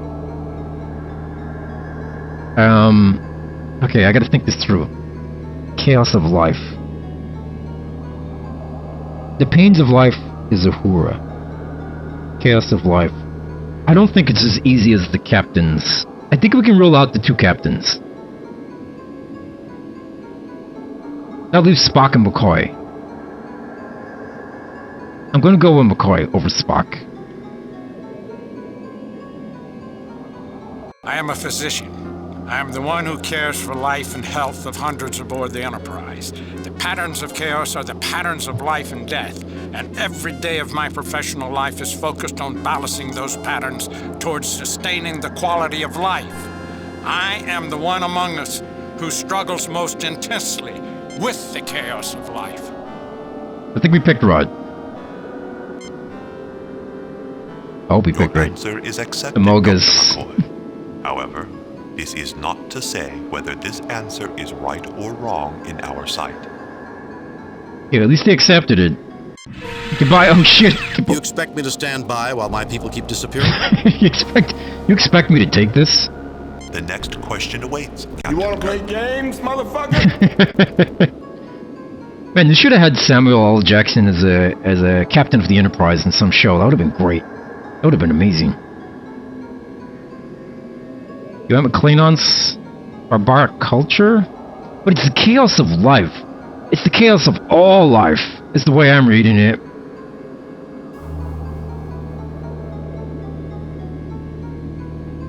Not just their own, right? Not just their personal chaos. Next question. Jesus Christ.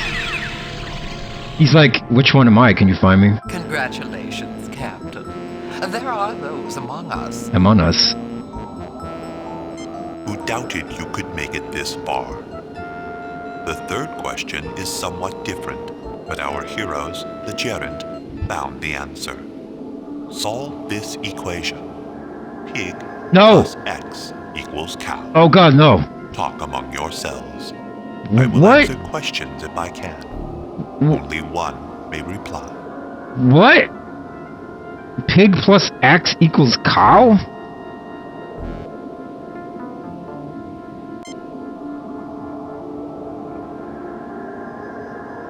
Is this like it's an illogical equation, right?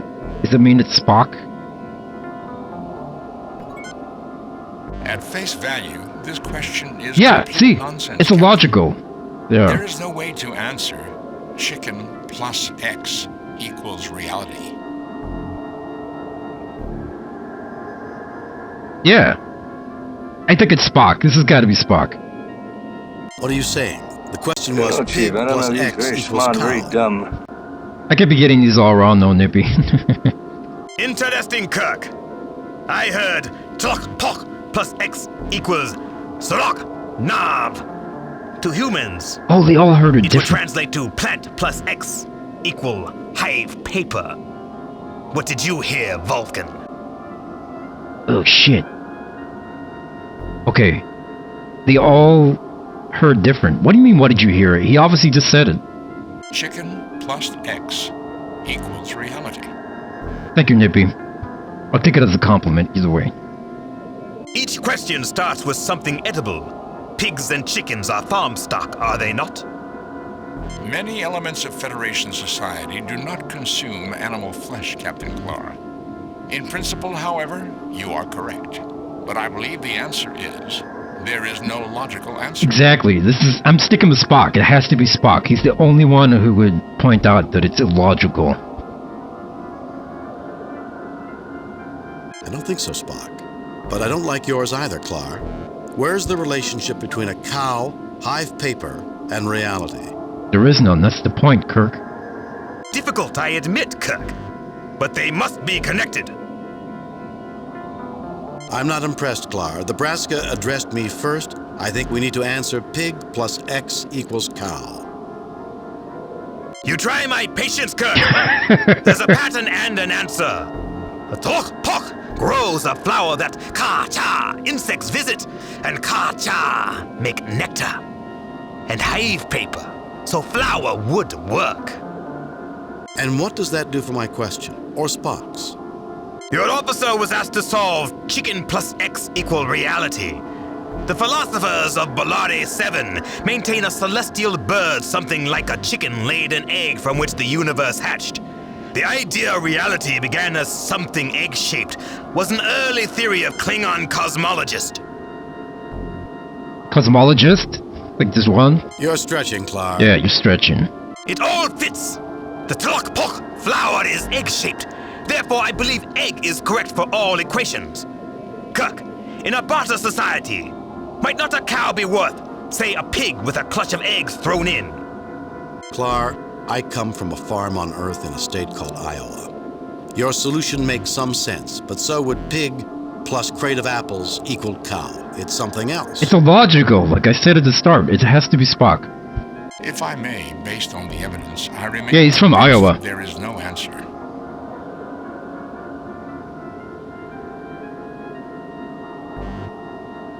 A time will come when we must answer. I'm willing to let either of you answer. The Brassica will allow only one to answer. Can I... Oh, maybe I should make a new save. Save new game. For fuck's sake. Save new. Replace. Delete.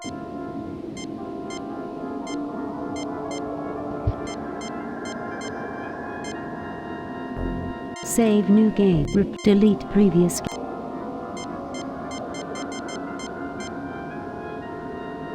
Save new game. Mission 8, questions 2.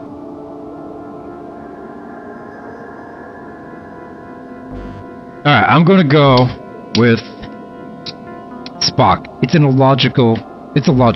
Oh, I wanted to try asking a question first. We are ready with our answer now. We have questions. Very well. Ask. If you tell us more about the gerund, maybe we can figure out what they would have answered.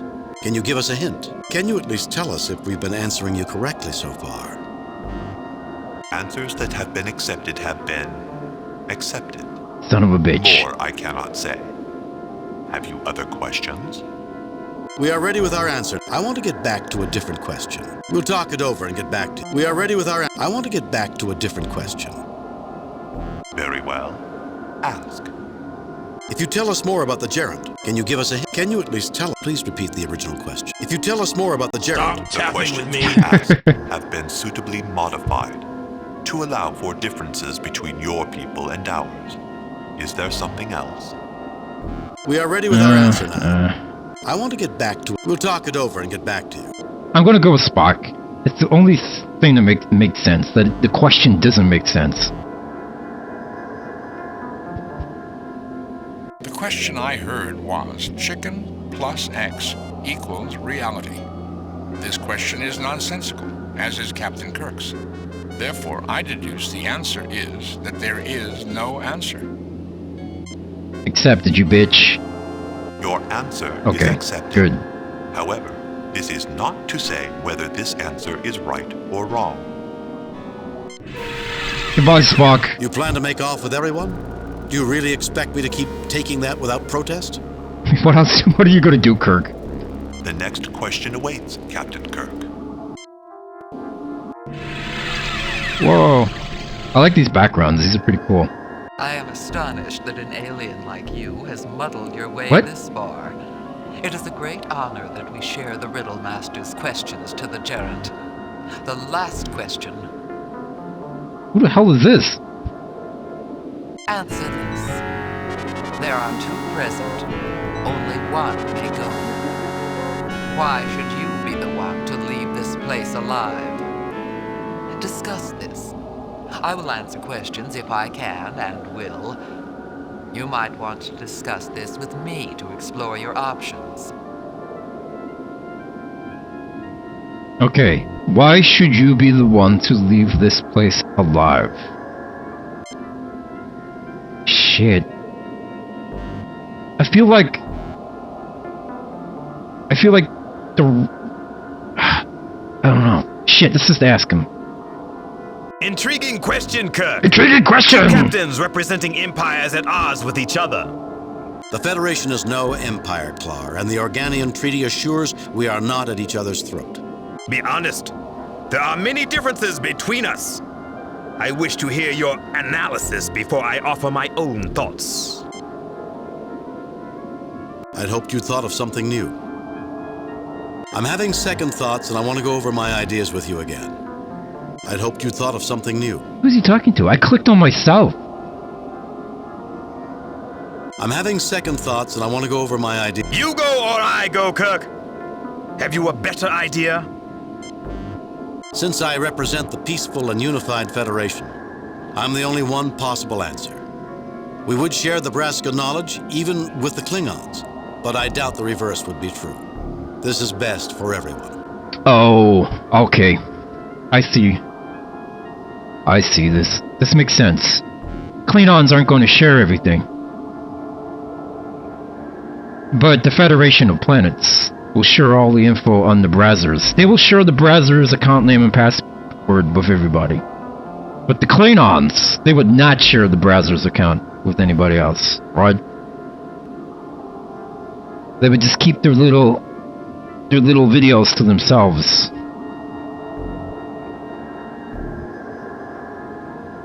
I might surprise you, Clar.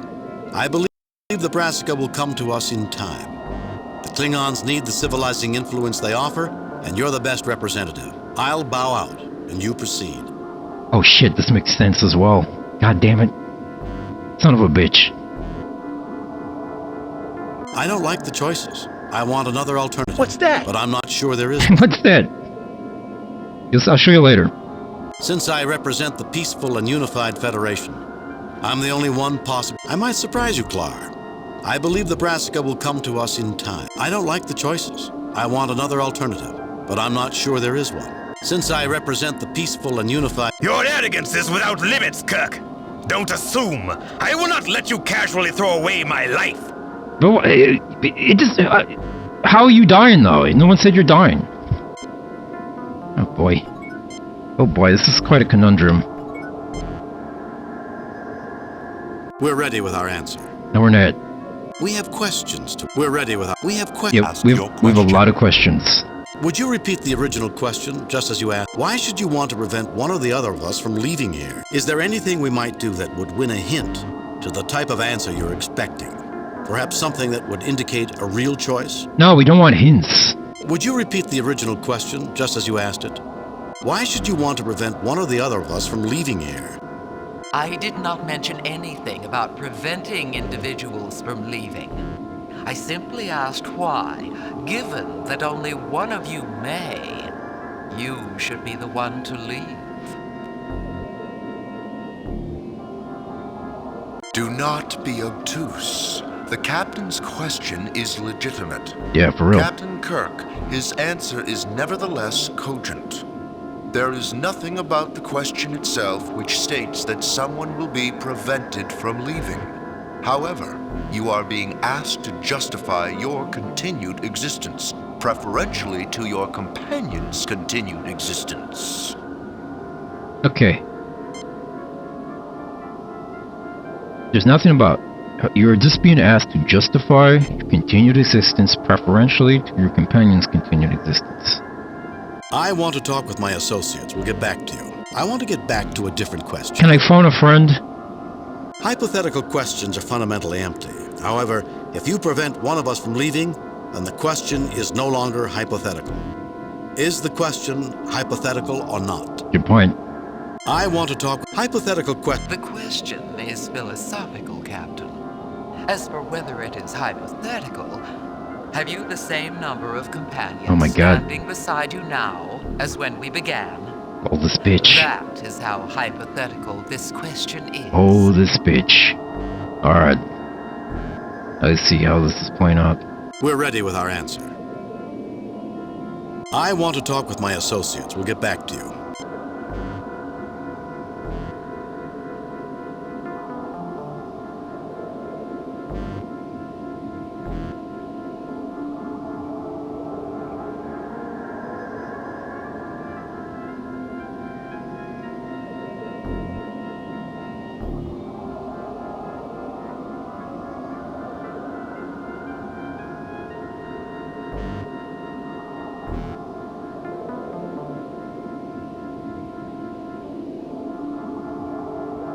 Thinking, guys.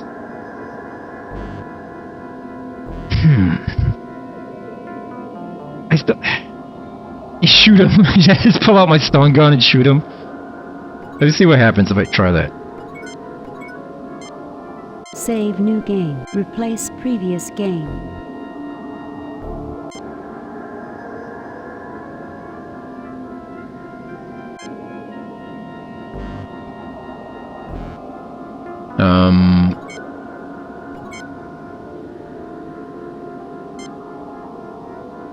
No, I don't think that's necessary. Oh shit. Kirk, you backstabbing! Oh shit!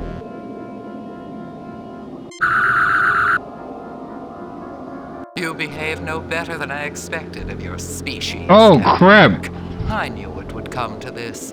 Our peoples are not ready to Oh shit, no, we're bailing. Likes of you. Close. Although I think the galaxy would be safer with Close game. Close game. We're reloading. I didn't think that would actually work. Holy crap.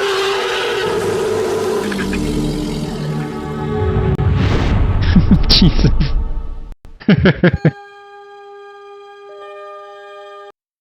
Load a previously saved game.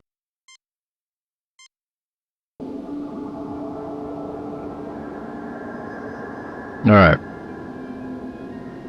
Okay, I would pick Kirk here because Kirk, like he said, he can take the information back and that information will be used for all of the races in the Federation, right? But the Klingon, if he took it, it would just be used for the Klingon species. That's just one species over everybody. So I'm going with Kirk. My decision is obvious. There's no question that I, representing the peaceful and unified Federation, am the only one who should continue. No! I will not allow my mission to be so casually dismissed! I do not agree to this! Oh boy. Well, what the fuck? Now who's the backstabber? No better than I expected of your species. What? Captain Kirk. I knew it would come to this. Our peoples are not Wait, why? ready What's to happening? interact with the likes of you. Although I think the galaxy would be safer without you, you will be safely returned to your own people. Wait. There. Wait, what happened here? Hold on a second. What happened?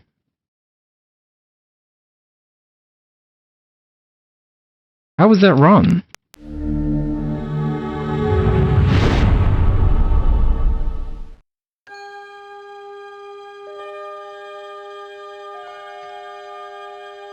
Yeah, like I get into a scuffle, but why? I guess he won't accept. He will not accept him not going, I guess. Or maybe I just didn't talk to him enough or something. Do we really have anything to discuss, Captain? You seem to have made your decision already. I'd hoped you thought of something new.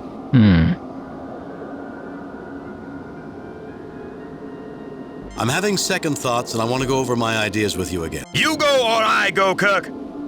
Have you a better idea? Since I represent the peaceful and unified Federation... Oh, sorry, guys. I'm the only one possible answer. Hold on. We would share the Brassica knowledge, even with the Klingons, but I doubt the reverse would be true. This is best for everyone. I might surprise you, Klar. I believe the Brassica will come to us in time. The Klingons need the civilizing influence they offer, and you're the best representative. I'll bow out, and you proceed. I don't like the choices. I want another alternative, but I'm not sure there is one. Since I represent... I don't like the choice. I feel the same, Kirk. Yeah. I have a thought about how we might deal with the question. Ah, this must be it. This must be it. Forget it, Klar. I have my own ideas. Fuck you, Klar. Go ahead, Klar. I'm listening. They're asking us to choose one to proceed and one to remain. That's the implication of death for the one who remains. I concur. They want an answer that either I live and you die, or you live and I die. I say we answer, we both live, or both die. Good concept. What if they refuse? We choose it, whether they offer or not. And if it's not the answer I give? We shall see, won't we? Oh shit, okay, so we agreed. Okay, we've agreed. Wait, black screen. No, it's not. Is it? It should be fine.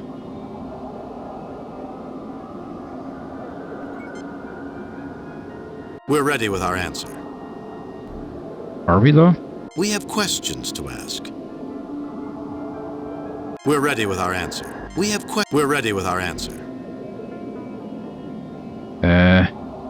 Let the one who would answer be the next one to talk.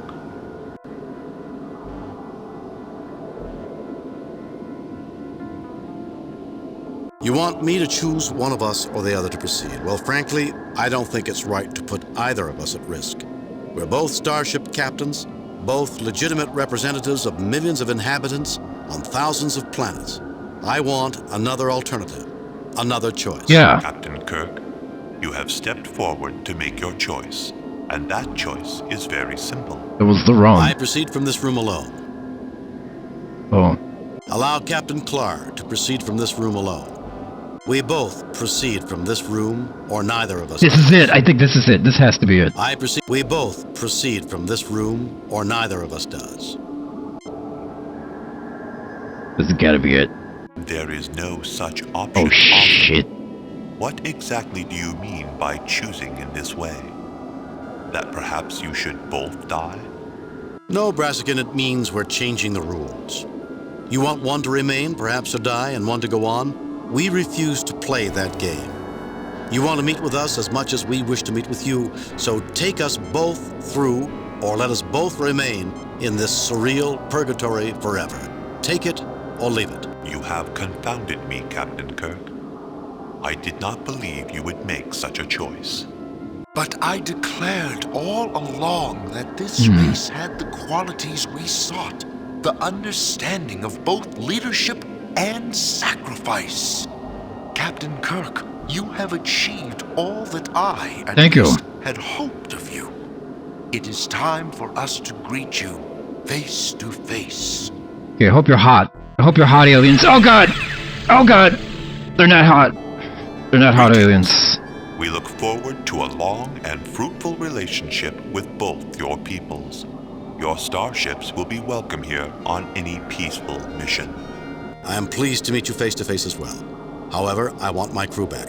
Of course, Captain. You're all right? Wow. All of you? You were treated well? We are unharmed, Captain. We engaged in enlightening discussions with the Brassicans.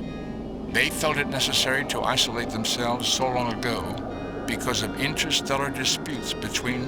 Later, Spock. Right now, I'm glad you're okay. Indeed, Captain. We are well. But they couldn't be sure we would pass all their tests. Brassican, how do you explain that? Some of us could not restrain our desire to learn. It seemed worth the risk, and has proved so.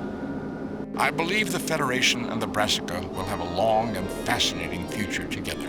Although my associate, Septhi, has great misgivings about breaking our isolation, Fuck you, Septhi. others of us have high hopes. You are star-eyed, if you imagine that no difficulties lie ahead. However, all conditions have been met, and so I also welcome you, Captain Kirk. Thank you. Septhi, is it? Yes, and our moderator, leader to you, is Zenti. Zenti, Aha, and Septhi. I hope to show you've made the right decision. Speaking for the Klingon Empire, Oh God, this I guy. too look forward to the relationship between all peoples. You surprise me, Kirk. Perhaps one day we will even trust you. We'll just have to see, won't we? Captains, feel free to look around while we summon your two Hey, perchance, the stream, welcome back.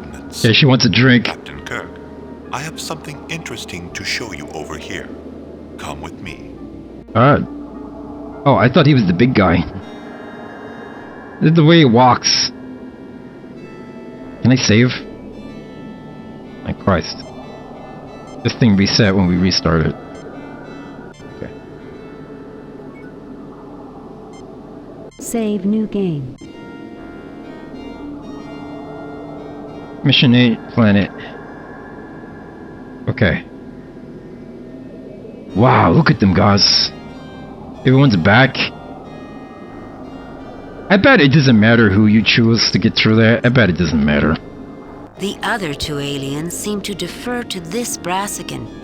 However, the bizarre features render incomprehensible any expression.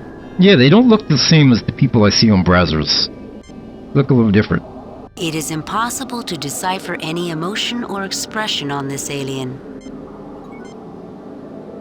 Yeah, how much for their bags? The Klingon's eyes express his intense interest in meeting the Brassica face to face. The Vulcan appears fascinated by the Brassicans. The good doctor seems quite pleased.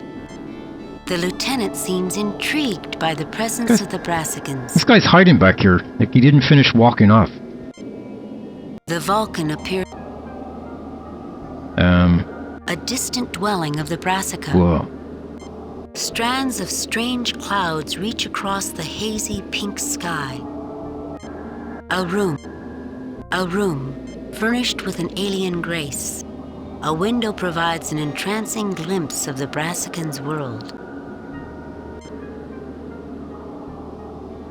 A green dome frames the Brassican dwelling. Damn. Alright, let's talk to everybody. Captain Kirk, isn't it time you returned to your ship? Fuck you. Perhaps you should talk to the alien named Septhi, Captain. No. Jim, go talk to Septhi. No. Captain, I No. think you should talk to Septhi. I don't want to talk to Septhi. I was unsure.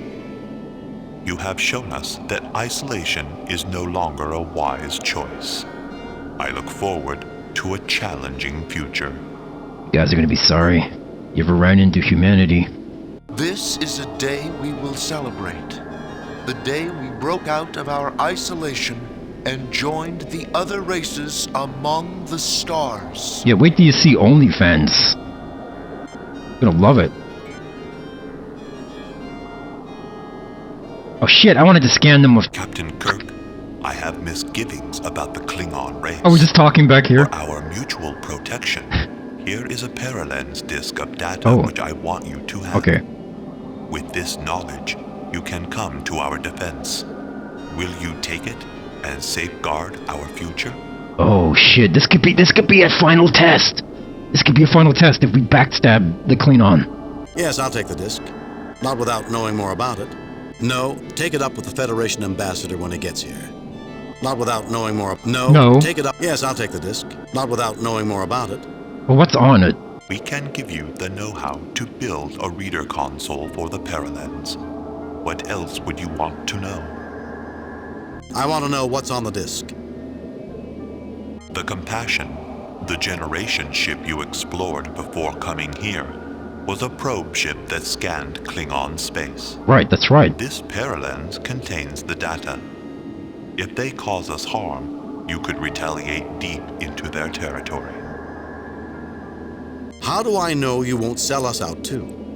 I understand a desire for vengeance, but the Organian Treaty would stop it. Information like this could ignite interstellar war. Oh God. How do I know you won't sell us out too? Yeah. You don't. Wow. But if we have, wouldn't you want this in self-defense? Now, are you going to take it? We shouldn't have gotten involved with these aliens. They're just gonna test us all the time. Give me the Paralens. No, keep it. Give me the Paralens. Fuck it, give it to me. Oh, did he give it to me? Oh, do we just walk back out? No, this is awkward. What do we do?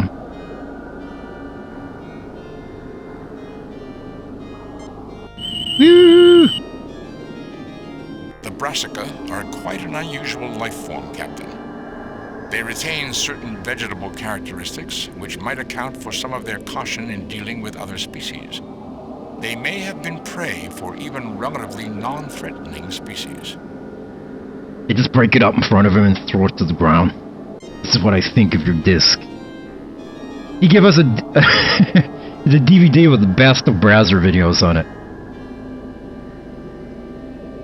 Oh shit, I scanned the... Whoops. The tricorder is reading Brassican life forms in all directions. I believe this is a populated planetary center.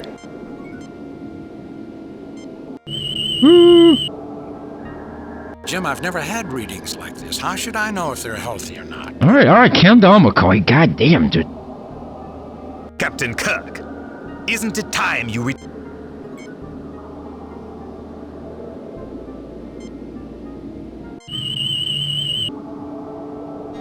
This disk is a tight lattice carbon construct. Oh, like a tight lattice. Grade diamond. It can probably be shattered rather easily, although it should not break if simply dropped.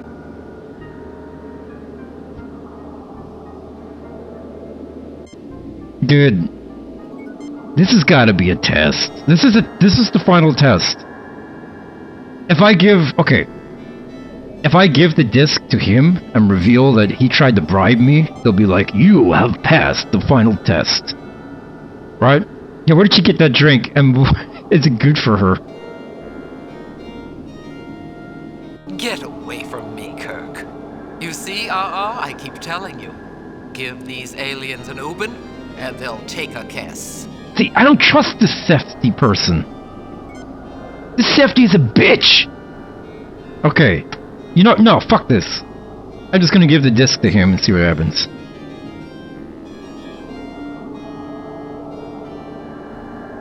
What's this, Kirk? It looks like a Paralens. Sente, what do you know about this? Captain Kirk, is it your intention to turn over that data to Captain Clark? Yes, in the name of the trust and cooperation, Captain Clark, the data disk belongs in your hands. Not only to show it, Captain Clark, do you have anything to share as a result of seeing this? Yes, in the name of the trust and cooperation, Captain Clark, the data disk belongs in your hands. Oh my god, I hope this is the final test. What is it exactly? You might want to reconsider, Captain Kirk. What if I substituted a scan of Federation space and told you it was a scan of Klingon space? Dude, fuck these mind-bending aliens. This is ridiculous. These guys are gaslighting. These guys are trying to start shit. These aliens gave you a scan of our sovereign territory, Kirk? I demand you give that to me! I demand! If it is a scan of Federation territory, Captain Kirk, you will be branded a traitor if you hand it over. What? A difficult quandary, is it not? And the last Brassican test. Is it not, Zinti? Yes, I knew it. Even if you had a reader console to examine that paralens, which of you would read it? So we will not provide it. If you believe that makes this the last of our tests, so be it. This disk contains data which could bring about war. It must be destroyed. Clar, you have shown a level of honor I never expected. He really has, yeah. If it's a scan of Federation space, I trust you to see it destroyed. Clar, if this is a scan of Klingon space, you have my word, it will be destroyed. This disk contains data which could bring about war. It must be destroyed. Clar, you have shown a level of honor I never expected. Take the paralens. If it's a scan of Federation space, I trust you to see it destroyed. I want to go with this one just because he said honor, and the Klingons love their whole honor thing.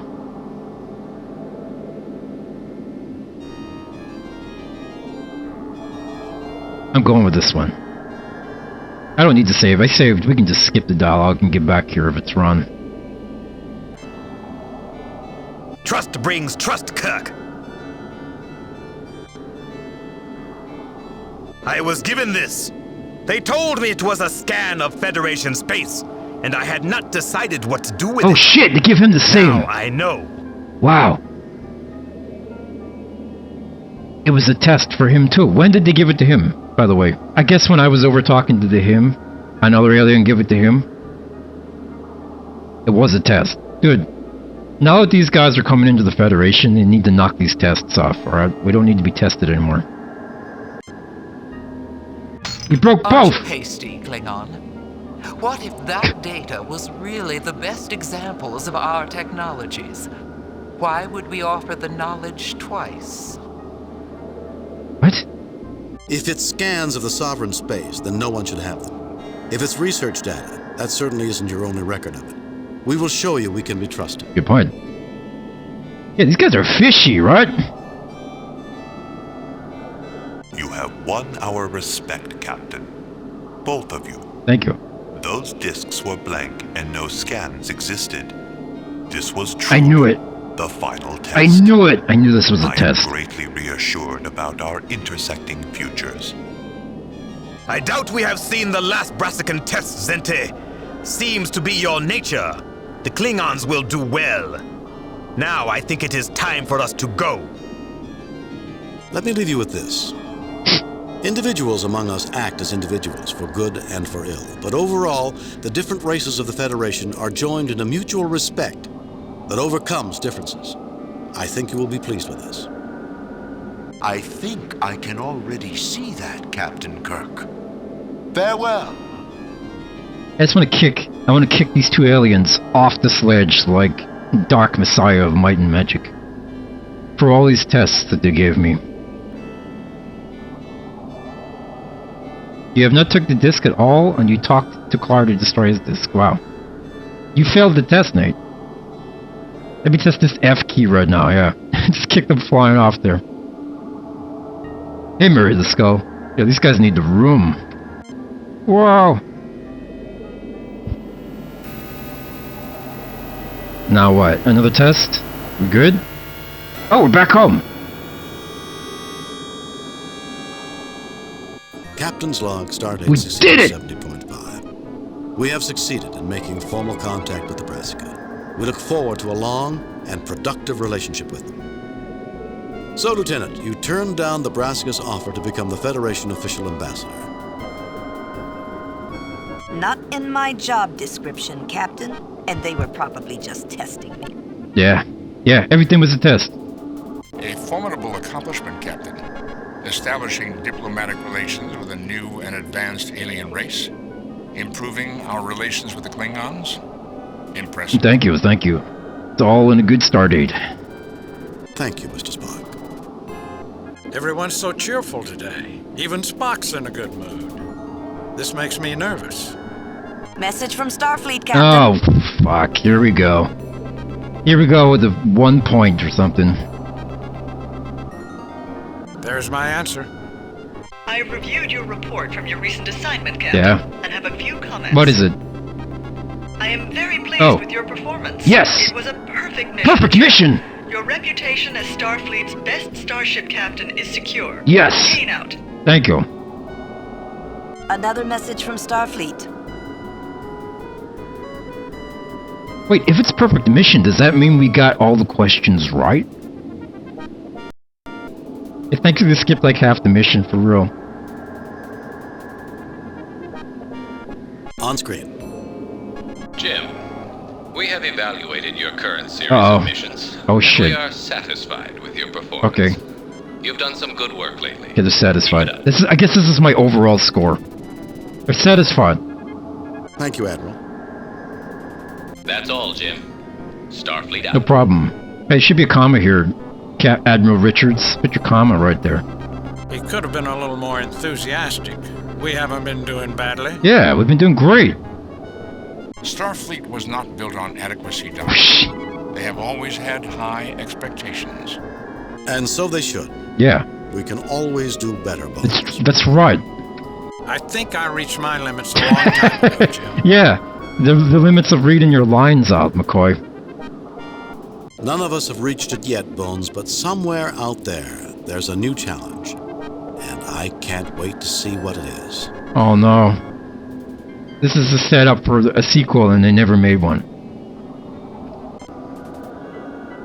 There we go. Goodbye. Whoosh.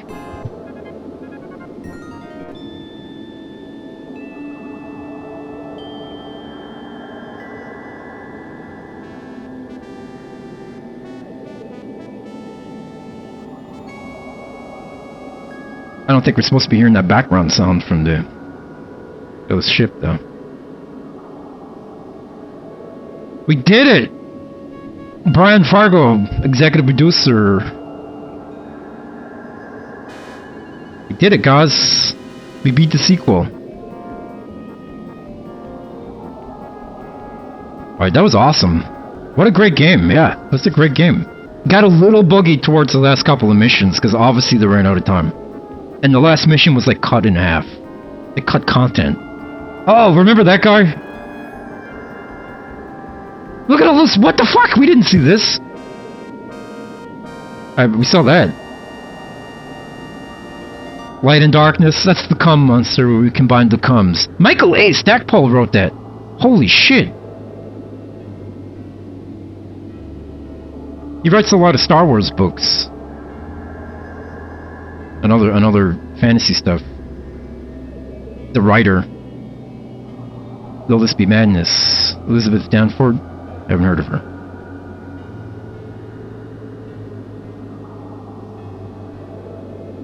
Whoosh.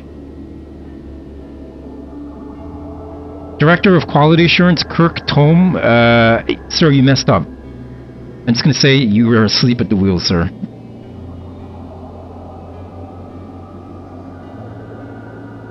It's a very ominous ending, isn't it?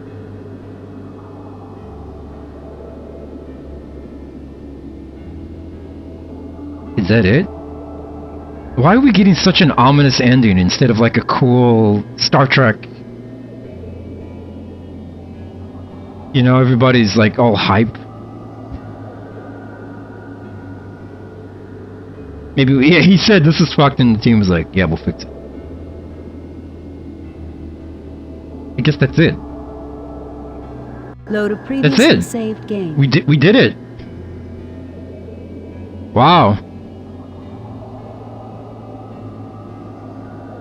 Quit the game. Damn, guys.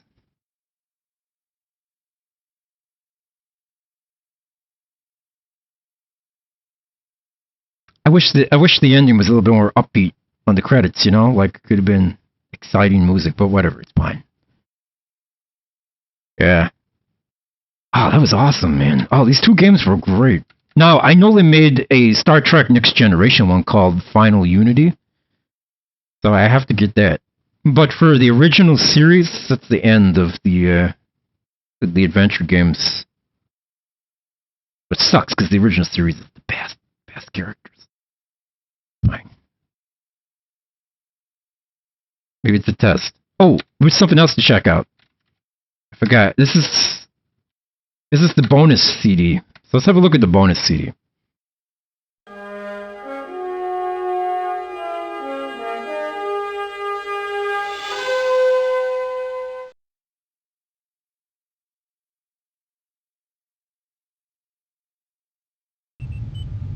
We can look around the bridge, guys. Look at this.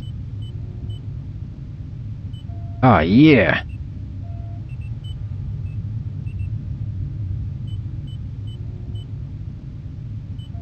What's this? Interview with Leonard Nimoy. Watch entire interview, or you can click different places.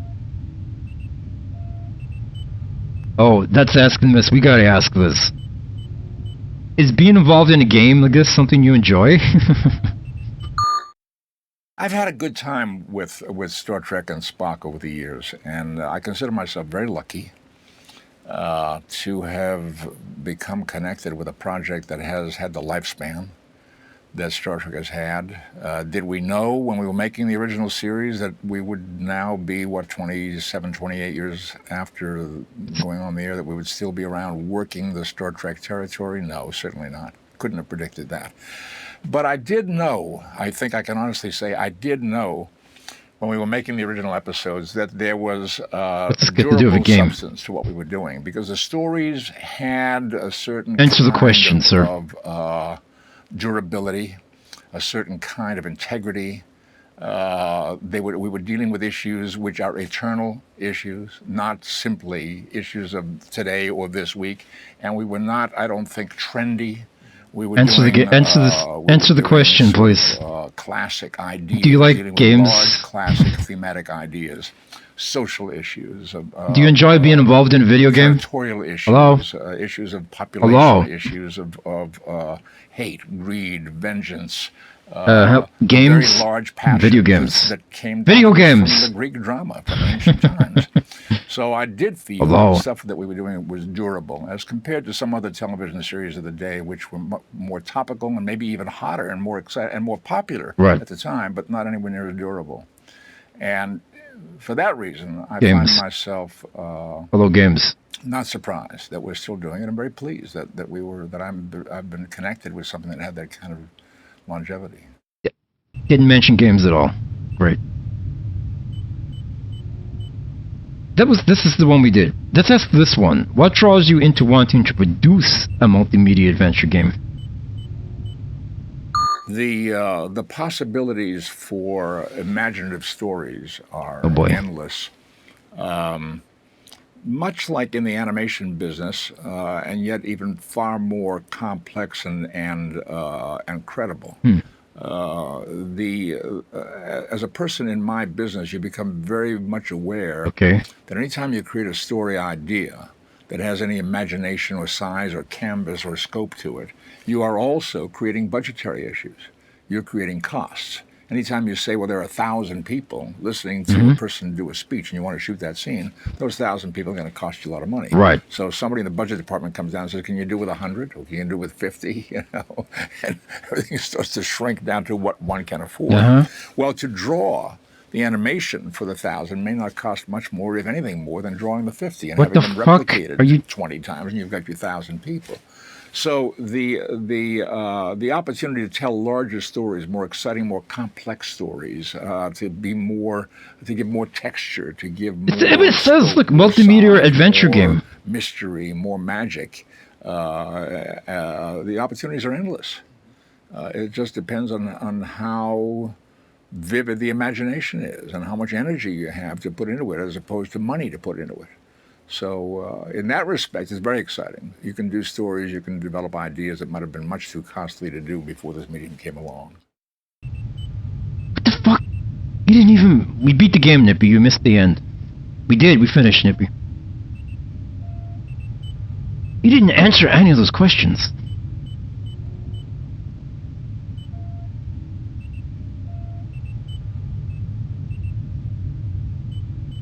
Okay. How did you react when Interplay approached you to act in a game product? Let's see if it at least says something here.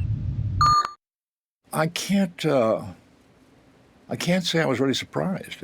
I thought this has been some time in coming, and certainly as time has come. Our stories lend themselves to this kind of imaginative adventure. The plot lines that can be created in this kind of a process are I think, excitingly obvious. I thought, well, here it is. We've been hearing about all these various means of delivering information, of capturing information on a disk, and the quality moving so quickly, the technology moving so quickly. I'm not surprised. I'm not surprised we're here doing it. We seem to be in exactly the right place at the right time, doing exactly the right thing. I guess that's kind of an answer, but he doesn't mention games. It's like they told him to never mention game in his answers.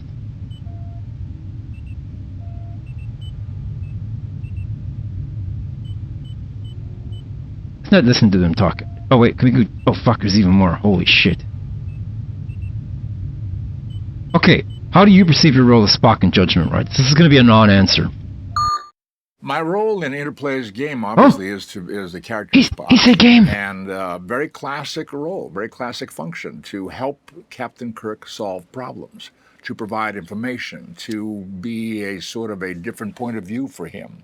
He looks at a situation in a certain way. I might say, Captain, you should be aware that such and such. Or, Captain, I have discovered that so-and-so. Here's some information. Captain, I have certain tools that I can offer you. I have the ability to read a person's mind. You feel as if your mind had started to erode. To do a neck pinch on a person and render that person unconscious. I have the ability to function as a computer under certain situations. I have the ability to interpret scientific data for you. What would be useful to you? What would you like? Would you like me to perform a function here that only a Vulcan or a scientist can perform? So in that way, it's very classic. Support the captain, help him solve problems, and be of as much use as I can be. All right, that wasn't bad. What the fuck is this? He talked about the game at least, you know. Oh, uh-oh. Do you have any comments for Interplay as they produce more games on the classic Star Trek? I bet this ends with depends on how many buy it. I'm really very pleased with what Interplay's writers and designers have captured. I think that the people who are designing these games for Interplay are very much in touch with what really makes these characters and makes Star Trek tick. I think I have had a very easy time performing the material because I get what they're after, because I think they understand how the characters work not the question. And what the characters' functions are. They certainly have captured Spock's attitude, his speech. Not the question. His precision of mind, his sense of humor, which is very important, big part of the character, his interaction with Kirk, his interaction with McCoy. So I would say if I had a chance to speak to all of them, congratulations. I think they've done a great job. All right, well,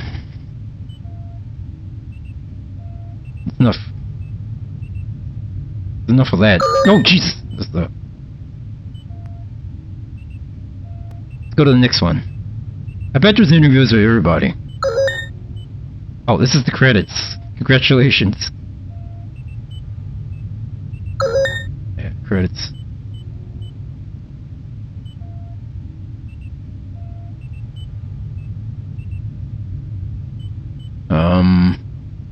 What's this one? Who's this?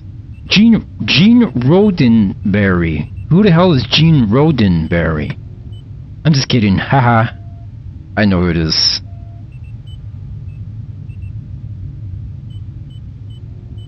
Any good questions we can ask him?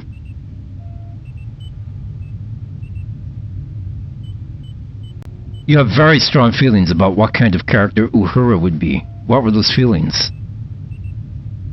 He's going to say sexy. When I was trying to find a name for Nichelle Nichols, and thought of the Swahili for freedom, which is Uhuru, and decided to feminize it, make it Uhura, I knew I could hear her shriek of joy from across town. I was pleased that in those days, when you couldn't get even blacks on television, that I not only had probably Nippy, black, but a black woman and a black officer. And that'll show them. Will Nippy ever get out of the bathtub? Well, how appropriate. Will you? Will you ever get out of the bathtub? You can't just lay around in the bathtub watching Brazzers all day, Nippy.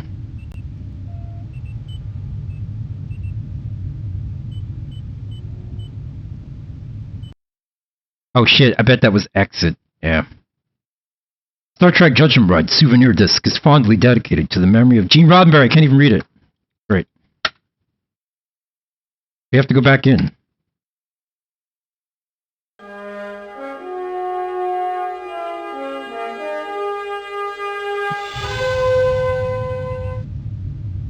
Can I be the captain? I want to be the captain. I'll be Mr. Kirk. Let me sit down.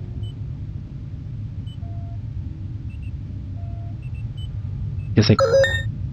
Oh, watch entire documentary. Oh, the making of Judgment Rites. Oh, shit. How long is this? Space, the final frontier. These are the voyages of the Starship Enterprise. Its mission? To explore strange new worlds. To discover new life and new civilizations. To boldly go where no man has gone before. Yeah, for real. For real, Nate. La la la la la. I can't. When Star Trek first appeared on television in 1966, there was no such thing as a personal computer. The viewer could get no closer to Gene Roddenberry's world than his or her imagination. Now, however, computer technology allows anyone who owns a computer to not just watch, but to participate in the adventures and interact with the crew of the Enterprise. Not so long ago, one person, with the aid of one or two programs and a creative flair, could design, develop, and market the next generation of computer games. In this age of faster computers, more complex programming languages, and demands by players for ever more complicated adventures, this is no longer true. The age of multimedia has arrived, and with it, the need for larger budgets, longer development times, and a team of talented individuals in a variety of crafts. Just what does it take to create a game the size and complexity of Interplay's Star Trek Judgment Rites? Consumers of today's computer products, especially entertainment products, have come to expect a great deal from them. Yeah. Computer games now have fully rendered graphics. I would like to have bug-free missions. That's what I expected. And also, yeah, look at that mullet. The gamer is expecting a very plausible storyline. So with all of that in mind, we spared no expense to guarantee that not just the gamer, but the Star Trek fan, who's also a gamer, would have a very satisfying experience from playing this game. And the CD-ROM, yeah. Let's put the pieces together and see how Judgment Rites was made. Yeah, how was it made? It starts, of course, with an idea. Could you show me the guy in charge of coding the missions? Thank you. Of Interplay Productions. I want his name. What we want to do is create a game that was a simulation of Brian Fargo? It's not what I imagined Brian Fargo to look like. Of Star Trek. And so, in doing so, we wanted to do something that was very episodic in format, so that people could sit down each night and solve. I think their next game after this was Fallout, right? Fallout 1. By using their brains and their skills, and do it over a series of 8 different episodes that are all linked together with a common theme. We felt that this was the closest you could get to simulating the original series rather than doing one big adventure that would take, say, 40 or 50 hours. People have mullets in 1995? This is weird that they all have mullets, right? Science fiction fans. An alien race, the Brassicans, are conducting a Brazzers. The subject. Never in my life would I thought I'd hear Lambert Nimoy say Brazzers. Klingon warship. How they conduct themselves during the test will determine the fate of both civilizations for centuries to come. Don't spoil it. Failure could mean isolation. He's spoiling the final mission. Or worse. Rusty Butchert was the producer for the original floppy disk-based version of Star Trek Judgment Rites. And he produced a very wonderful game where the story is based on the Klingons and the Federation and how they're being evaluated by this race who call themselves the Brassicans. All 8 episodes that we present in Star Trek Judgment Rites are set against this backdrop. And in several episodes, there are confrontations with the Klingons or with Trelane or with some other characters. And that Trelane episode was Brassicans pretty are fun. It was pretty good. Testing the mettle of Kirk and his crew. And at the same time, they're testing the abilities of the Klingons to handle those situations. When finally, at the end, the crew of the Klingons and the crew of the Enterprise are brought together, where they face the Brassicans and face a mental challenge, which the player now has to think in terms of, if I was Kirk in this situation, what would be the best thing for me to do? Yeah. Crafting the overall plot line and the individual stories falls to the scripters. Marco Green, author of the Judgment Rites scenario, Museum Piece. Designing a computer adventure game is a rather imposing task. It's not just that you're writing and designing a single story at one time. A scenario is essentially several stories going on at the same time. This guy's probably dead now. It's kind of a good way to visualize it. Imagine a tree, and the story starts at the base of the tree, and every time you work up and a player makes an action or decision, next year this game is 30 years old. And scenario branch out. And the some of these CD-ROM branches can version. have radical changes to the entire story. Thank you, Dr. Some will Ticulus. lead to some sort of failure. You can put yourself in a Yeah, position I wish I had played this in the past too. I never got around to playing it. When you design a game like this, you don't want just one answer. There shouldn't be any one single right path. This essentially wouldn't be much different than watching TV or a movie. Then you know where the story starts and ends. This we want to create something where you can have several different endings. Again, very different endings to your entire story. This creates a lot of complexity to the work because you're not only working off these story branches, but at the same time you have to take into account things like the computer interface, how the player is actually going to be able to look at an item, what he sees when he looks at the item. Can he pick something up? Can he manipulate it? All these sort of computer functions also make an effect on your story and what you're trying to tell and how you tell it. All that is just for one story, one scenario. Now in Judgment Rites we had 8 scenarios, and to top on all these other little complexities, all 8 scenarios had to have a connecting thread.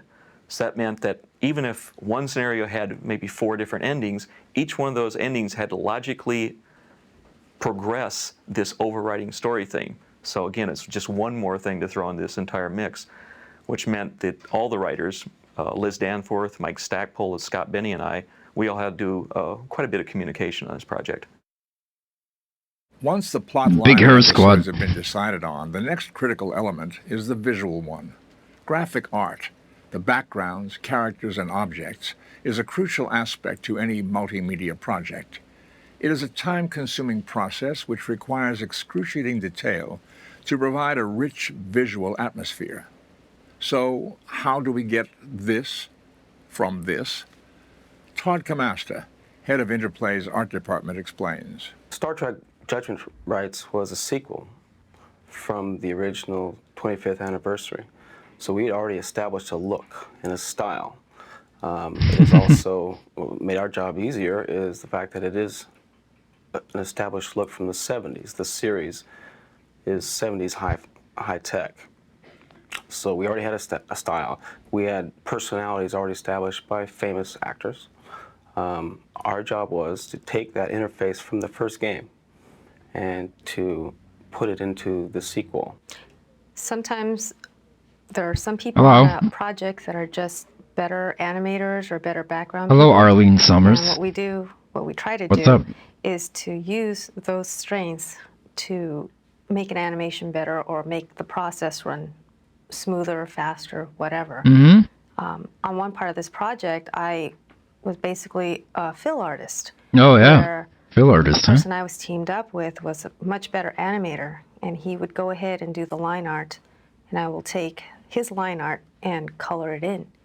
And to me, that's fine. That's part of the art process. I don't mind doing things like that. It might seem like grunt work to somebody else, but it's part of what we do as artists, and you just do it. The sequel for Judgment Rites. She's like, I was fine just being coloring in other people's drawings, okay? It didn't bother me. It didn't bother me. A little bit easier. All right? A little more fun. And don't fucking say it did. I think that was the key It to didn't bother me. 11 people is to make it fun. And Fine. They all had the same goal.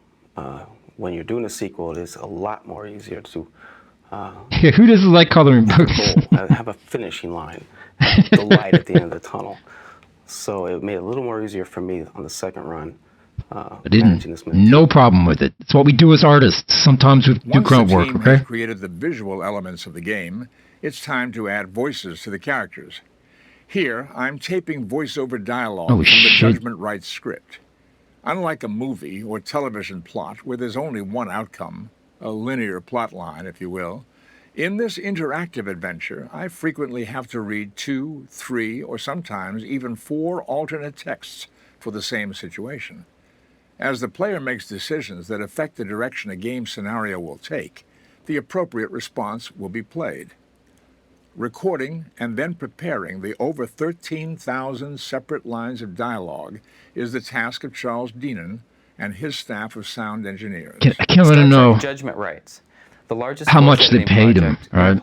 Yeah, getting the real actors makes this game. Includes over 240 hours of recorded material, 7 binders of scripts, over 3 months of work, and it all ends up on one single CD-ROM.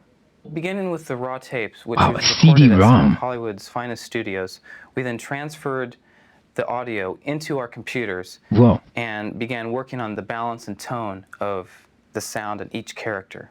Once everything is transferred into our computers, we use them to manipulate and create a tone and balance so that when it comes out on your speakers, it's the best possible sound, and you feel like you're in the game. Wow. Recording the 13,000 lines in Judgment Rites required 28 actors in addition to the familiar cast from Star Trek. The actors were recorded at different times and in a variety of settings. Yeah, he was the guy. He recorded that buzz and put it in there. Seamlessly and flow naturally, Interplay hired professional voiceover director and performer Michael McConaughey of The Voice Works to coordinate and direct the effort. The experience of directing these people was pretty phenomenal for me. Oh, I thought his legs were up. I thought those... As everyone else in the project... I thought his sleeves were his legs. Like, I thought that was his knee right up there. Younger than I am now. And the opportunity to work with them, to be accepted as an equal with them in this thing was just an astounding experience. The idea of directing someone... Right, and that wasn't just me. Good. Good. Or William Legless, the previous guy. Yeah. Capable directors in their own right was a little daunting. But they were that Legless hair. And very accepting. And there was not a clinker in this cast of the original cast of Star Trekkers. They were all, without exception, giving and quick. I mean, at this point, obviously, they know what they're doing. Yeah, what about McCoy, though? What happened? As far as what happened with his recordings? The supporting actors we cast, the 28 people who had really a rough job, because in many cases, they were tripling roles, which everyone says, well, you know, a good actor can do it, but it's a lot different to do it, as in this case, working in a vacuum almost. It was the actor in the booth and the director. Oh, they had a vacuum on? That explains that sound. Someone in there to react with, and sometimes we're able to set up the circumstances for the actor, and sometimes not. And these people did not have 25 years. You can hear it in the background. I hear it. Back on, but they snapped in very quickly, and in some instances. In the space of 15 minutes, they'd be a human security guard or talking broccoli, depending on the scenario. And it was an awful lot of fun, both to work with them and for them to work in this, because it was cutting-edge technology, and it was Star Trek. Damn, you're right. We now have 3 of the critical elements in the making of Judgment Rites. There's still one overriding job to be finished, however. The pieces have to be assembled into a game, something with which the player can interact and control. That's the task of an unusual group of latter-day wizards. By the time all the parts get to the programmer's been involved in the original design. He's helped to give the artists... So it's your fault. You're programming in the bugs, sir. Limits on what you can technically do. then it's the programmer's job to somehow exceed those limits, because the artists and the musicians and everybody else will naturally want Get 'em. 110% of what Why you're is the told them they programmer can have. next to all the So now it's recording our job to somehow equipment? put it all together, Like, this isn't his come up with desk. that 110%, This is the recording and artist. still make it a great game where you're playing it and you forget that you're playing a game. We've looked at the parts. Now, let's see what one short scene looks like when all the pieces are put together. Yeah. Captain, the computer is locked into an infinite loop. It will continue playing the game until it defeats itself. I can interrupt the moves and input my own. Try rook to queen's level 3. That will threaten its bishop. We are maintaining a stable position with its game. We may attain a stalemate if we want that. I don't want to lose. Let's support our queen with a pawn. That was not a very good move, Captain. Oh, McCoy, shut up, dude. I would not enter any chess tournaments if I were you, Captain. Spock, you wound You guys remember how McCoy kept getting now stunned in the first missions? With my knight on queen's level 1. Mate in 3 moves, Jim. Actually, 4 moves, Doctor. But it has become irrelevant. It has resigned. The brief scene from Star Trek Judgment Rites you just witnessed took 12 people and several days to complete. Him. When you add up all the scenes, the actors, sound and video engineers, artists, and programmers needed to put them all together, you begin to realize why a modern multimedia title takes months of effort and is such a monumental months. There's literally thousands of details. Yeah. And when it all comes together, tried 10 years now, dude. But I suppose the most awesome responsibility we have is having. What is that on the screen behind him? Anybody know? Gene Roddenberry from his original show. There are some great expectations for us. And when we meet those expectations and have a great game that people can enjoy, that is the biggest thrill of all. Looks like, is it an enemy? People who play the game have experienced the same kind of thrill that the people, myself and the rest of the staff, experienced while we were putting the game together. In this brief time together, we've examined how the various elements of Judgment Rites, from concept to finished game, were pulled together by the combined efforts of dozens of gifted individuals. We hope you'll enjoy this, the second of Interplay's computer sojourns with the crew of the Enterprise. We did. It was awesome. More Star Trek games are in production. What? As you help guide Don't lie to me. Kirk, Mr. Spock, and the rest of the crew past the tough spots in Star Trek Judgment Rites, be gentle. We'll need them all on the planet Vulcan for the next adventure. Oh, shit. Oh, but there wasn't a third one now. Ah!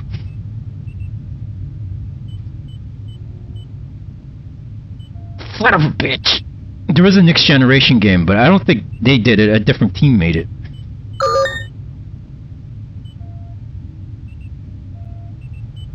Is there no Shatner interviews? I would have expected the chair to have, like, Shatner on it. Biographies. These videos? Oh, God. I'm not reading. Get out of here. Reading's for nerds, okay?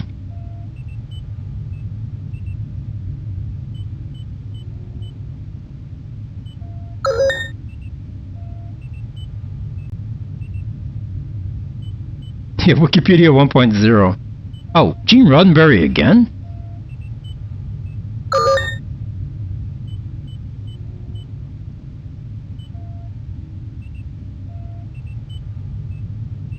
It's so weird that you can't sit in the captain's chair. You'd think that would be like the one thing they allow you to do, right?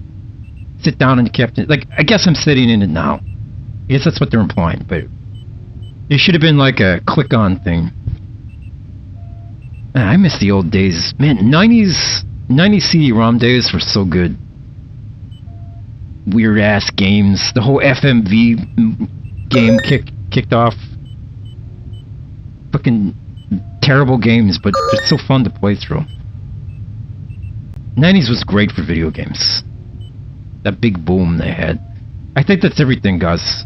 Alright. Let's get off the ship.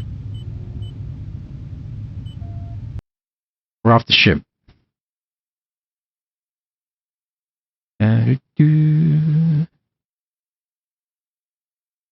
Interplay. 1995. Must be cool watching that on your system in 1995, right?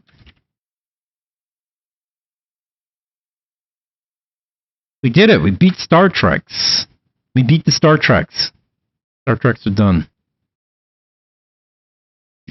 Well, the CD-ROM version is what I mean. 1995. So you can watch. I'm so fucking You can watch those since you completed that puzzle so fast. bonus movies. I love you, brown pants. Thank you, Nancy. Moist. Moist. Yeah, like you can see like how the big actors like Christopher Walken and shit did not take it serious when he was in a game. He thought it was a joke. Like, it's a video game. It's for kids. You know, I'll mess around. I'll ham it up. But no. People want actual acting, sir. Did you not have a CD-ROM back then, Nate? I had a CD-ROM. I was cool.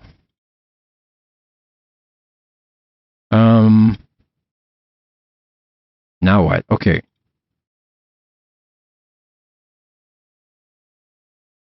I wanted to try out a demo that I downloaded.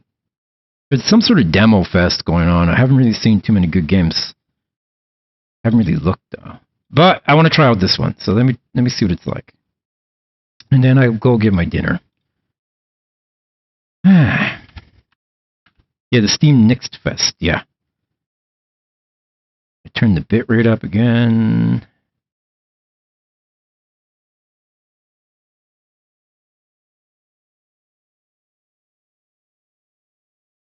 Man, that was good. Star Trek was good. That was fun to play through. I kind of want to play through those games. I've never played any of the King's Quest or Space Quest games. I don't want to play those. You having a fest at your place this weekend? Let's play. Okay, how do I capture this again? Audio. Okay. Oh, I gotta change my stream title. Ugh.